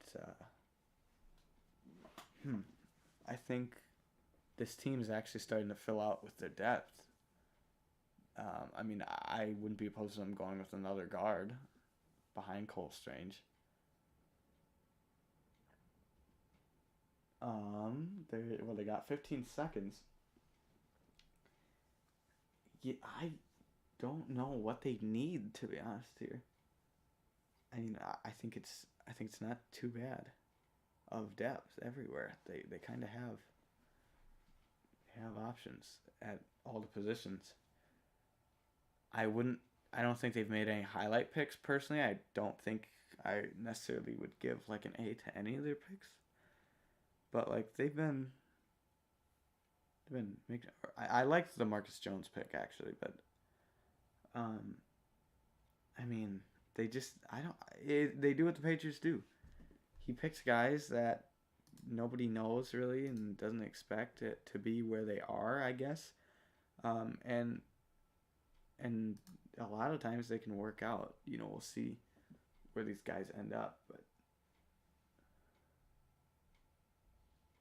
okay. So the pick is finally in. We'll see if they announce it here. I still just can't believe that water set is absolutely crazy. Like that is so beautiful to be there. Like all that going at once. I wonder if that's available all the time or just with this big event. You know, let me know in the comments too. I think it'd be cool to have the draft in you know your home city, but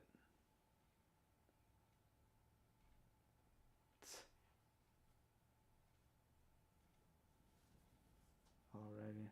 Yeah, that's a pretty cool moment with Kayvon Thibodeau last night, and I think Sam, they said his name was, so it's pretty cool. Patriots. Let's see what the pick is.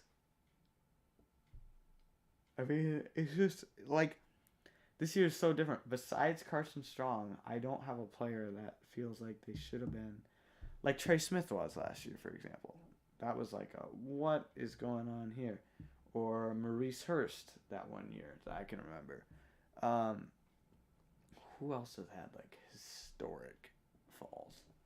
But like, you know, I feel like we haven't had a.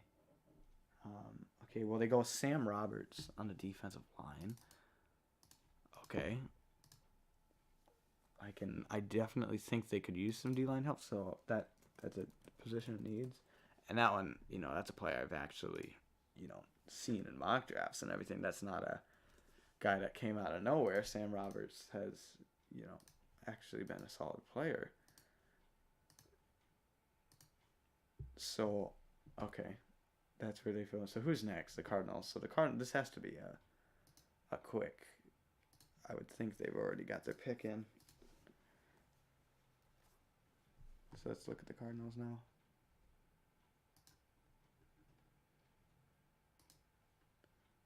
So Cardinals, I think, could pick a running back. How many? Feels like they have not picked in a while. I don't think they've picked today. This is their first pick today. Alrighty, so they doubled down on edge rusher last night. I'm pretty sure this is their first pick today. So who did they? Okay, yeah, their pick is in. I think running back is a big position of need. And I mean, maybe they could get more interior line help. But I think that they go with. I think they go with a running back here. That's what I think they go with.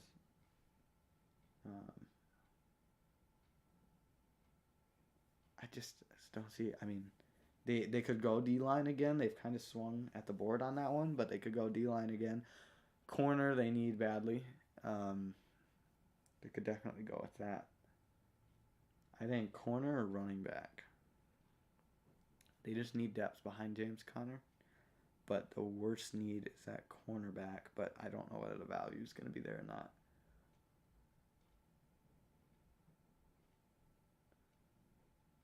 Yeah. Okay. Let's see what. Yeah, I mean, still interested that their highest pick. Okay, and they go with a running back. They go with Keontae Ingram out of USC. So I will slide him in there. So that makes sense. They needed a running back. So they get that to go behind James Conner. Because they picked Eno Benjamin a few years ago, which was like kind of a steal to a lot of people. But,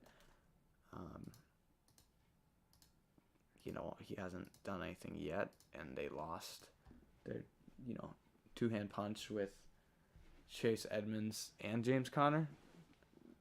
So they needed that, and then they lost Kenyon Drake that 1 year. So they needed depth here. Okay, then the Browns. What are they up to?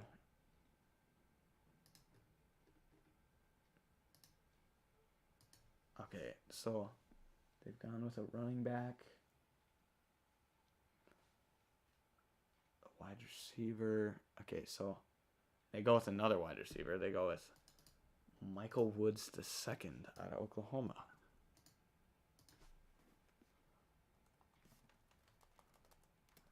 Add him here.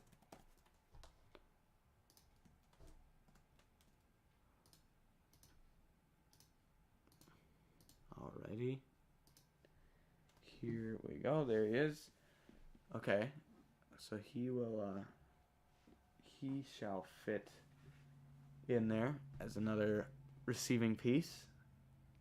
It doesn't look like they really had anywhere else that they had to choose, that they passed up on a position. So I guess if they view him as a solid player, then I can certainly understand that. So who's up next? The Bears again. Let's go back to the Bears.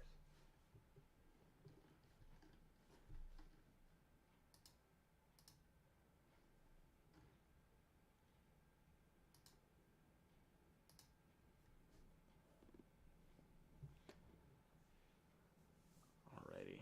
So the Bears. They need still. Who did they take? They took another tackle last time, and I didn't agree with that one. I think they need another. Well, they need D-line and O-line, interior on both, or a linebacker. That's what I think they need.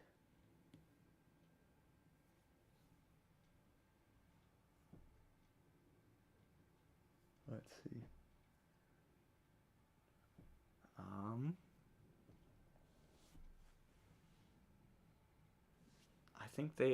I feel like they passed up on all these positions many times, which is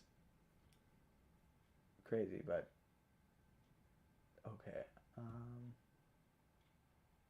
Let's see. Yeah, the Chiefs have done a solid job with their picks. Getting Sky Moore in the second, getting Karlaftis. Did they get Leo Chenal too? I think they did. They really the Chiefs did a really good job. Holy cow. Yeah, they did really well.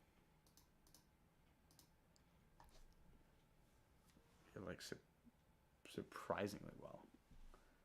And then the Bears go with a running back. Interesting decision. They could use another running back. They only had 3 on the roster, but I think they had bigger needs to fill. But, okay, Tristan Ebner.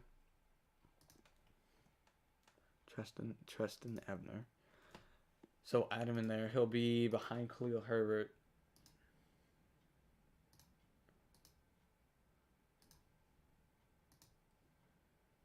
Okay, so let's refresh this. Who's up next? The Titans. Pick is already in.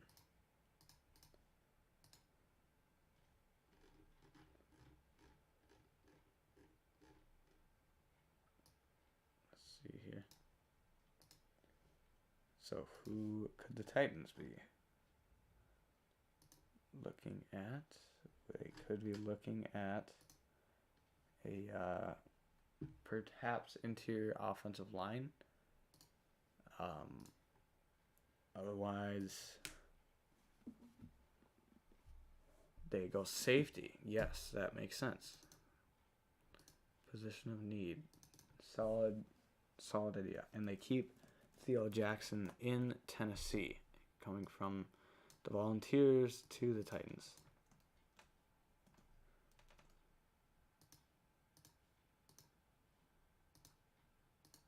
So I'll add him in there. That's Theo Jackson. He's going to fill in for that spot. And now we have the Houston Texans back on the clock. They have really covered a lot. They went with a tight end last selection. It feels like they have covered quite a bit of ground. That was okay. They've really picked a lot of guys all over the board, and I don't know where they go next. They could go tackle again.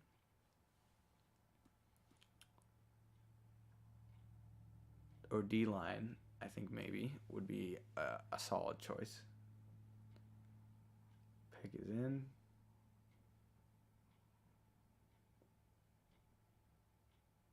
Let's see who it is.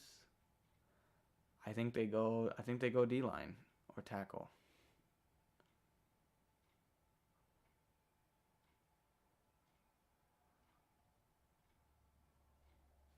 Yeah, I still don't know about Carson Strong. Like, what is going on here?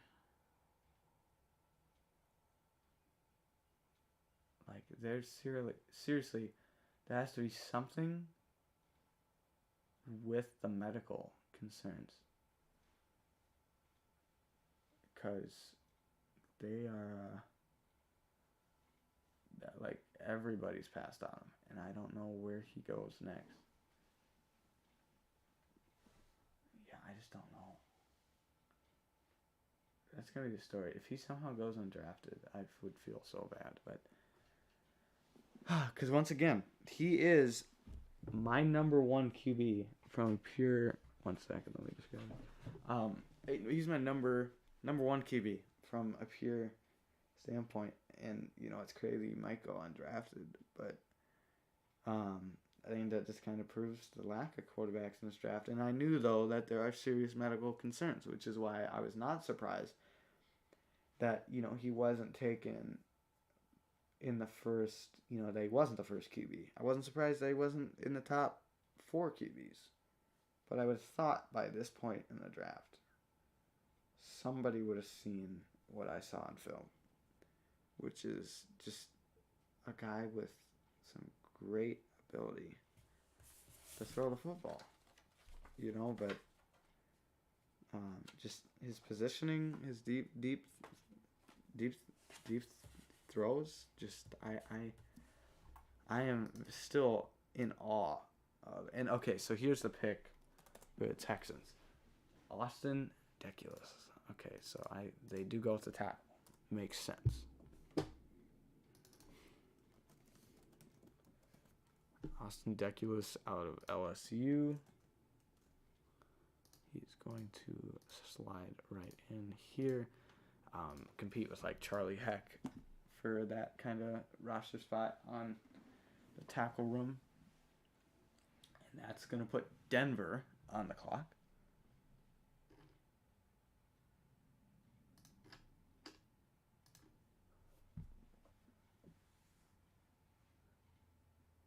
Okay. So Deculus looks like a right tackle. So, Broncos. They are looking, I think, actually really good. Still, I was confused by the center pick because they already have so much depth on the interior offensive line. Unlike most teams are kind of lacking in that area, but they are not. And they go with a D-line, Matt Henningsen. So let me open that to edit. So they already picked a D-line, but they go with it again. Matt Henningsen.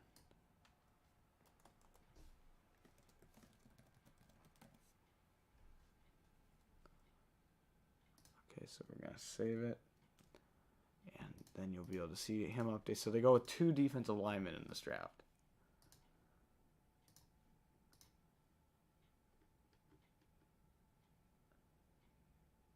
Okay. So interesting. So they once again double down at a position.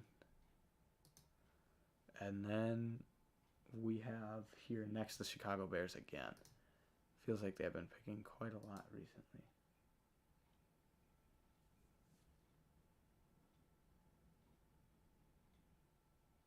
So, okay, what do they... Last time they went with the running back. Let me pull them up here.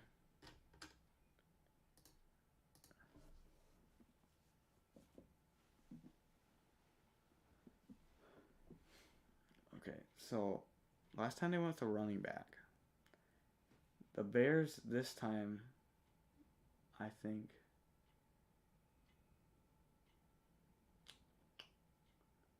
let's see, International Series. They could go with a tight end here, behind Cole Kmet. I also think they still really need interior help. I think that's their biggest need. Like, you only have Sam Mustipher at center. You don't have any backup. And I personally don't want Dakota Dozier and Willie Wright being my backup guards. Don't feel great about that. So I think they can improve. Improve in those spots is where I would be looking to go.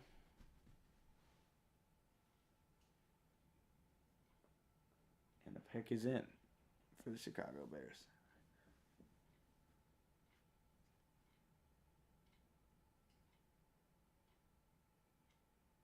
We'll see how quickly they can.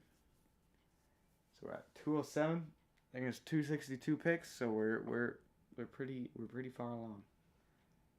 And I thought they were about to show it, flash it on the screen, but not yet. Let's see here. Who could it be next?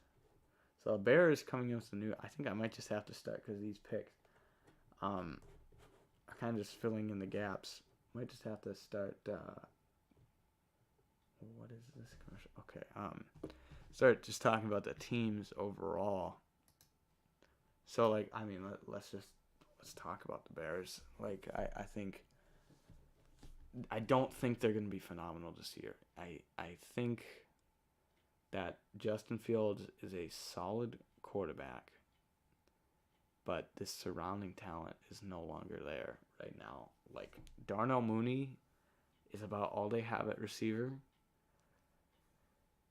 And Kmet has not yet turned into that monster tight end that we maybe expected him to be. And then I loved the Tevin Jenkins pick last year. But besides him and Cody Whitehair, this offensive line does not look very good. They lose Khalil Mack. It's a massive loss. Once again, I talked about this earlier. Everybody they lost, even if they did try to replace him, which they didn't in many cases, like look how they didn't add any edge rush until the draft for Khalil Mack. Even if they did, like a D-line and linebacker, and they tried to add guys back, they didn't get anywhere close. Like Eddie Goldman and Bilal Nichols are much, much better than Justin Jones and Al-Quadin Muhammad. And then Nicholas Morrow and Matthew Adams combined are not Danny Trevathan. And so it's just like they lose guys, so they get even worse, and they were already not very good. Would have had a top 10 pick, but they used it for Fields. So they already were, not very good. And then you lose more guys, and you don't replace them. And then in this draft as a whole, they honestly have not really done much anyways because they didn't have a first-round pick. And they haven't truly, they've gotten some okay players, but, they haven't done anything crazy. But, I think Jaquan Brisker will be a nice run support player, and Kyler Gordon might be able to start at corner. But, and they go with Doug Kramer. Well, they finally get a backup center. So, good job, Bears. Solid. Love it. Okay. They find so we were waiting for it. I was waiting for them to go interior for a long time, and they at least get a center now. Okay. Let's see here. I was gonna try to.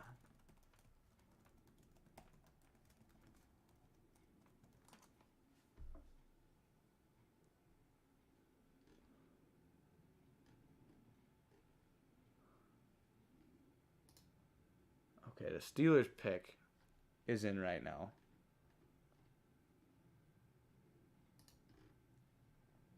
Let's see what.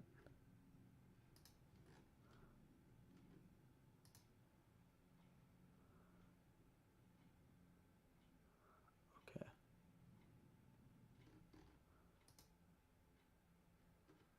Let's see. Okay. I'm just trying to. That's and they go with awesome. They go with Connor Hayward. Fullback for the Steelers. I forget whether they have a fullback right now. Yeah, they have Derek Watt, but Connor Hayward, by far best fullback, only like possible fullback in this draft. Why not? Have a little fun out there. Just a good fullback. I mean, for what that's worth, he's a solid fullback. Wish he went to a team that didn't have, a decent play. He might be better than Derek Watt. So that's where he's gonna fill. And Connor Hayward, that's fun. That's just fun to see. Next is the Bills. So we'll see what they are up to. I'm trying to maybe I might do some improvisation. Should I, you know what? I think I'm going to start how long do we have? Okay. Here's the plan. I'm going to go through the 7th round. And I am just going to, while we go through Luke Tenuta for the Bills. When we get to the 7th round, I think I'm going to start going through players, through teams, and just start talking about overall. I'm going to grade them. I'm going to grade teams, I think is what my plan is. I'll add players as they end, and then let's just start, I think, now. Should we go from the... I'm just going to go with whoever's picking. I'm going to give a draft grade to as they go. So, next, for example, the Patriots. I'm just going to get this ready. That's what I'm going to start doing. Keep something to do while we go through. So, I'll put the Patriots on the screen. So, the Patriots, I think, have been pretty meh this draft. The Cole Strange was a surprise pick, but I'm not going to doubt it yet. And then I like the Marcus Jones pick, but just the doubling up on corner and the doubling up at running back are both poor choices to me. And then Bailey Zapp was an interesting selection. That's just fine with it. It is what it is. The Thornton selection to me was a shocker. Here they go with Chase and Hines. They go with another guard. Okay, I'll add him in here. So that's what they add. I don't love it, to be honest, but I don't doubt him too much. So I think I'm gonna go with, for the Patriots right now, I'm gonna say their overall draft haul so far, C-. I think there's picks that are worse than that, but I'm giving a little bit of benefit of the doubt. And I believe they have a vision for it, but I just don't know about that. The Rams are gonna have 2 picks in a row, so that's what I think about that. And remember, in my grades, C is average, and so they're pretty close to average. Now the Rams, they haven't had many picks to work with, but I like that the picks they've had, and I think these picks will greatly affect it. So, the picks they've had, they've done really well with. I think if they were gonna pick a running back, Kyron Williams was great value, and he's really, really good. And like for what they need, I think that's an absolutely solid, solid draft choice. The Logan Bruss pick is fine also because that's just a position of need for them. And then the Durant pick, they needed corners. They just need people there. So like they've done fine. Like so, I'd give it a straight C down the middle. But I think they've done a good job at with the limited picks they've had picking what they need. So because of that, I'm gonna boost it up a little bit. So I think I would give the Rams so far a C plus. Um, they've done exactly what they needed to and a little extra. That's exactly what I would say. Um, they have done a fine job doing what they do. But have not necessarily done anything crazy. But I think they've been solid. And so let's also I'm going to talk about the teams. I'll talk about just the overall teams as well. So if we jump back to the Patriots, like I think the Patriots they'll be in playoff contention again. Like they have a solid roster overall. They didn't really have any starters they needed to build to the draft except for the guard spot, and they did that. The Rams really lost a lot. I didn't realize until like today how much they really lost. And I knew they were lost like Von Miller and everything like that, but like this is detrimental. I mean, look at the edge rush, what they lose, and they don't bring anything back. They lose Sebastian Joseph Day. They don't bring anything back. The linebacker, they were already weak. They bring in Bobby Wagner, but besides him, it's still terrible. I like them bringing back Troy Hill. If I were to consider him as part of the draft, but he's not though, because they didn't spend a pick this year. They spent it next year. But if I were to consider that, I'd probably raise this team to a B minus in the draft. What they've done, because the Troy Hill trade today was very solid actually. And I like them picking Durant just for corner because they were lacking. So that really, if I were to consider that, I'd give them a B minus. But I think for now I have to keep the C plus because that didn't involve these picks. But then like the offensive line, they lost Andrew Whitworth and they just spent tons of money to keep Joseph Noteboom, who we haven't seen him as a full-time starter. So I didn't know about that move in the offseason. They literally just swapped Robert Woods with Allen Robinson, so it's not like you got any better there really. Slightly, maybe I'd say Allen Robinson's like slightly better, but not by much. So I really don't think they improved all that much this offseason. I don't think they got any better. I'd say they got slightly worse. So yeah, so they've done fine with starting with a 4th round pick. They've done plenty good. And so I would give them like that C plus range overall is what I'd say they've done so far. So they have 3 picks this round, though. So a chance to kind of do something with it. So this grade. So they start with Quentin Lake. I'm just going to add this quick. So let's add him down here. So once again, like, I don't know if they really needed safety, to be honest, though. That's like the one position I'd say they don't really need on defense. So yeah, I think the Rams, with what they had, they've done like okay. But they just didn't have much to work with in the draft anyways.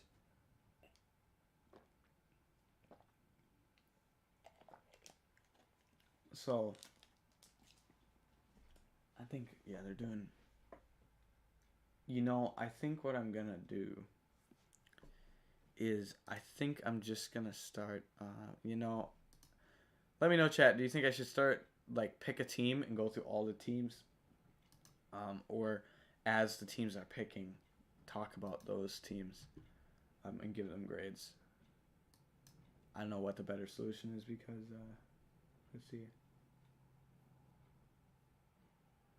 Are Connor Hayward and Cam Hayward actually related? I didn't know that.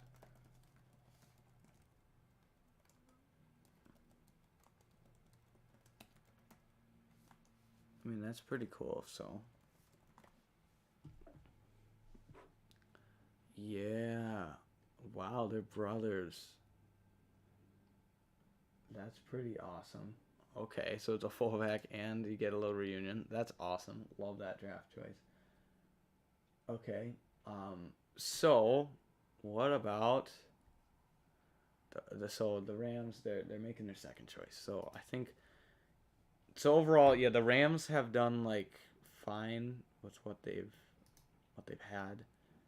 Um, I think I'm just gonna jump through. I think let's go alphabetically. Let's start talking about teams.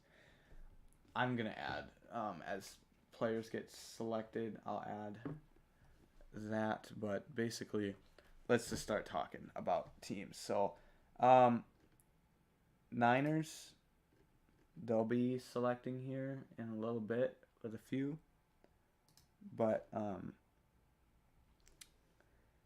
let's see what they've done. So they added a running back. Well, okay, so I'm thinking I'm gonna roll with the team. I'm switching it up. Sorry, I'm gonna go because the Rams are picking. I want to update their depth chart. Since their pick is in. So yeah, the Rams. Yeah, so I think the Rams. What do they need here? I think I'm giving so C plus for their draft so far. If you count Troy Hill, it's a B minus. But I think that's a separate. I think that's a separate piece of their transactions because that is not involving this year's draft picks. Still can't believe this water scene. It's just crazy. That looks so cool. Okay, so we're in the 6th round right now. By my math, I think we have 50 picks to go.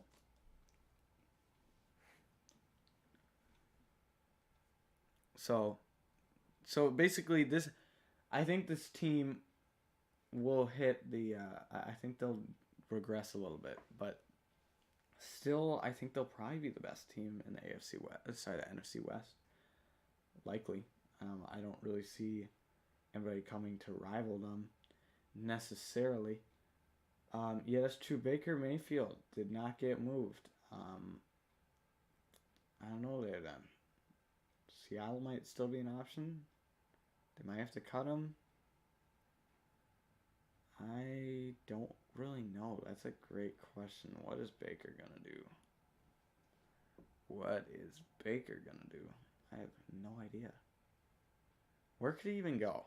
Okay, let's detective here. Detective Red Zone on the case. Where would even be a place that he could go? I don't think.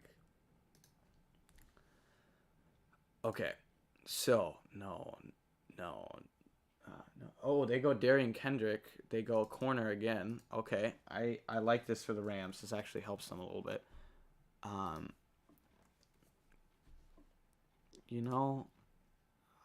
might have to raise them to a B minus. That's why I should have. Okay, and they have another pick, so I like this choice actually. I like them going double down. Yeah, well, it's just kind of still like decent. Yeah, I'm still giving them a C plus or B minus somewhere in there. But where could Baker even go? I'm just gonna look through these teams. Like where? Dang, he's running out of options. I don't think he'd go to the Eagles.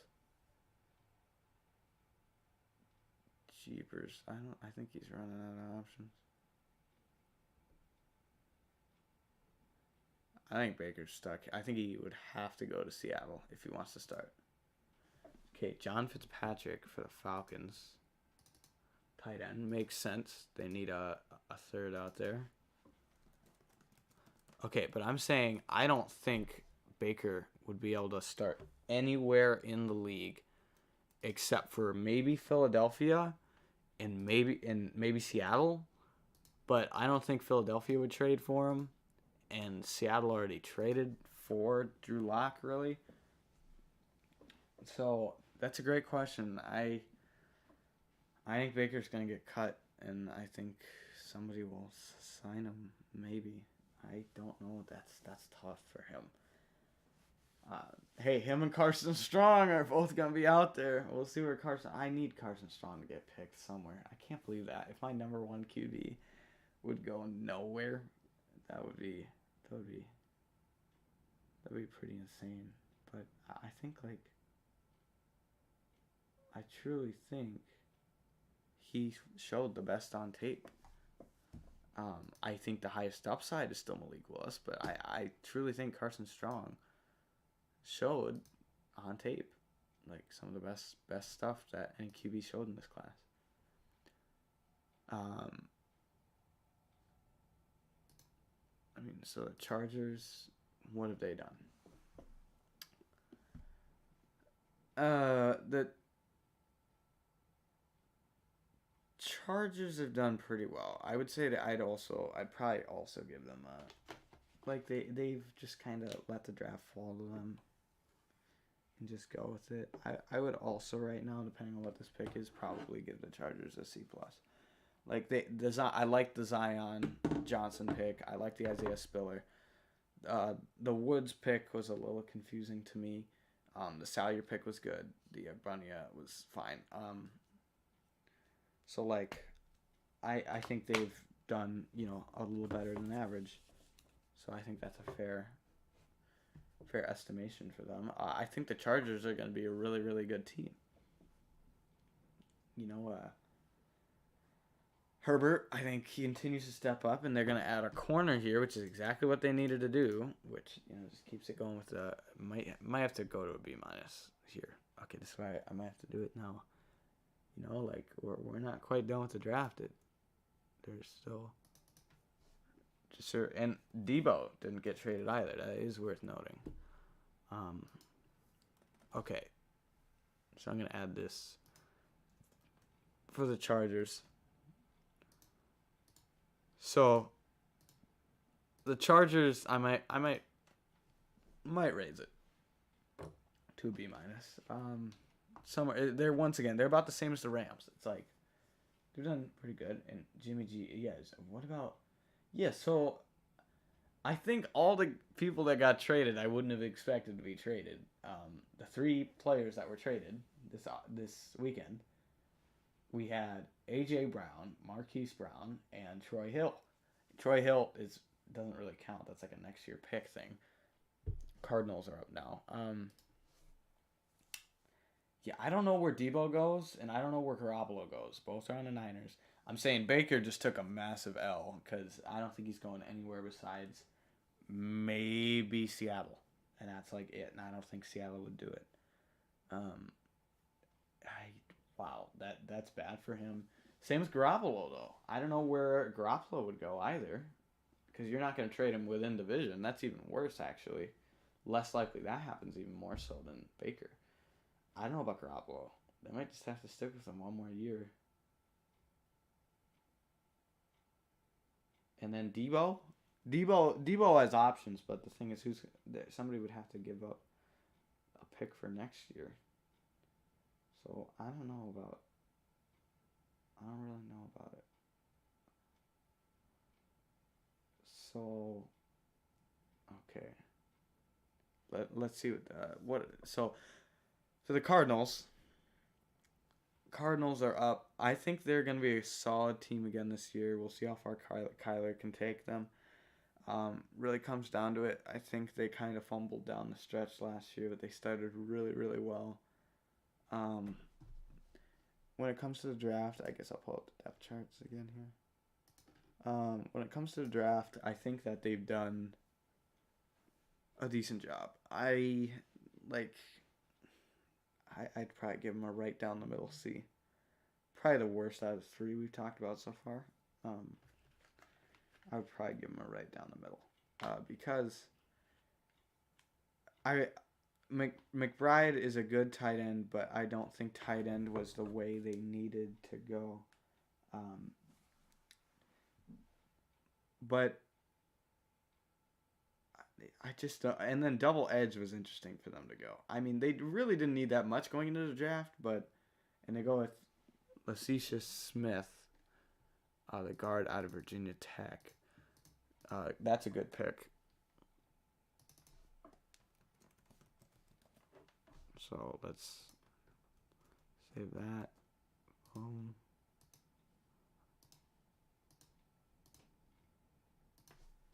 So okay, so that adds a little bit. They needed a guard, so that helps. Who's up next? The Colts. So the Colts, they picked a receiver, I think. That I thought, oh, Alec Pierce. That's what it was. That I was gonna say maybe help their chances. So yeah, I still they're showing the thing. Like I'm still confused with Jimmy Garoppolo. What could happen with him? I don't know. I don't know because they have to think about starting Lance, but like they didn't do anything with Jimmy. They didn't move him, and I don't know where he would go and start right now because most of the QBs, even though they didn't pick him in the first round, a lot of teams that needed QBs figured it out in the later rounds, like the Panthers and the Falcons and the Steelers, and then all the teams that could have used a QB in the first round. Like that could have picked one. For example, the team I think of is the Lions or the Saints, that could have picked one for the future. Like that's already they're not going to trade for another one. They're already paying a starting QB. They would have picked one to develop, and so I don't think that is going to happen. So Jimmy G and Baker Mayfield, I think, kind of got the short end of the stick in this situation. I don't know where both of them would go. But the Colts, the saga since they're on the clock, have made some good offseason moves. I really think they're going to be really, really solid next year. It works great that they traded. Well, so they add Curtis Brooks here to the defensive line depth. So that just adds another D lineman for them. And so what that does is I liked them bringing in pass rush with Ngakoue. They gave up a corner, but then they get corners back. Through free agency, getting Gilmore was phenomenal for them. That's really going to take their team to the next level. And then bring in Faison and then bring in some safeties too. They could probably, in my opinion, use a guard opposite Quentin Nelson, but besides that, this team is very good. They have potentially two of the most athletic tight ends in the league now with Mo Alley Cox and Jelani Woods. That's crazy. Alec Pierce was a good receiver. I'm saying he's going to be a very underrated fantasy option because I think Paris Campbell still might be involved, but kind of through that gadget player type of role. And so that leaves Michael Pittman is going to be a really dominant fantasy player. But then Alec Pierce, I think, has a chance to be the number 2 on this team. And then defensively, they really didn't need much in the draft. And they still added some on the defensive line, the safety. And then the Bernard Raymond pick, like high upside player. I like them bringing him in. That could potentially be one of the best picks of the draft looking a while because he fell.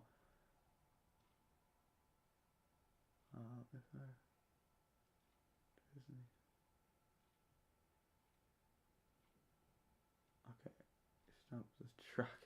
It's crazy. Just trying to see if they have tape on prospects. Okay.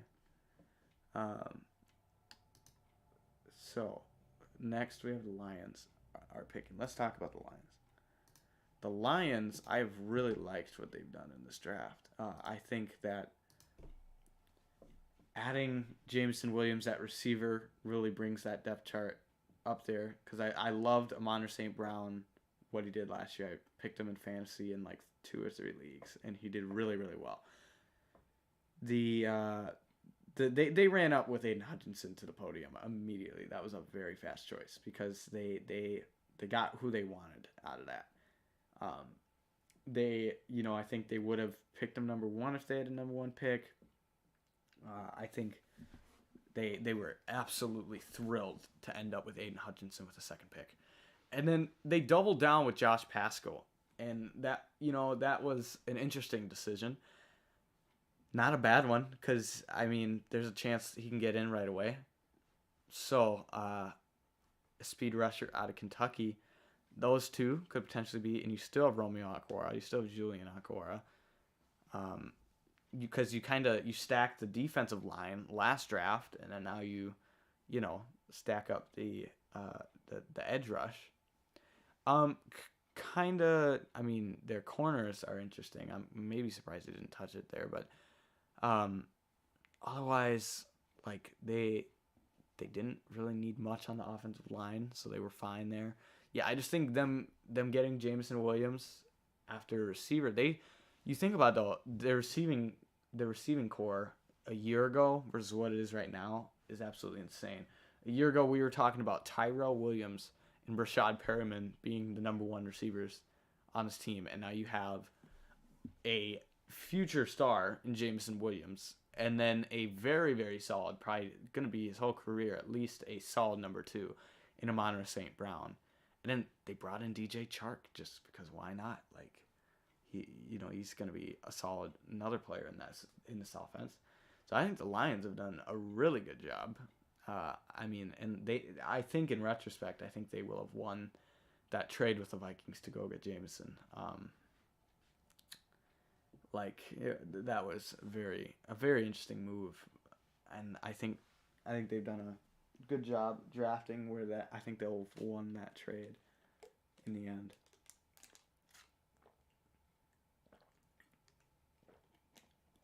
So yeah, like Amon St. Brown had over 900 yards a year ago, and you just add another number one receiver.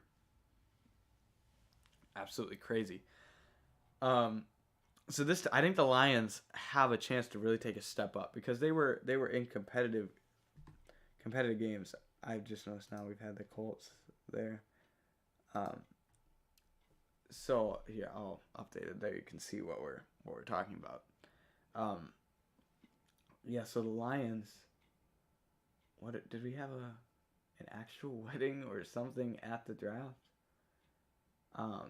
And so let's see. I think the Lions. Let's see. This is a long delay for the pick, but yeah, the Lions have done really well in this draft. Here we go there. Okay, what are they showing? I kind of want to see it. Like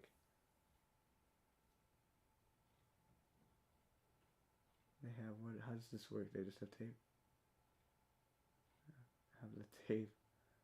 They got tape. Okay, here we go. So okay, this is interesting to see how they have so much tape on. Like they just have everybody. Okay, so the Lions have done a solid job.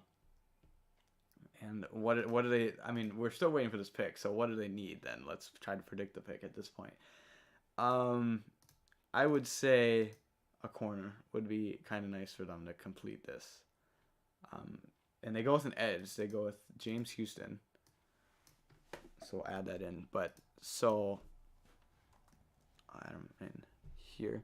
So solid draft by the Lions. And once again, we still have a whole nother round, but I'm just kind of starting to get some concluding thoughts because I'd say a majority of the solid picks have been made.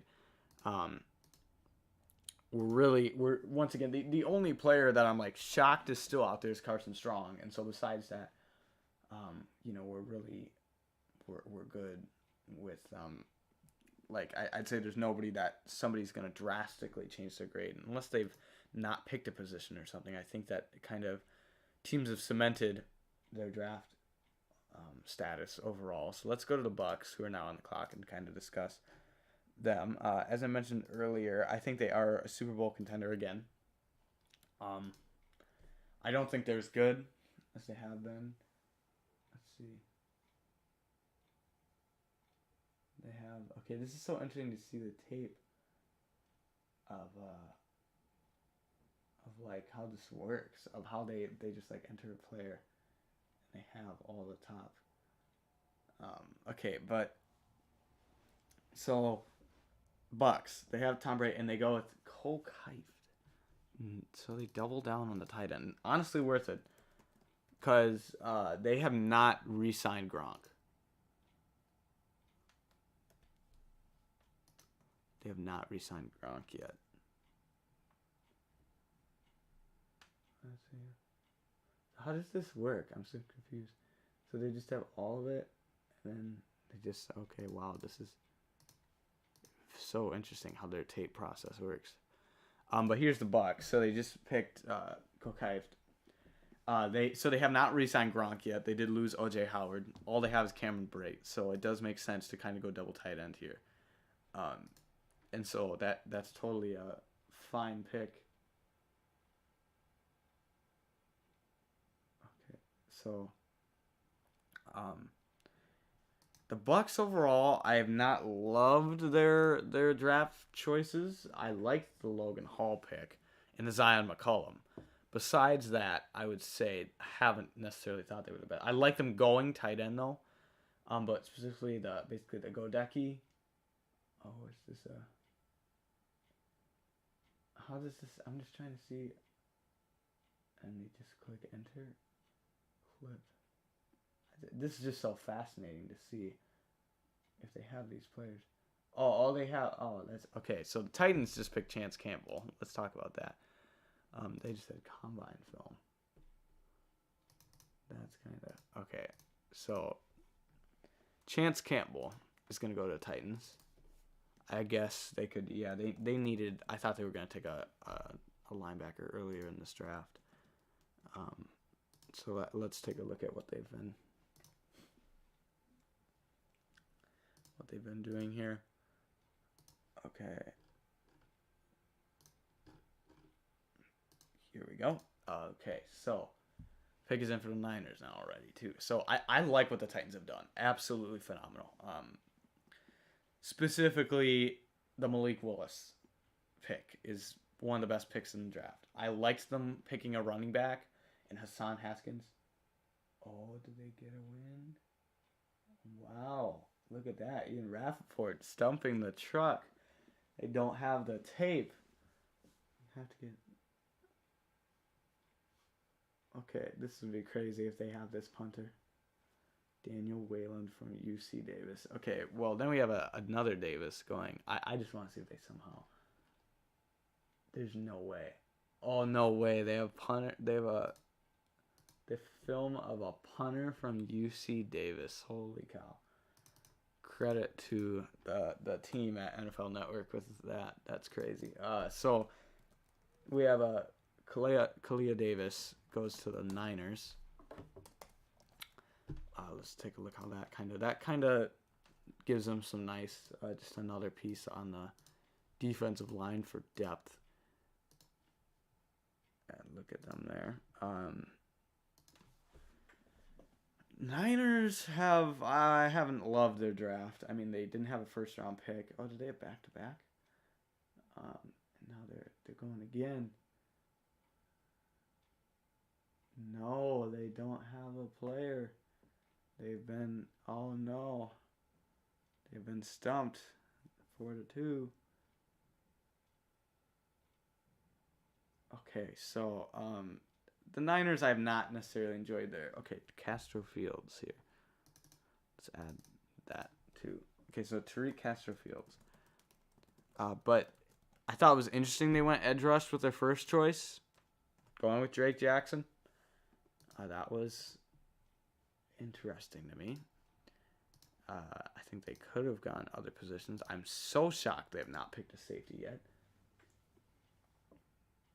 We can't be trying to stump the truck with Power 5, well with FBS players. We gotta try to trick them with something else there. But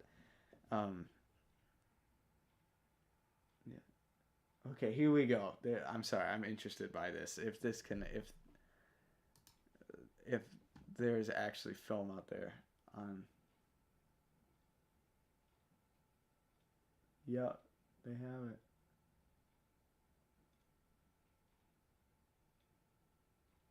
Wow, so they have just the database of everybody.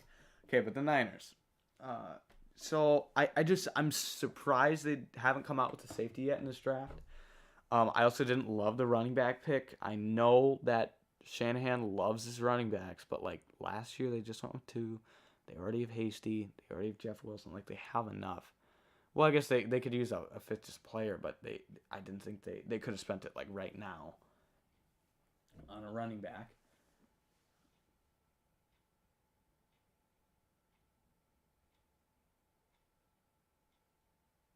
Okay, the Jags pick is in, so let's go back to the Jags. The Jags have they've been up and down for me this draft. More like down and up because they I say it again. I don't think the number 1 pick went the right way. I don't think that Javon Walker was worthy of the number 1 pick, and it's not even all about him as a player. It is he needs to develop. He could eventually be the best pass rusher in this draft, but he needs to properly develop. And the Jags have not proven that they can develop anybody. I mean, heck, you see that edge room right there. And Kayvon Chason was a few years ago.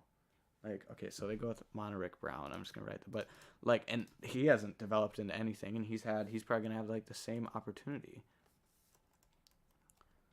So like,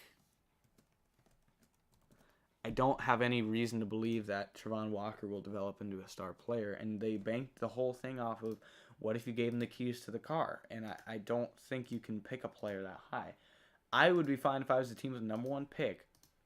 The point of the number 1 pick is that there's somebody out there that you think is so solid that is going to be your franchise for like 10 years ideally.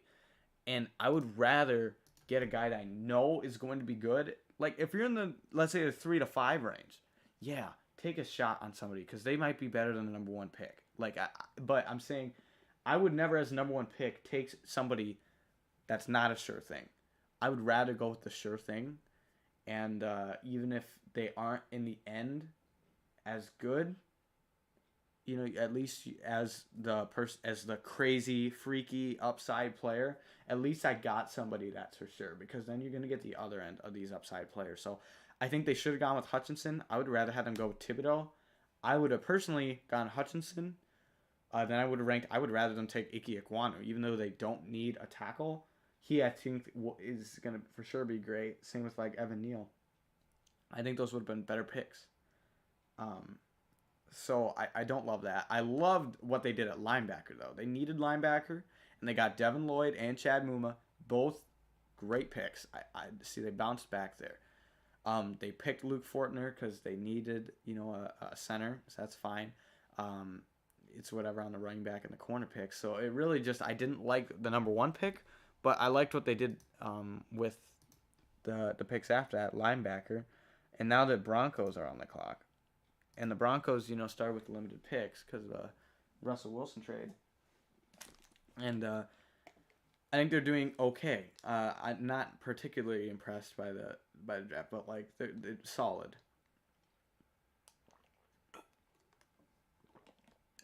Like Bonito is a fine first choice for them. Otherwise, I'm surprised they haven't hit at linebacker or tackle. I didn't think they needed another wide receiver per se, but so last year. Oh, that's what happened. Oh, that's I think what it was. They engaged at the draft last year, and then they had the wedding here at the draft this year. That's dedication. Great. Wow. That is absolute dedication to the NFL draft. Meanwhile, the pick is in for the Browns, and it is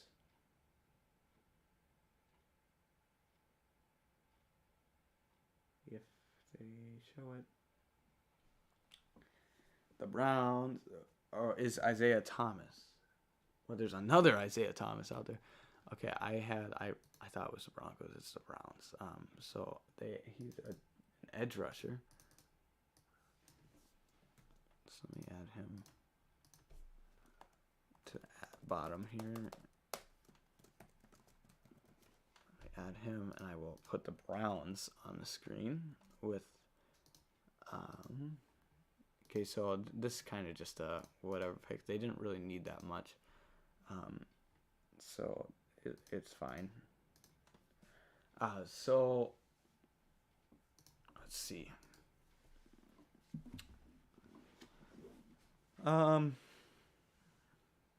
I think the Browns have done a decent job. It's fine. Like, once again, it's another team that didn't have a first round pick, and there's a lot of teams that didn't have first round picks this year. And so they did fine, like getting David Bell, totally good. I don't know if they needed Jerome Ford, but he's a good player. The kicker pick, I didn't love, but it was a better pick than the other two teams that took a punter before the Bills. So I think it was, who was it? The Ravens and the Patriots, I thought were terrible picks with punters. So Cade York, at least he's a decent kicker, but they needed, I like them doing the corner pick. I didn't love them getting rid of Troy Hill for a 5th round pick, but I thought that's okay, I guess, if they like. I mean, Greg Newsome can fill in there and be good, so that's fine. I would say they've done like a decent job overall. Not phenomenal, not bad. Let's go to the Dolphins, who are picking right now. Let's see. And okay, here we go. So the Dolphins last time picked a receiver. Have they really only had 2 draft picks? Yep, probably because they traded for Tyreek. Yep, they gave up first. Wow, they gave up. I didn't realize it. Yeah, they gave up 5 picks. First, this is why I think the Tyreek Hill trade, this might be a controversial take. I think it was a lose-lose for both teams.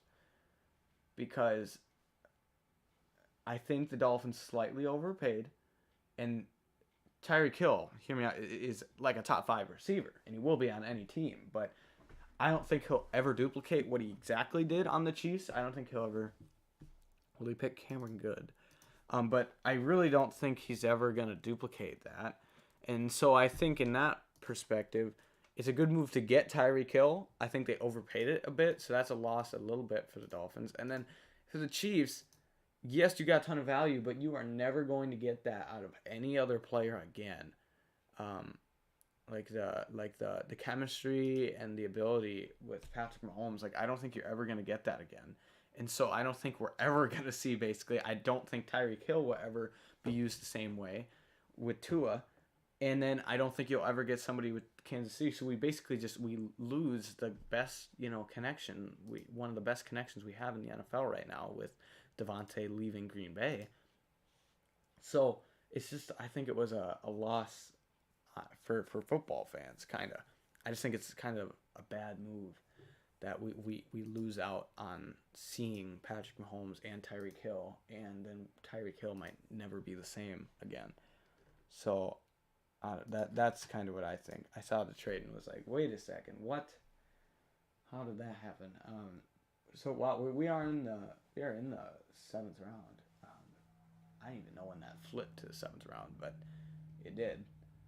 So the Steelers, I've been very critical of that Kenny Pickett pick, and I kind of stand by it. I think it's grown on me a little bit. Kind of, but not really. I just think, like, my comp for him is the Steelers take Mark Robinson. My comp for him is Mitch Trubisky, and I just feel like you already have Mitch Trubisky, so you're just basically signing yourselves up for Mitch Trubisky for 4 years, maybe 5 years. And it proves to me you could have gotten the other player and still gotten a QB. I don't think another team was going to take a QB. Unless, at least on my board, Pickett was like 4th. So I'm saying it's not like he wouldn't have been there when Willis and Corral and, technically Howell, Strong, Ritter were out there. I just forgot about Carson Strong. There's a solid chance he goes undrafted, which is absolutely nuts.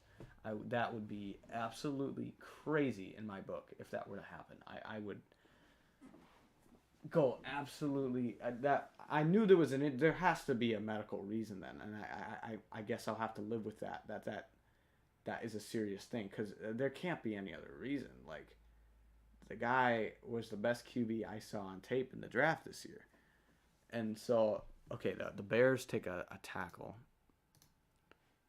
so I have that, but yeah, like something, and so I'm gonna live with that, and so you know I just think that's kind of disappointing, but I more so feel bad for him because something medically is happening where he can't play for whatever reason. Like I think there's something that's keeping the teams from picking him, and I don't know. Okay, let's see. So Packers are gonna be. I know it's the Vikings first. I mean, Vikings just take Carson Strong, might as well. Yeah, that's the only player that I'm kind of still shocked is out there. But otherwise, it's not been crazy surprising. The pick is in for the Vikes. I think this is their last choice. Likely a lot of these teams' last choices. I think the Vikes will go tight end, center. I would love Carson Strong though. I'm telling you, if Carson Strong, whoever gets Carson Strong, better like see. Wait a second, we picked a player here. We picked a solid player here. And they go with Nick Muse. Yeah, they go with the tight end, but okay, Carson Strong.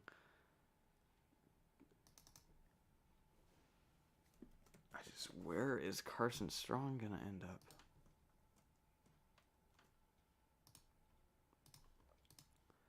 I don't know. I'm a little concerned, but wow. Okay, so yeah, the Vikes have done an interesting job with the draft. I'd say, overall had a meh draft. Like no poor choices, but like they got fleeced in the trade down with the Lions, and I justified it because I thought, okay, the only player that was out there that would have even made sense to take, that was a tier above anybody else you would have got between, because this year I think there was a huge gap between like the top 12 players and the rest. And so the only guy in that tier that I saw that was available that I would have understood taking was Kyle Hamilton. But I didn't think the Vikings were going to take a safety, so I justified it, and it was fine. And then they ended up taking a safety, and so I did the math. I showed it at the end of the stream that first night. Like, there's no way, in my opinion, that in the end, I don't think it's going to happen, that Kyle Hamilton, not Jameson Williams, so I'm counting Kyle Hamilton, and somebody gone, for example, even if you take Josh Pascal, but somebody in that 45 to 50 range, I could pick any player. Like I could go back and and find somebody in that range probably and take those two players that would have made sense for your team. Like Kyle Hamilton, Tariq Carpenter goes but for example, for the Vikes, like David Ajabo. I don't think that, because I like Ajabo better than Pascal. And so let's just take those two, for example. There's no way to me that Kyle Hamilton and David Ajabo don't outweigh whatever, they, seen, and I'll have to look back. I think it was Ed Ingram. Well, maybe Andrew Booth. I forget whichever way it was involved with, because Andrew Booth was the only pick I saw that they made that I thought was actually pretty solid. That was the only pick that I was like pleasantly surprised with. Otherwise, I think they just kind of did a bunch of meh, which is fine. Like they didn't make any bad picks, but they also just didn't do anything. If Seahawks could get Carson Strong right here, that would be absolutely the steal of the draft. Like, go home. The Seahawks have won. Because if they could pair all of this, you're talking Kenneth Walker, 2 top 50 level tackles in the draft. And you put Carson Strong in there. Instead, they go with Bo Melton. Do they have another pick? Yes, they have another pick. The dream is still out there. The dream is still out there. But I'm saying we need Carson. Well, I'm saying then you put Bo Melton and you get Carson Strong, and you're up to something. That this is absolutely. What about Washington again? I don't want to focus on just Carson Strong, but I'm legit saying, what about Washington doing what they did with RG3 and Kirk, take Sam Howell and Carson Strong? Like, what about that? Like, we have to just wonder what is going on with Carson Strong. There has to be something, like physically, medically wrong for this to be going, because there's no way that this should be happening. Like, I don't understand how Carson Strong is still out there. Still absolutely nuts. But Bo Melton also had a slide, so I mean they're getting solid value. But okay, well now I can't see the screen to see who's. Let's see here. I'm gonna go with all 7. Okay, here we go.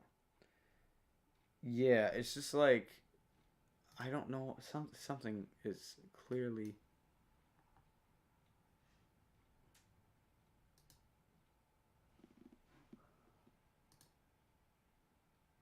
How did they switch it?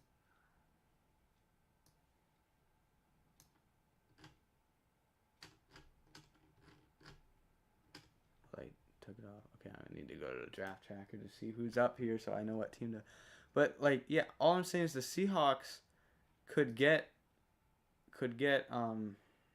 Carson Strong, and they would be absolutely set. And I don't know if that's what they're gonna do, but I think it's potentially what they should do.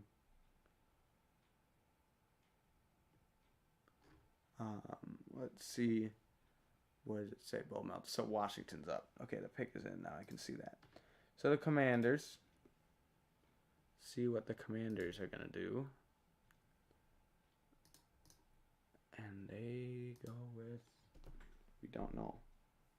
We do not know yet. But I'm trying to see if there's any news on why in the world these guys are getting passed. Like, sorry, Carson Strong is getting passed.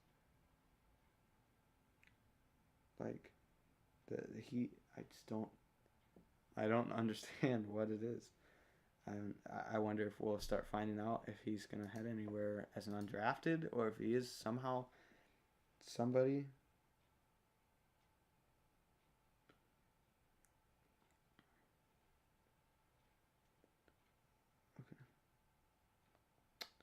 Okay. I don't know. I guess we'll wait and see. I'm not finding anything. Like, I just seriously want to know if there's a medical reason as to why Carson Strong is falling. Well, Chris Paul, not the basketball player, but Chris Paul, the guard, goes here. Okay, that's good value. Add him in there.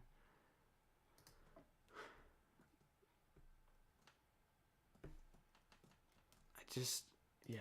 Okay, so Chris Paul to Washington, that's a solid choice. He's got a chance to make it there. Now we got the Bills. Let's see what the Bills. They will probably, I'm gonna guess, make this pick pretty close. This is.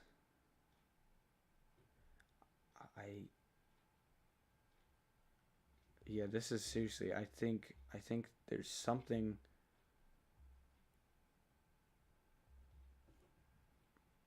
Yeah, okay. This is. Well. Okay, so Balin Spector goes from Clemson goes for the Bills here. Add that in. Yeah, I'm finding it seems to be a serious medical. I think he's off team's boards. But it's a 7th round pick. At this point, his agents or somebody would have to know, like, hey, wait a year, see if you can get any better medically so teams can actually have you on the board. Because it is a 7th round pick. This is equivalent to literally a bag of chips at this point. Like, there is no reason why you wouldn't take the guy in the 7th round. You have absolutely nothing to lose here. This, it's basically, I don't want to say this doesn't count if he goes undrafted, but like you have to say like us on the outside looking in, there's something clearly that we don't know. We know he has a medical issue, but like this is beyond crazy.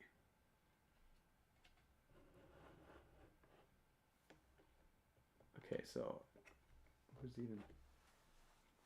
so I think it would have to be Seattle or maybe Detroit with a chance to take him. But I'm 100% serious when I say any team that took a quarterback, that includes Pittsburgh, why not double up and just take a chance on Carson Strong? So Denver here on the clock. Let's look at Denver.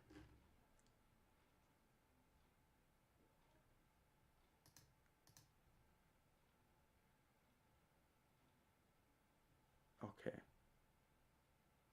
So the pick is in for the Broncos. Let's take a look at it. So who are they going to go with?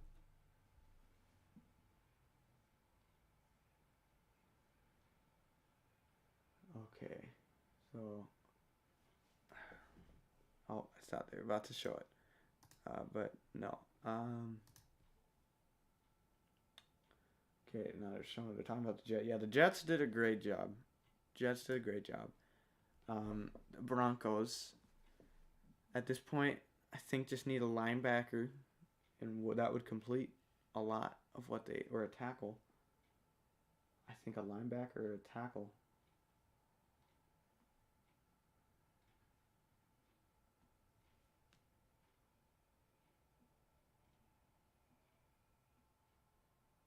I think that's pretty much all they need left because they've hit almost everywhere else, and they go with a corner.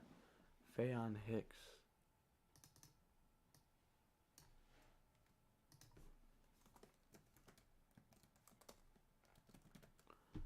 Alrighty, well, add that to the okay. Seahawks, here you go. This is it. We gotta believe. I'm rooting for Carson Strong. There's nothing else I can do.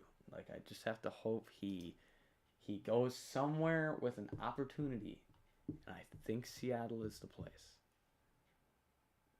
If so, you can throw away any thoughts of Baker Mayfield's going there. If they can get Carson Strong right here. I will celebrate absolutely all the way if they can get Carson Strong here.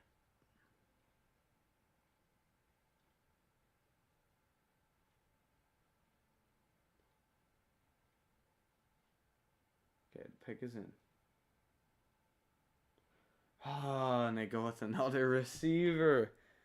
Again, they go 2 in a row. Do they have another pick? Please tell me they have another pick. I don't think they do. Shoot. Gosh. Wow. This guy, I think Strong's going to go undrafted. And I think we just have to live with. It's almost like you can't hold that against us, that we don't have the professional medical. You can't hold the public, everybody that has him ranked highly against you because he has I just don't. He has something that we as on the outside looking in do not know. There has to be something like serious. I wonder if Nope. I thought they were gonna talk. I'm trying to hear. I want to hear why Carson Strong is not getting picked. But we just have to. I think he's gonna go undrafted. Whoever gets him, whoever gets Carson Strong as an undrafted free agent is in for the absolute luck of the century.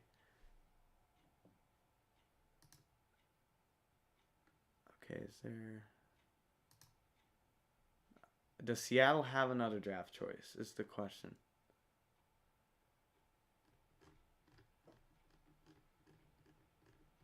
No, they don't. The only team I could even see a sliver of chance would be the Lions. Otherwise, they'd have to double. A team would double. Which, once again, I've said I'd be all for having that. But okay, so the Packers go Jonathan Ford. He will slide in there as just a depth piece on that line.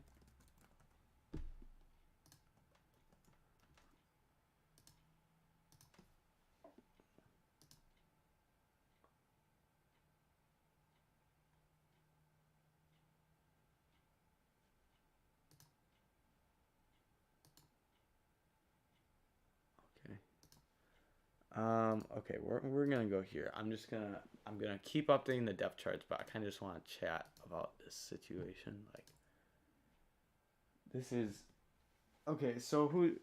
I mean,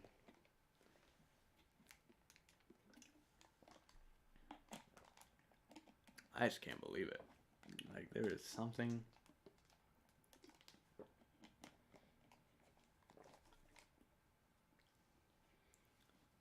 Let's let's go back to I was gonna go back to here. Go to round one. Might even be able to wing this here. Set up an idea of okay. Should we? I don't know what I want. I think we. Oh, can you click on any pick? And you can click on any pick. And grade it. I think that's what I started doing last year at the end. I could go through and start grading draft choices. If we wanted to.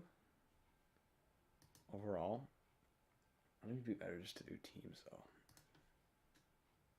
Okay, we're gonna start the process. I'm just gonna write something down quick, and then I'm just gonna start grading teams because I don't think unless somebody gets Carson Strong, I don't think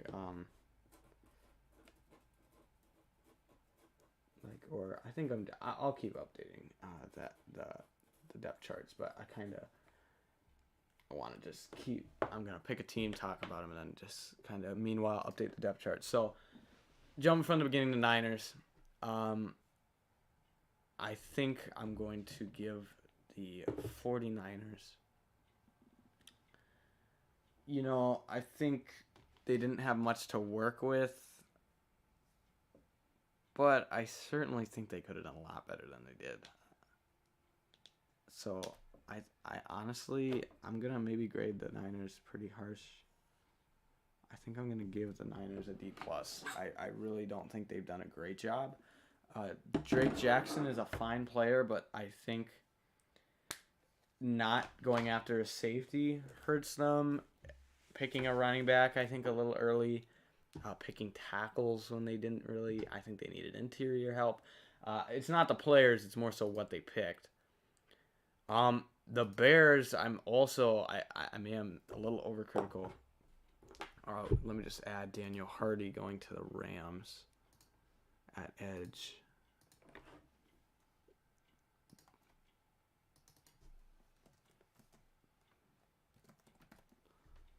Okay, add this here.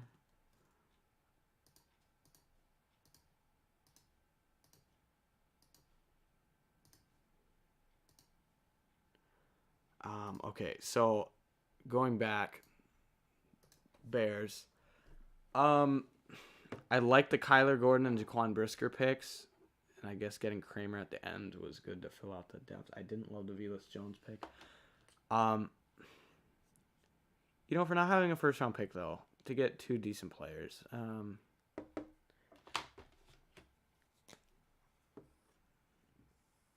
Here, I'll give the Bears a B minus. I don't think it was very good. It was decent though. Better than like the Niners, who similarly didn't have. There were a lot of teams that didn't have a first round pick. The Bengals, I really like what they did. I like them getting Daxton Hill and Cam Taylor-Britt. I think they've done fine. They picked what they needed to. They didn't need to pick other positions. So I personally really like what they've done. I'm happy with what the Bengals have done. So I'll give the Bengals an A minus. I think they've done a solid job during this draft. We got who's next? The Bills.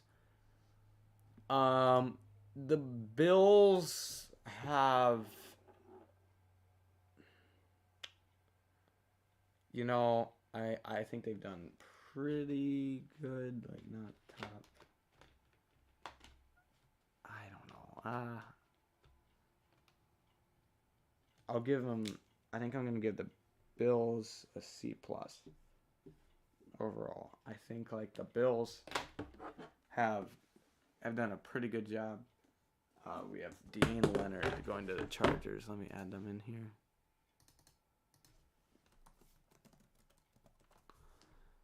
I think the Bills did a pretty good job. Not phenomenal though. I would maybe I would rate it to like a B minus, but not higher than a B minus. So I'll stick with a C plus for the Bills.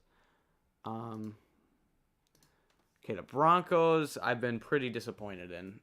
Bonito was not a bad first choice, but I think they didn't need to go at receiver. I like what they have there. The tight end pick though was decent, and the edge. So I think they've been, just with not having a first round pick and everything, I think they've been fine.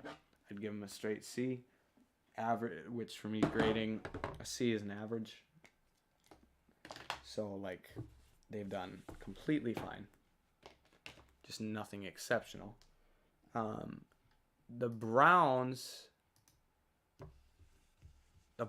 have made some interesting choices, but they also didn't have a first-round pick, but they picked players at positions I didn't think they needed to, but they've done a pretty decent job, I think, at some picks. So, I'd probably give them like a C plus or B minus. I'm gonna add Chase Lucas here, going to the Lions. I'd give them a C plus or B minus, I would say.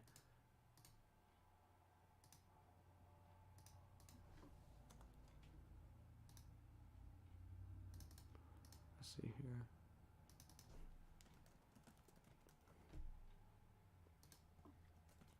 Okay, save this. Where were we? So we were on, I think, the Browns. Yes, I would give the Browns like a B minus. The Bucks. The Bucks I've not. Yeah, actually, I do like a few of their picks. I'll give them.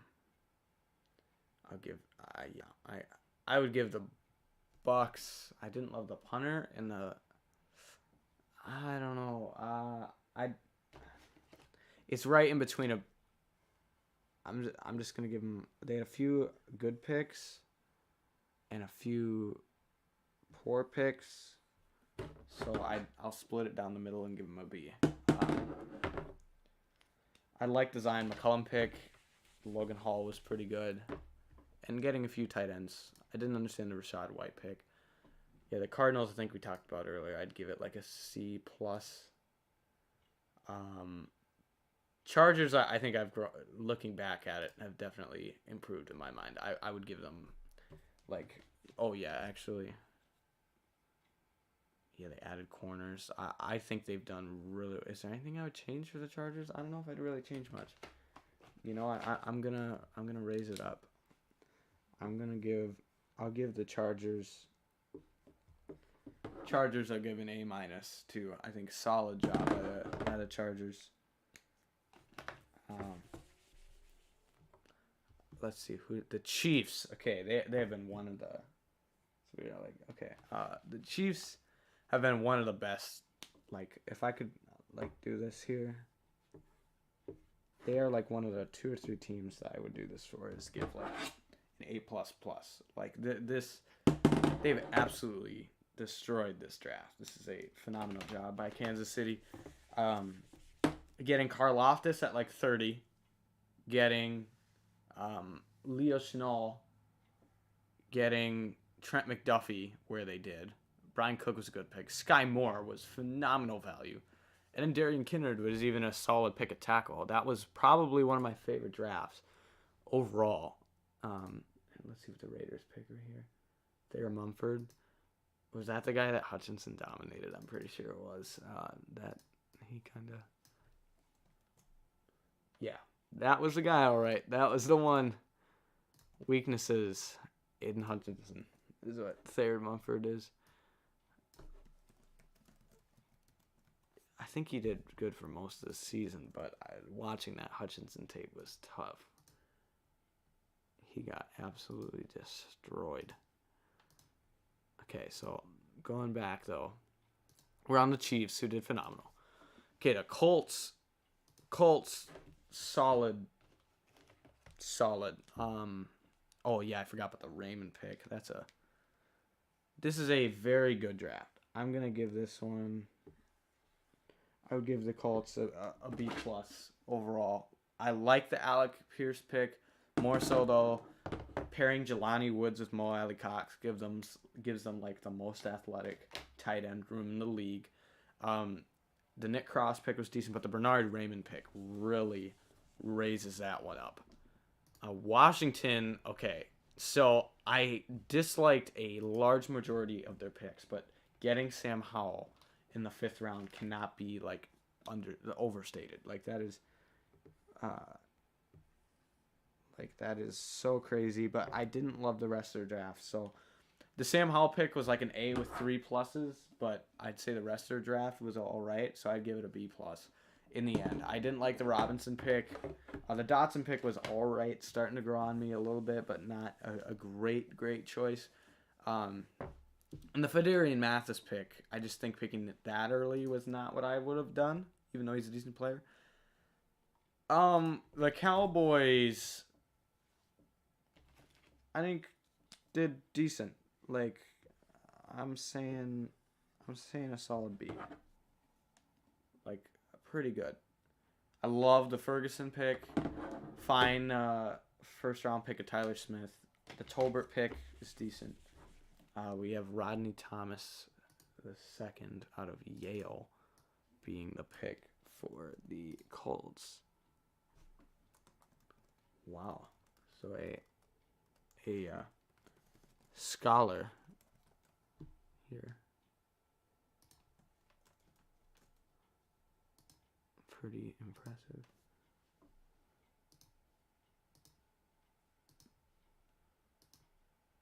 Okay.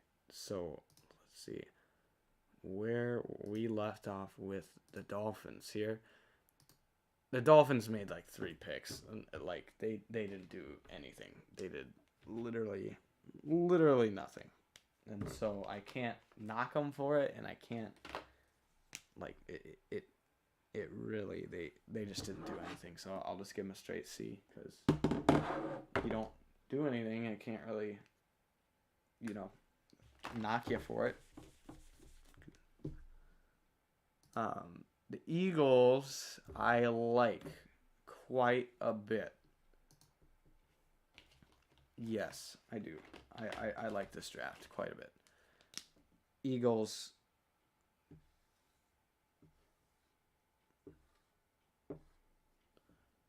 Eagles are an A-. I think it was the Juergens pick. They needed a center. It was maybe a little early, but otherwise, Nakobe Dean, Jordan Davis, Grant Calcaterra, all beautiful picks. Really solid job from the Eagles front office. Falcons. They have so many picks I like and a few I really dislike. Where does this balance? I gotta balance this out. I give them credit for fitting their needs. Like, I'll give him a B plus. Like, okay, I like them getting Drake London as a receiver. Like, they just needed any receiver, and they did it. Good job. The running back pick didn't make any sense. The Ritter pick, it was good value. He was my last quarterback out of the 6. And so in that way, it's like they passed up on all the other QBs besides Pickett. So I have to knock him for that. But that was good value. I had him in his 3rd round. Ebiteki was a great choice. And doubling down on edge was solid. Troy Anderson was a great choice. Dustin Schaefer at the end and getting a tight end was very solid. So if they literally picked any other QB, that would probably be an A- or an A+. I just am not a Ritter fan. And let's see who the Commanders select.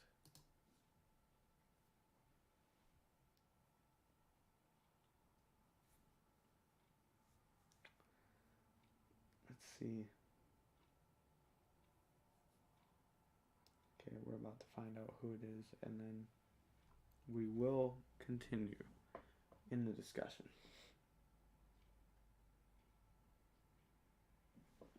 Okay, let's see who the Commanders select.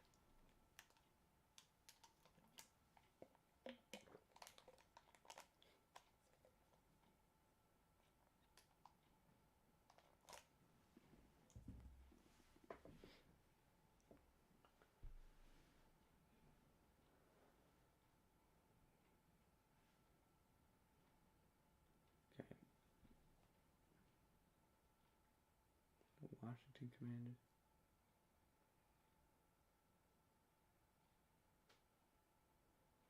Okay, I can't tell what.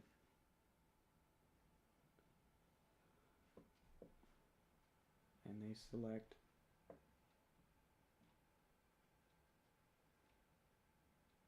It's still waiting for. Okay. I could probably grade another team of that. Christian Holmes, Oklahoma State. Okay. We'll just add him.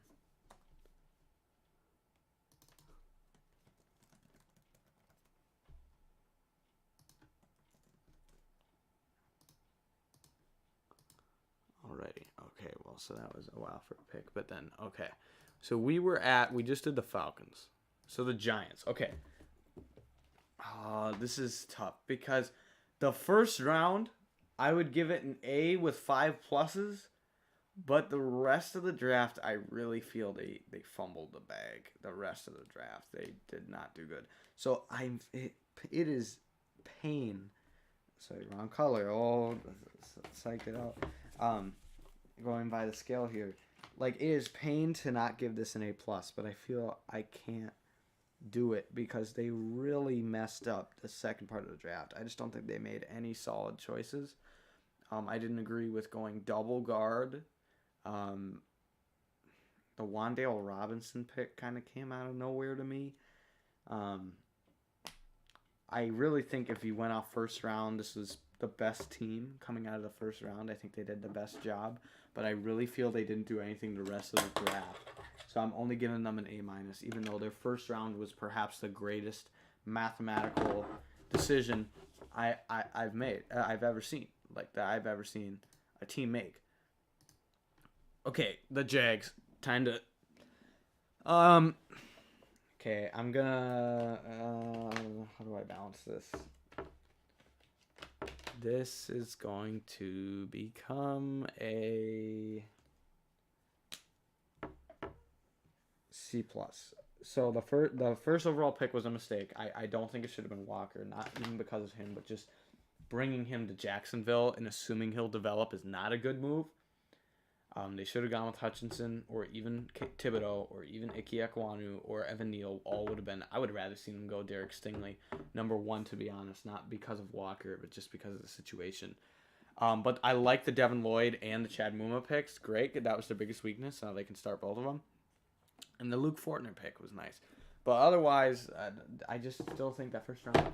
Oh, you have got to be kidding me, Steelers. You pick a second QB and it's not Carson Strong. Oh my gosh, you are joking. You are joking, bro. What?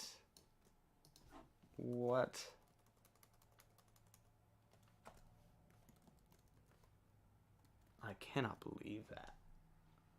They really, like, I gotta see what people are saying to that. That's absolutely nuts that the Steelers just went with another QB that wasn't Carson Strong. They even did what I told them to do and get a duplicate and double down, and they do, but not with Carson Strong. That's gonna hurt their draft grade even further because it proves they were thinking about doing it. Wow.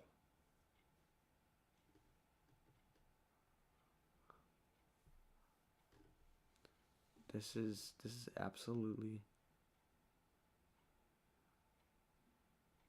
okay. I'm trying to find, is there any definitive news as to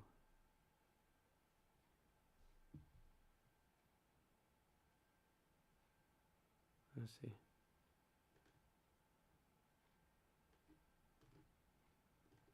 Let's see what.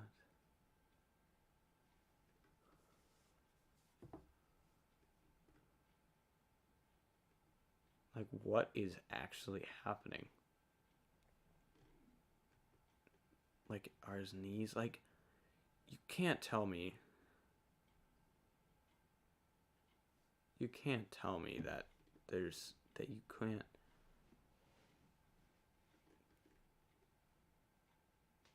My goodness, this is legit.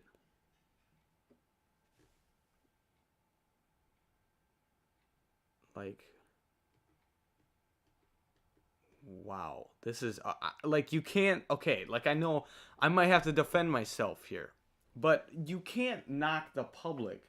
Okay, Kalen Barnes out of Baylor, a good choice for the Panthers, but you can't knock the public, including myself, including other YouTubers, including other draft analysts that knock.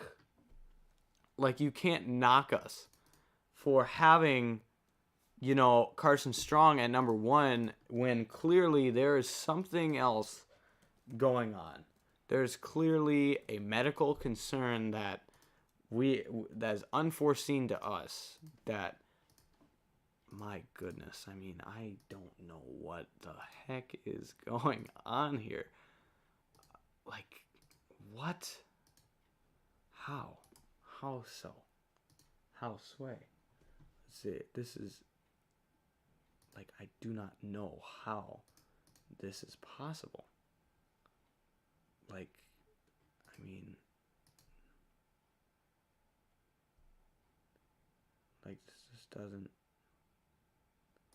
I don't think this makes any sense. Wow. I just can't, I can't believe this. Okay. Where were we on the grades? Where were we even? We did the Giants, we did the Jags. We're on the Jets. Okay. Jets. Love it. Love it with the first round. I haven't done the math on, like, how much they gave up and everything, but to get the players they did, and they did a great job after. This would have been the Giants, but great job. They got 3 guys in round 1 that they apparently had top 10 on their board. I mean, you can't undermine that value. The Breece Hall, like, I thought it was bad, like, of what they need. Put a pick, but, like, he's a great running back. I mean, that's great value, so I can understand it, I guess. I can justify that. Getting Jeremy Ruckert at tight end, that makes sense to me. They needed a tight end potentially besides their free agent additions. Max Mitchell at tackle, great late pick. Like, they did well after that. And all you could have came out with the draft with just those 3 guys and been perfectly fine. In the Lions, I also like what they did a lot. I'm like I think they come out of this draft absolutely pleased with what they did. I would give them. Am I thinking about? I'd give them, like, not quite perfect, so I'll give them an A-. A solid job from the Detroit Lions in this draft. I think I already talked about him, but to get Jameson Williams and to still get Hutchinson, just phenomenal. Okay, the Packers. So they started absolutely terrible in my opinion, but them getting Christian Watson was the momentum changer. The huge momentum changer, because I didn't like them passing up a receiver, but the receiver I would have taken in that spot was legit Christian Watson, and they ended up getting him in the second round. And then to get Kingsley Ignagbare, and get Zach Tom later, and they double down at receiver. I mean, I'm really starting to like it. I still think the Quay Walker was a little bit of a mistake. I'm thinking about raising this thing. No, I can't give it because of the exact process and that they had to trade up to get Watson when they couldn't not. But I'd give it a B+. I think they really recovered.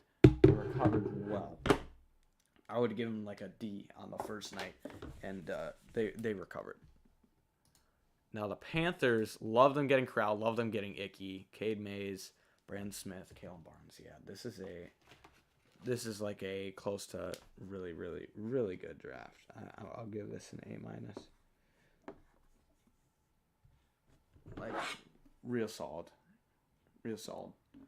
Like, I don't even know what. Like, to get Icky, who to me might have been potentially the best player in the class. You can debate that. I mean, I still had Hutchinson going number 1, but, like, you can make that case. That's totally good. I think we talked about the Patriots earlier. I'd give them, like, a C-ish. Yeah, probably. Like a C-, maybe somewhere in that middle range. Oh, the Raiders. Goodness. Okay, let me add Christian Matthew goes to the Cardinals. Christian Matthew. Well, the Cardinals still have 2 more picks. Okay, Christian Matthew. Yeah, seriously though, I still don't know about Carson Strong, like something.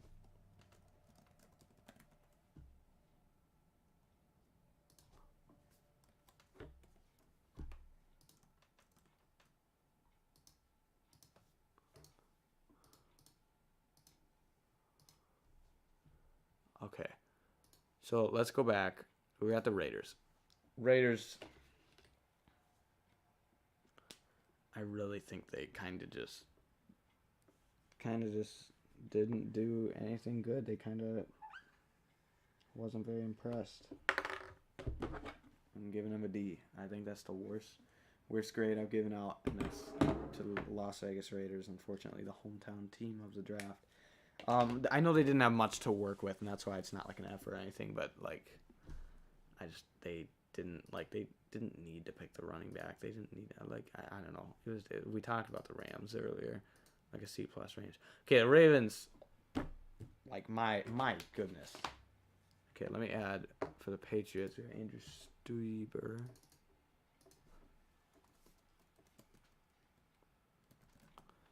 But, like, my goodness, do the Ravens win this draft? Like, by far, I think the best draft performance of any team out there. Like, this is a...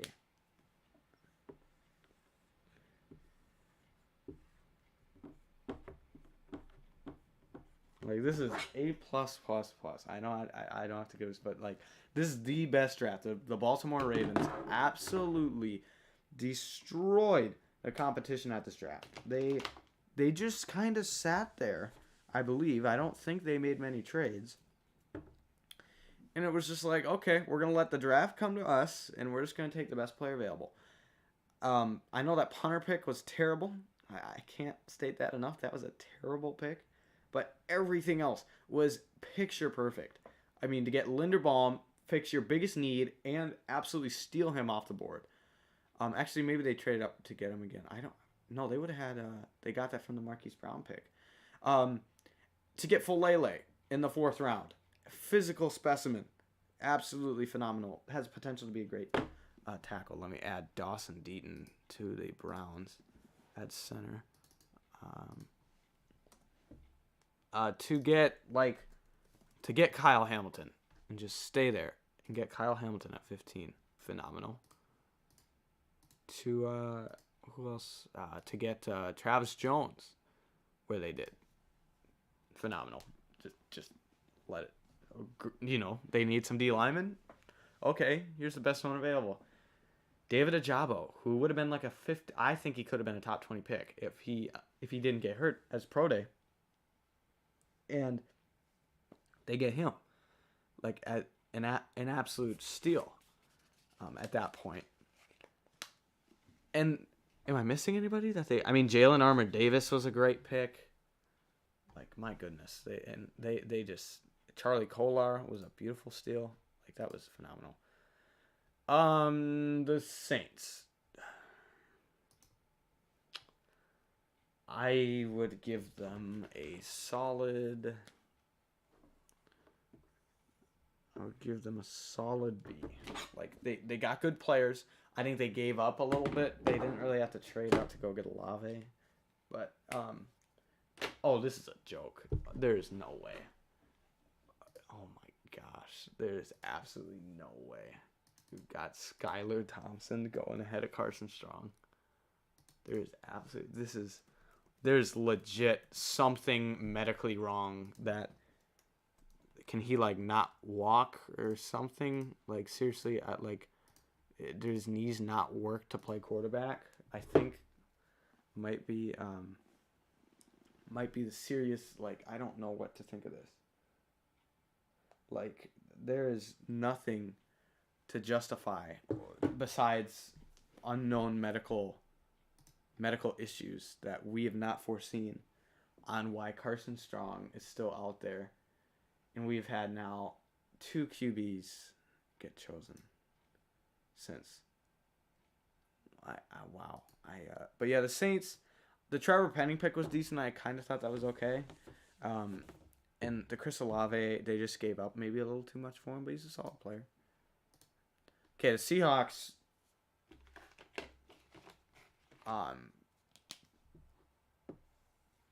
Coming in here with a straight A.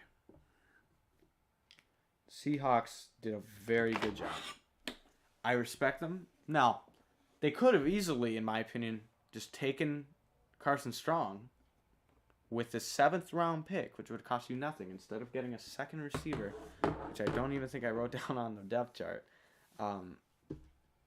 Like, here, I should probably get that. So, I have it, but, like, yeah, like, there was no need.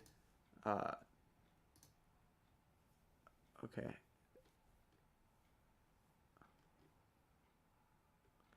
Yeah, legit, I think it's... Yeah, it's... See, this is, to me, I'm... Wow. Yeah, this is what I'm saying. Carson Strong's knee has to be broken. Like, I'm saying physically... His knee, the teams must know, like, he can't play football or something. Like, because I think you can't, once again, I'm not trying to completely defend myself. Yeah, we'll probably look back in 5 years from now and say, like, well, how did you have Carson Strong number 1? But, like, I think it's clear to everybody there's something that none of us could have foreseen going on with Carson Strong. Like, I think his knee seriously just must not medically, and we don't have access to that. That's why I did put medical concern in my drafting, because I knew that. I knew there was concern. I did not know, like, okay, his knee might be broken beyond repair and not allow him to play football level bad. I think that's what we're at right now. But, like... But besides that, the Seahawks, what we were talking about, phenomenal job otherwise. Like, doubling up at tackle, super smart to build around whatever QB you're going to build around. Getting a few receivers, getting Kenneth Walker. I didn't love that pick, but you at least get, somebody around there. And also, the Boye Mafe pick made a lot of sense. And then Rasheed Walker here goes to the Packers. That just improves their draft even further. They triple on tackle, which I don't love, but, like, to get Rasheed Walker that late is a very good choice. So, like,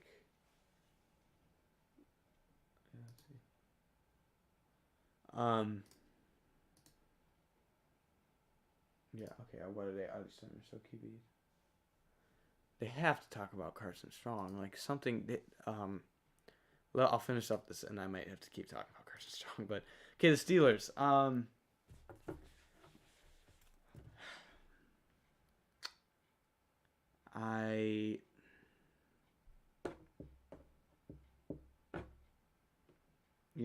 I didn't like the Pickett pick. For that reason, I can't go higher. I cannot explain how much I love the George Pickens pick for the Steelers, but I cannot get around the. I would not have picked Kenny Pickett there, and also specifically because you already have Trubisky, and that's my comp for him. I'm giving this a C.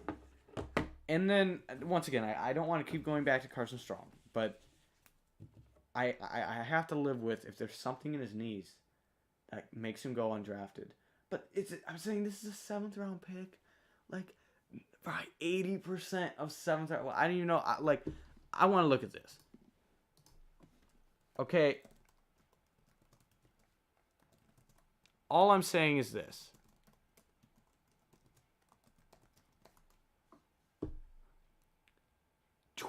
Okay. Here we go. Let's just, I'm looking at this stat. I want to get a factual number.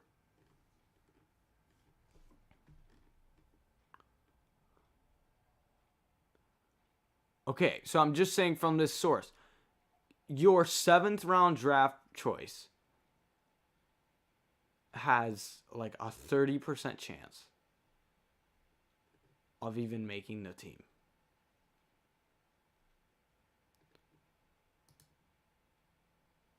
Like, I'm saying, it is very likely a majority of the players getting picked in this round will end up on the practice squad. Like, it is a factual statement that is true. A majority of these guys are going to end up on the practice squad. And so, if you know that, unless literally Carson Strong will not be able to stand on his legs for an hour, like, there's no reason why you shouldn't just pick him with a 7th round pick. Like, we're in the 7th round. This is literally a bag of chips. Like, there's no.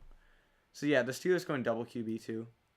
I'm not gonna knock him too far, but going double QB, not Carson Strong, was also just something. Okay, the Texans. I actually like what the Texans have done. They've done a very solid job. I applaud the Texans. I'm gonna double check this. I'm not gonna give them quite that high. I applaud the Texans. They've done a very solid job. They had perhaps one of the toughest jobs going into this weekend, and they did a very solid performance. So for all that they had to cover, I think they did a solid job at getting a lot of players at a lot of positions that are going to help their team. So I'm going to give them a B+. The Titans are way up there. Like, I'm saying almost, okay, Britton Brown for the Raiders. I'm just going to add. The Titans are up there. Like, they did a phenomenal job so far. Like getting the Malik Willis and Hassan Haskins are 2 picks I really liked. I don't know about the A.J. Brown trade, but I don't really want to factor that too much. So getting Treylon Burks and Roger McCreary, like, I have to. I can't understate the Malik Willis pick. So I'm going to give him an A-.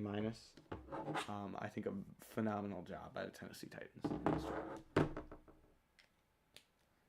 Just great performance. And then the Minnesota Vikings, I think they did fine. I don't think they did anything phenomenal. I don't think they made any bad choices. I don't think the trade in the first round was very good. So I'm just going to give them a plain C. I think it's like the draft just came and went for them. I think they moved a lot, but I don't think much really happened. They just kind of just picked some players, and we'll see how they turn out.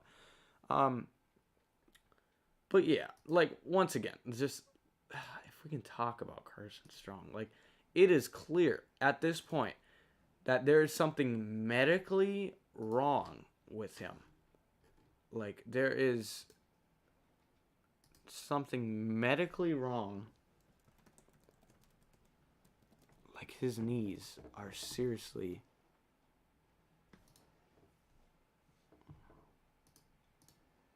Like, this is absolutely... like a knee condition. Oh, my goodness. Okay, like... My goodness, so he had to replace cartilage. I just don't know about this. Like, I just feel so bad. Like, okay, I need to discuss this. This... If he has... Okay, let me add this for the Chiefs pick.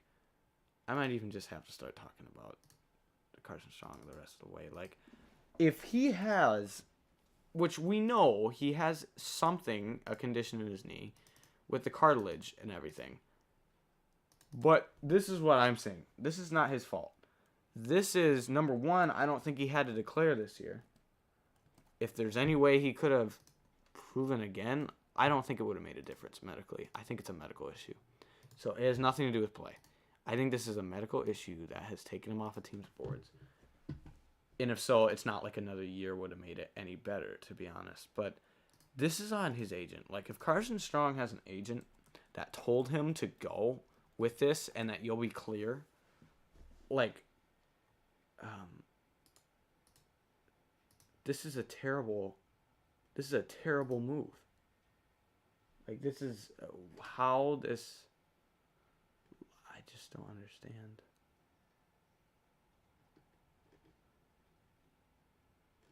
Like, this has to immediately after the draft. Like, I just can't. Like, my goodness. My goodness. All I'm saying is this management is here, which I'm still trying to find, made a mistake. Like, you can't tell the guy to go into the draft and then this happens. Like, I'm hoping somebody starts Carson Strong because this dude is a baller. This kid can play. This dude is a phenomenal. Okay, let's hear about it.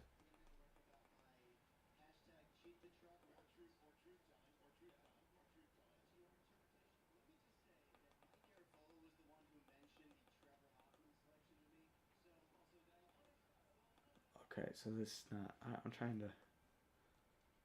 trying to figure out, like, I just don't know what is going on with Carson Strong.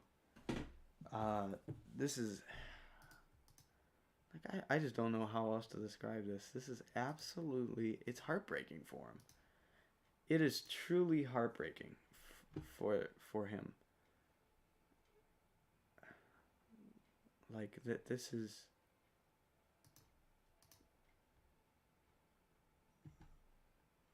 I mean, I just can't believe it. I am truly in shock. It's not going to happen. There's not a team that will take him here.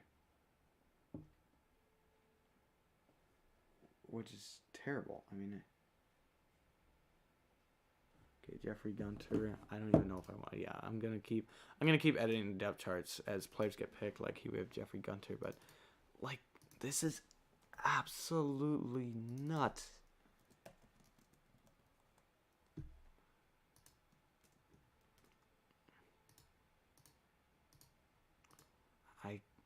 I just don't... I don't think he's going to get picked. Which is absolutely unfortunate.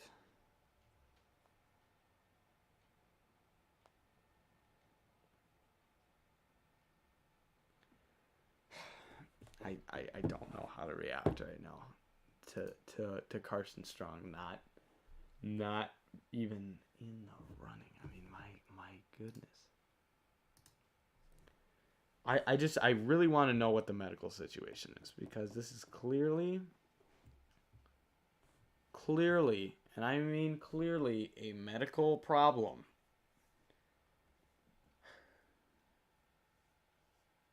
Right. Once again, you have nothing. Yeah, like this is. Yeah, Carson Strong. Like everyone's saying, it's not like I'm the only one.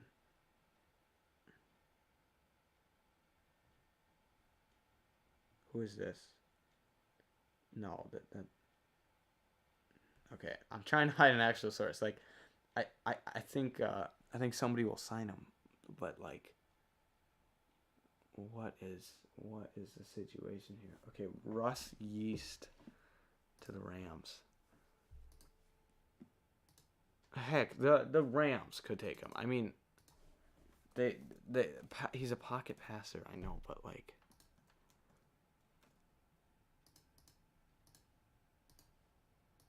I kind of just want to break down the film before.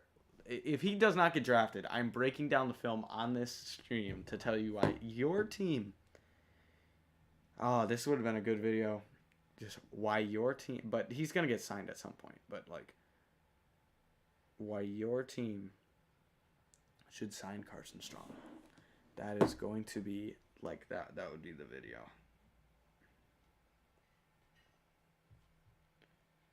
Oh my gosh, and it's Justin Ross too. And look how I put Justin Ross on the thumbnail today, because he's a polarizing player. And look at that. We've got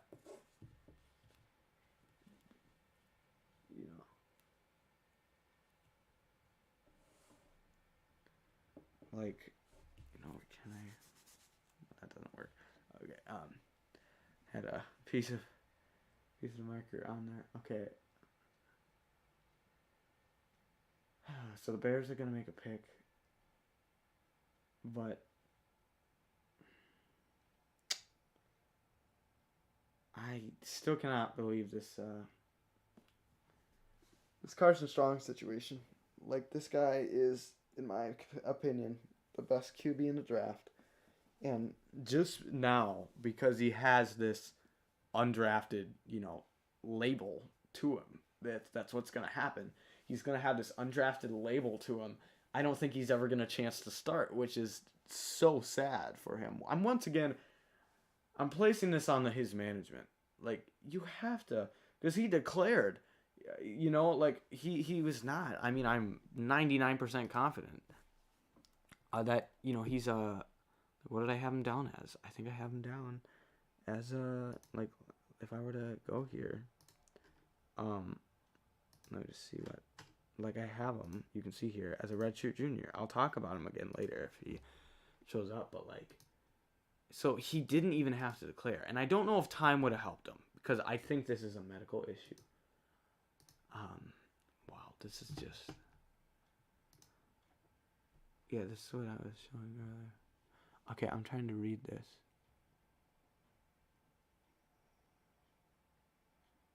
Are these all trade targets?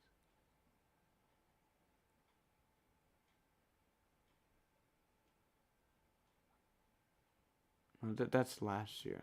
That's last year. Oh, that's what that was. I just caught that now.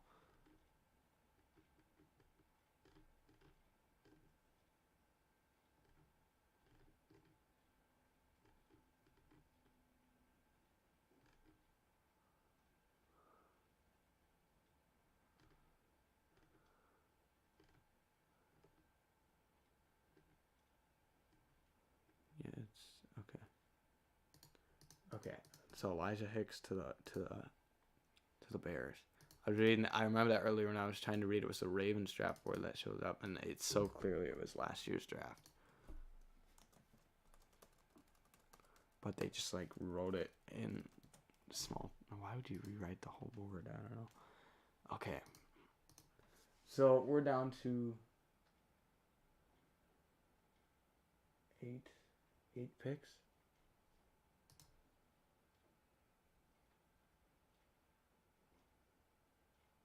Who's reading it? Is this a throwback? Yeah, I think this is flashback.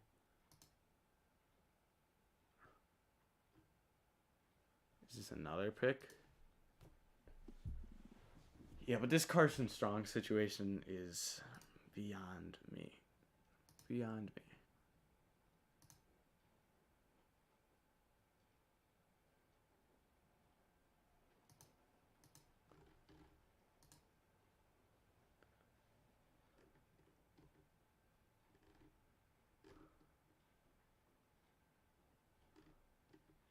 This is. I. Okay, we wait for the Bear. We're waiting for this draft to close out. But, I mean, this is absolutely. This is insane that Carson Strong. He's the only player in the whole draft I'm actually shocked didn't get picked. I mean, okay, we got a punter alert, Trenton Gill. I just, like, he's the only player that I'm genuinely shocked is not selected. And I think this just doubles down on the premise that there is something medical that is an issue that for some reason, it makes it as though his knees, like, can't hold up or something.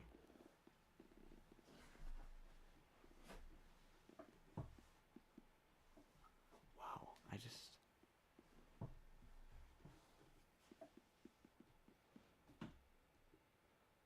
okay, this is, let's see.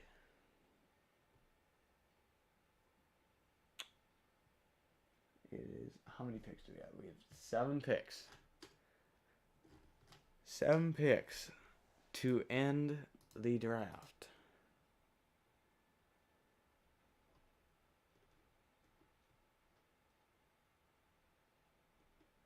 Yeah. True, a lot of free agents out there. A lot of free agents out there now after the draft, too. But, wow, this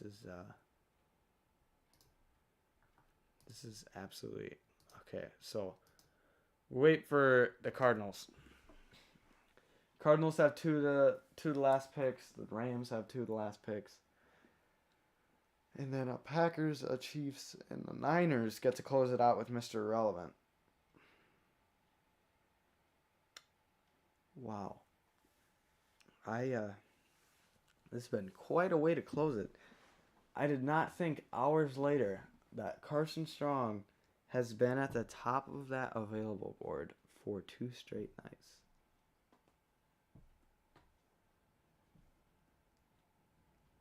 Like, oh my goodness. That is beyond me. Cardinals back on the clock. I cannot believe this. So the Cardinals, let's talk. Okay, let's get back to our bread and butter, looking at our depth charts. So Cardinals, how could they close this out? Well, it's hard at this point because at this point it's a 7th round pick, so you take the best player available, which is why any team should take Carson Strong is because literally, the best player available.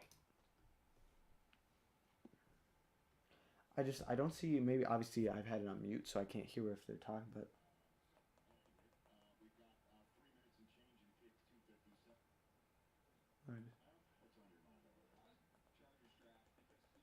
no. Okay. I was trying to see what would they got to talk about Carson Strong. Like, I think I just still can't believe this. Will we ever know the answer? Will we ever know the true answer to what happened to Carson Strong? This is like a video I might have to make in 5 years. What happened to Carson Strong? I'll be, in a totally different place. And I'll just think like, whoa, back in the day, we had Carson Strong. I had him at number 1, and he did not get picked.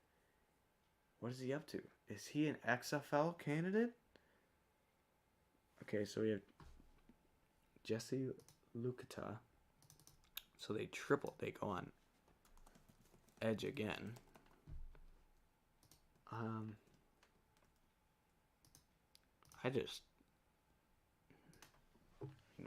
This is absolutely crazy.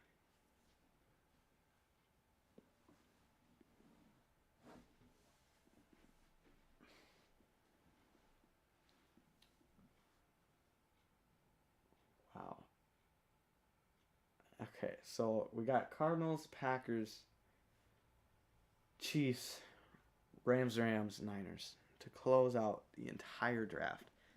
And I will end the stream if he does not get picked. I will end the stream with some Carson Strong highlight film because I have to give him credit. I mean, this is, it's heartbreaking to see that he's not getting selected. It really, really is something. Really is a situation I would not have been able to predict that he would fall this far.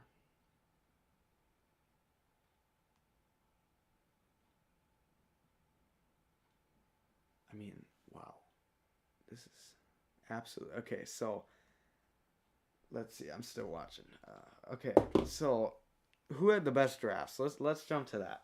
Let's jump to that. We're almost towards the end here. Who had the best drafts? I would say the Ravens absolutely destroyed. I would say the Chiefs actually would almost come in second. The Giants, the Ravens, and the Jets came in at the front after round 1.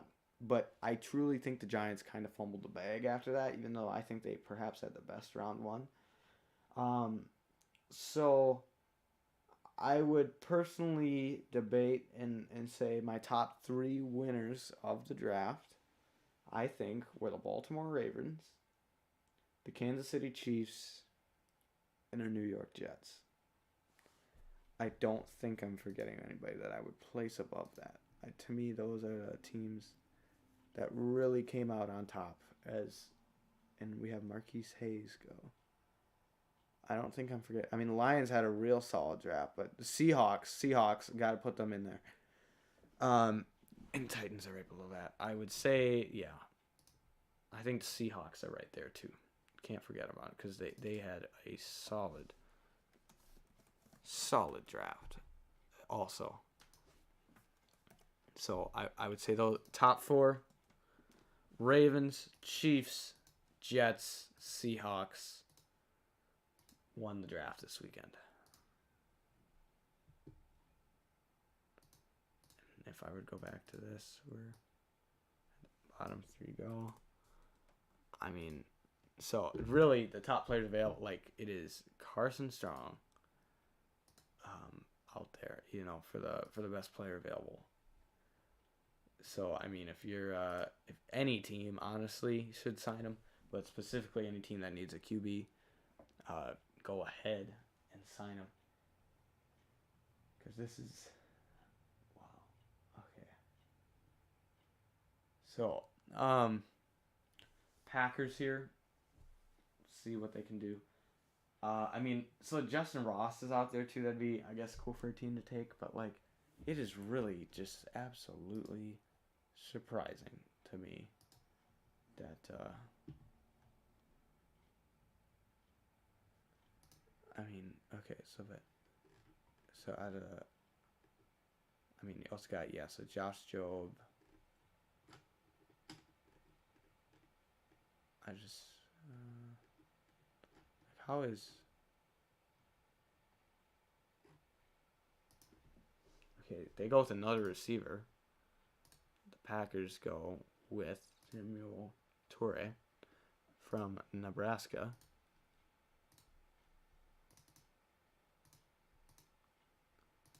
Okay, so I'll add him to the depth chart there. So now we got Chiefs, who have already done phenomenal, 2 Rams picks and a Niner to close it out. And yeah, okay, I'm looking at this. I'm truly okay.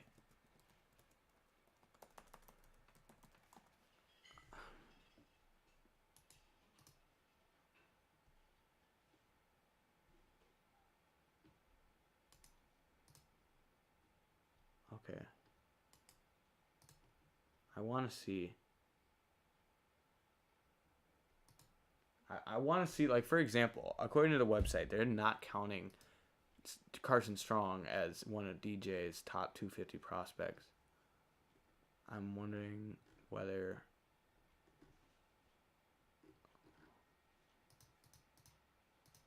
I'm wondering like whether.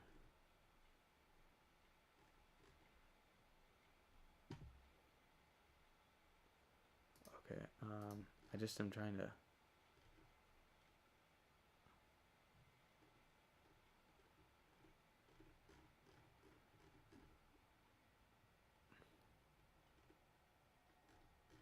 I just am trying to figure out where like is there something we didn't catch here?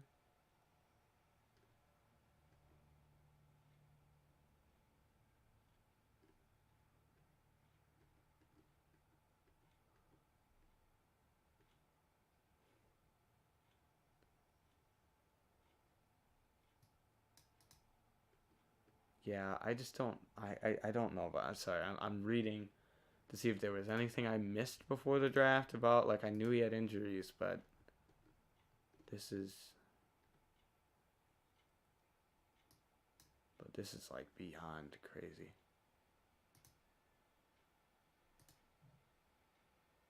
Let's see.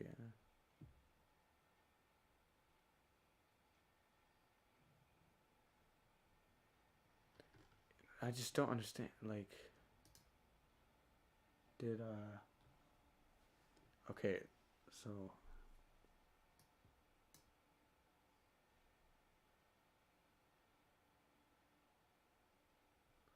like I just don't understand if okay, we're just gonna have to live with Carson Strong went undrafted, but I will still stand on the hill that he is the best quarterback in this draft. And whoever signs him as an undrafted free agent is getting an absolute steal at quarterback. And unfortunately, I don't know because he's going to be undrafted if he's ever going to get a shot to be a starter. But, like, this guy deserves to be give a chance. And so, once again, him and I think Justin Ross both declared early. And both are not getting picked because of their injuries. And we know that for a fact.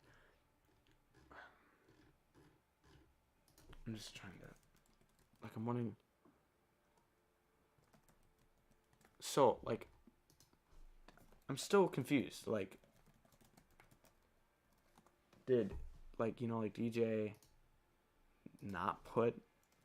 Carson Strong in here?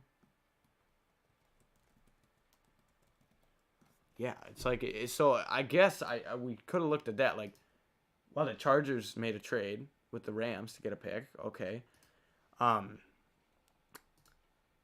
Like, did he know something we didn't? He didn't have him in his top 100 or top 200. I think it was top 150. I mean, maybe he could have just had him not in the top 150, but not even in the top 200. I think that seems like. I mean, he said it right on a podcast. I was researching that, like he's, not talked about much. So, is there something that we're missing?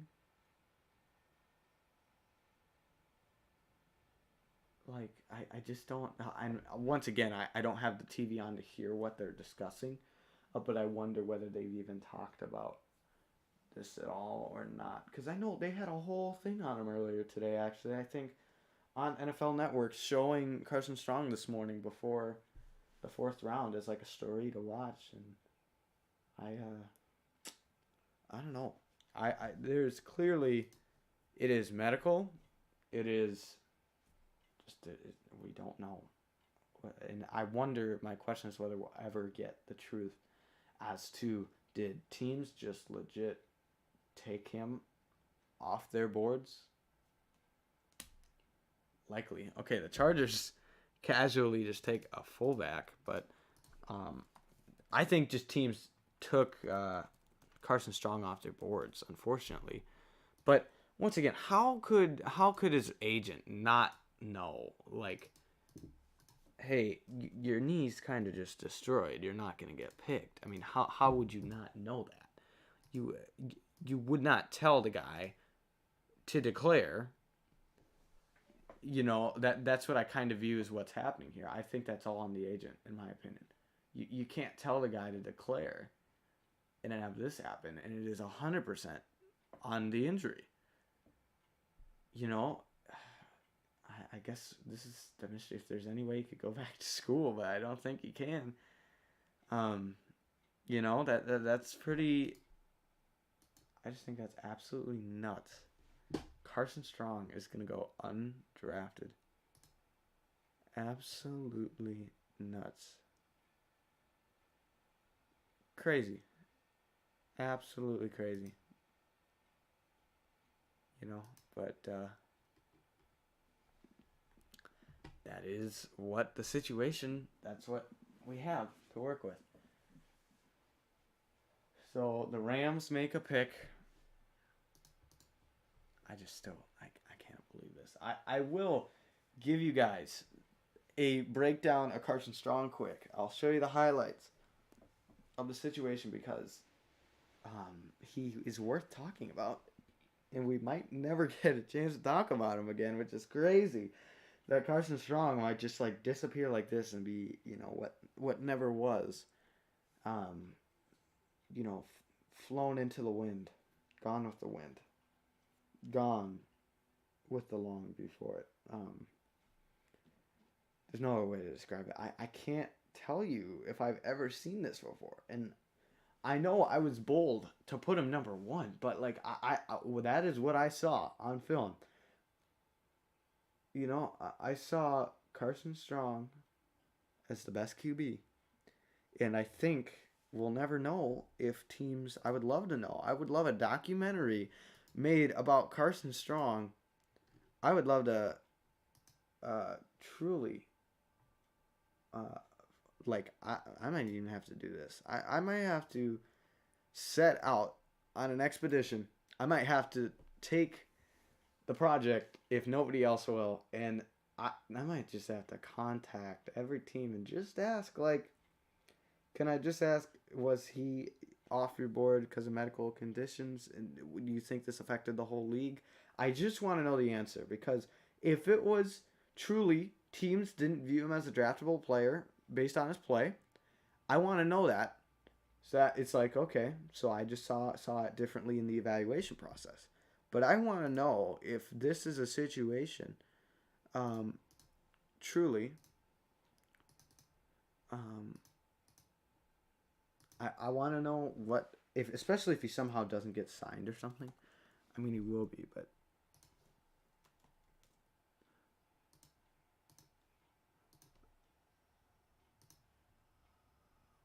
okay, so Rams take... Oh, he's a tackle. I don't know why I saw safety. So they take a tackle. I truly might have to do this. And we have one more pick, and it's not going to be him. We might... Honestly, I might have to just email... I would love to know, just purely... I don't need to know for what reasons or that type of thing if it was play. But if the medical was just took him off of every team's draft board. Because the pick's in.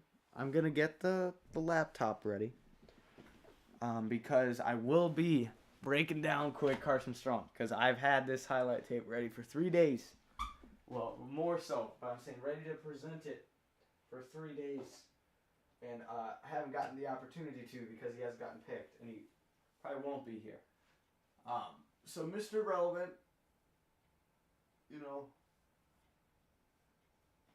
we'll see who it is, but we will. I'm getting this ready though.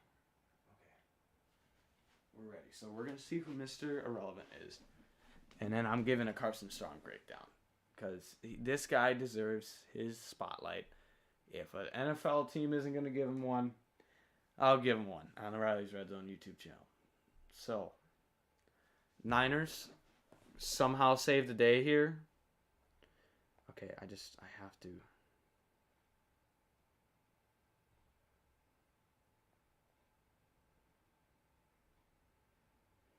Okay, this is OVJ taking an L, tweeting out that Debo's going to the Patriots, and I think he got... Oh, there's no way. This is no way. I'm done, bro. I'm done. The Niners are taking Brock Purdy which, like, okay, but Carson Strong is right there. We had 3 QBs get picked before him. I think I need to set this out. I've got a lot of stuff to do this summer, but one of them is going to be, I'm going to be Detective Red Zone, and I need to find out why, this many teams took him off the board. I want to.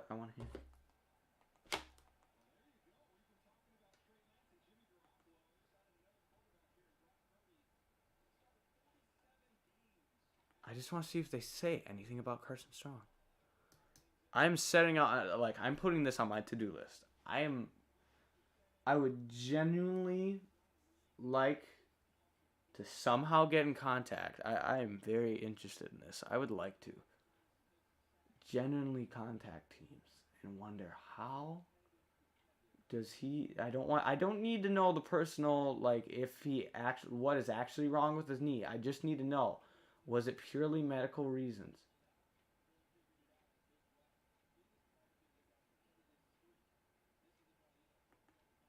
Okay, I just want to hear this for a minute. Are they going to mention Carson Strong? Is there anything to do with Carson Strong here? Because this is...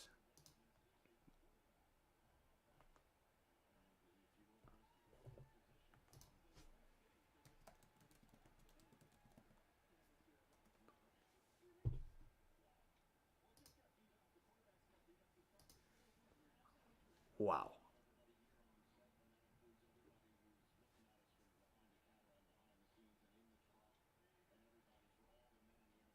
They're just saying thank you. Okay.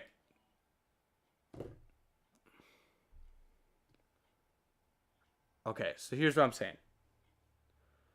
Carson Strong better get picked up. But here's my task, and I will, I'm writing this down. Right now, I'm going to show you Carson Strong. I'm going to tell you about Carson Strong. And then I will show you some highlights. And then I am going to set out on a mission. Especially if he doesn't get signed. I will set out on a mission if he doesn't get signed to find out was it purely the medical that led this guy to be undrafted, because his frame is phenomenal. He can absolutely throw the ball. Place it really well, and does great on the sidelines. And I knew I had this as a knee injury.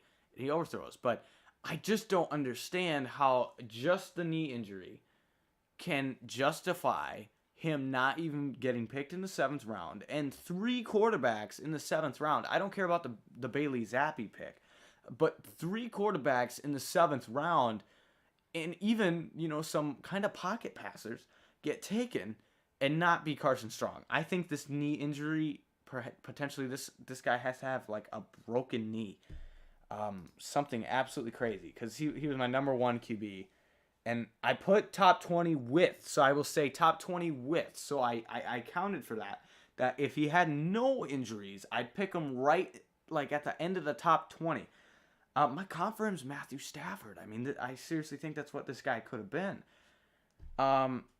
So with that being said, we're gonna quick watch. I have to give him the respect this guy deserves. If no NFL team is gonna give him the attention to be on national television, I am gonna do that for him, and I'm rooting for Carson Strong the whole way. Solid. That's what I describe him as. He's got a great frame. Look at this throw. Absolute moonball all the way to the end zone. From the half, he's halfway across the field. Just watch this placement again. Tell me another QB in the draft that can do this. Step up, and this is absolutely on the money. Not even, it is picture perfect. Look at this positioning on the back shoulder throw to the end zone. I mean, this is just, I just don't understand. You can see the braces there, but he obviously lasted with it in college. I mean, I don't think he really, I don't think he missed many games. Really, I don't think so. And then here's just a great post throw. But that first throw, I just need to look back at it. Tell me another quarterback in this draft that can do this right now. Like I don't think even Malik Willis with the deep ball throw, this consistency. I know Kenny Pickett, I don't think, can do this on the regular. I mean, I am so shocked. Well, just watch this one more time. I mean, this is how this guy was not selected in the NFL draft is beyond me. This might be the biggest story of my career of draft coverage. This is highway robbery that this guy did not get selected. And we won't know exactly why until I set out to do so. So I think I'm seriously might set out on a mission to do that because as a draft evaluator, I want to learn. If I truly just saw things differently, that, you know, as a player, that he was a first round, as the best QB, and he generally wasn't, I want to know that. How can I improve? But I also really want to know if purely the medicals just crossed this guy off the board. I really want to know this answer because we need to find out what this was. So I might have to do some research. I mean, I want to see.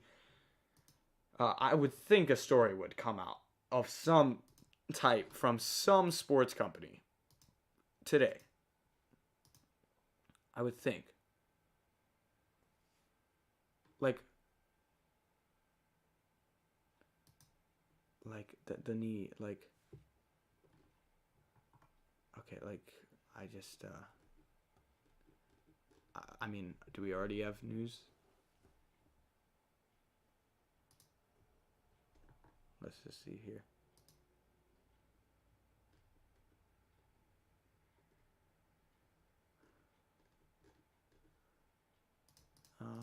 Okay, I'm trying to see if there's any. Is Carson Strong, like, he has to sign a deal somewhere.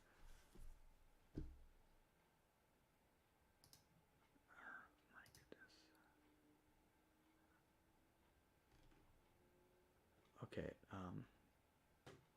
Okay, okay. So, let's see if there. Okay, Mountain West Connection. This has to be. I'm sorry. I'm still streaming for a minute because I just want to see if this.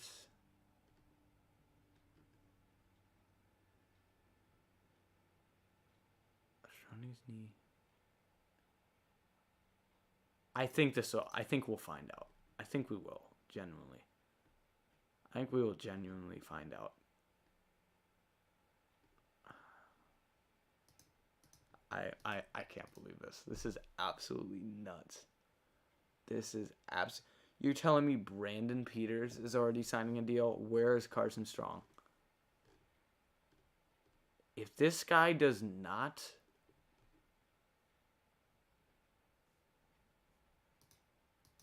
Oh my gosh. Like, this is...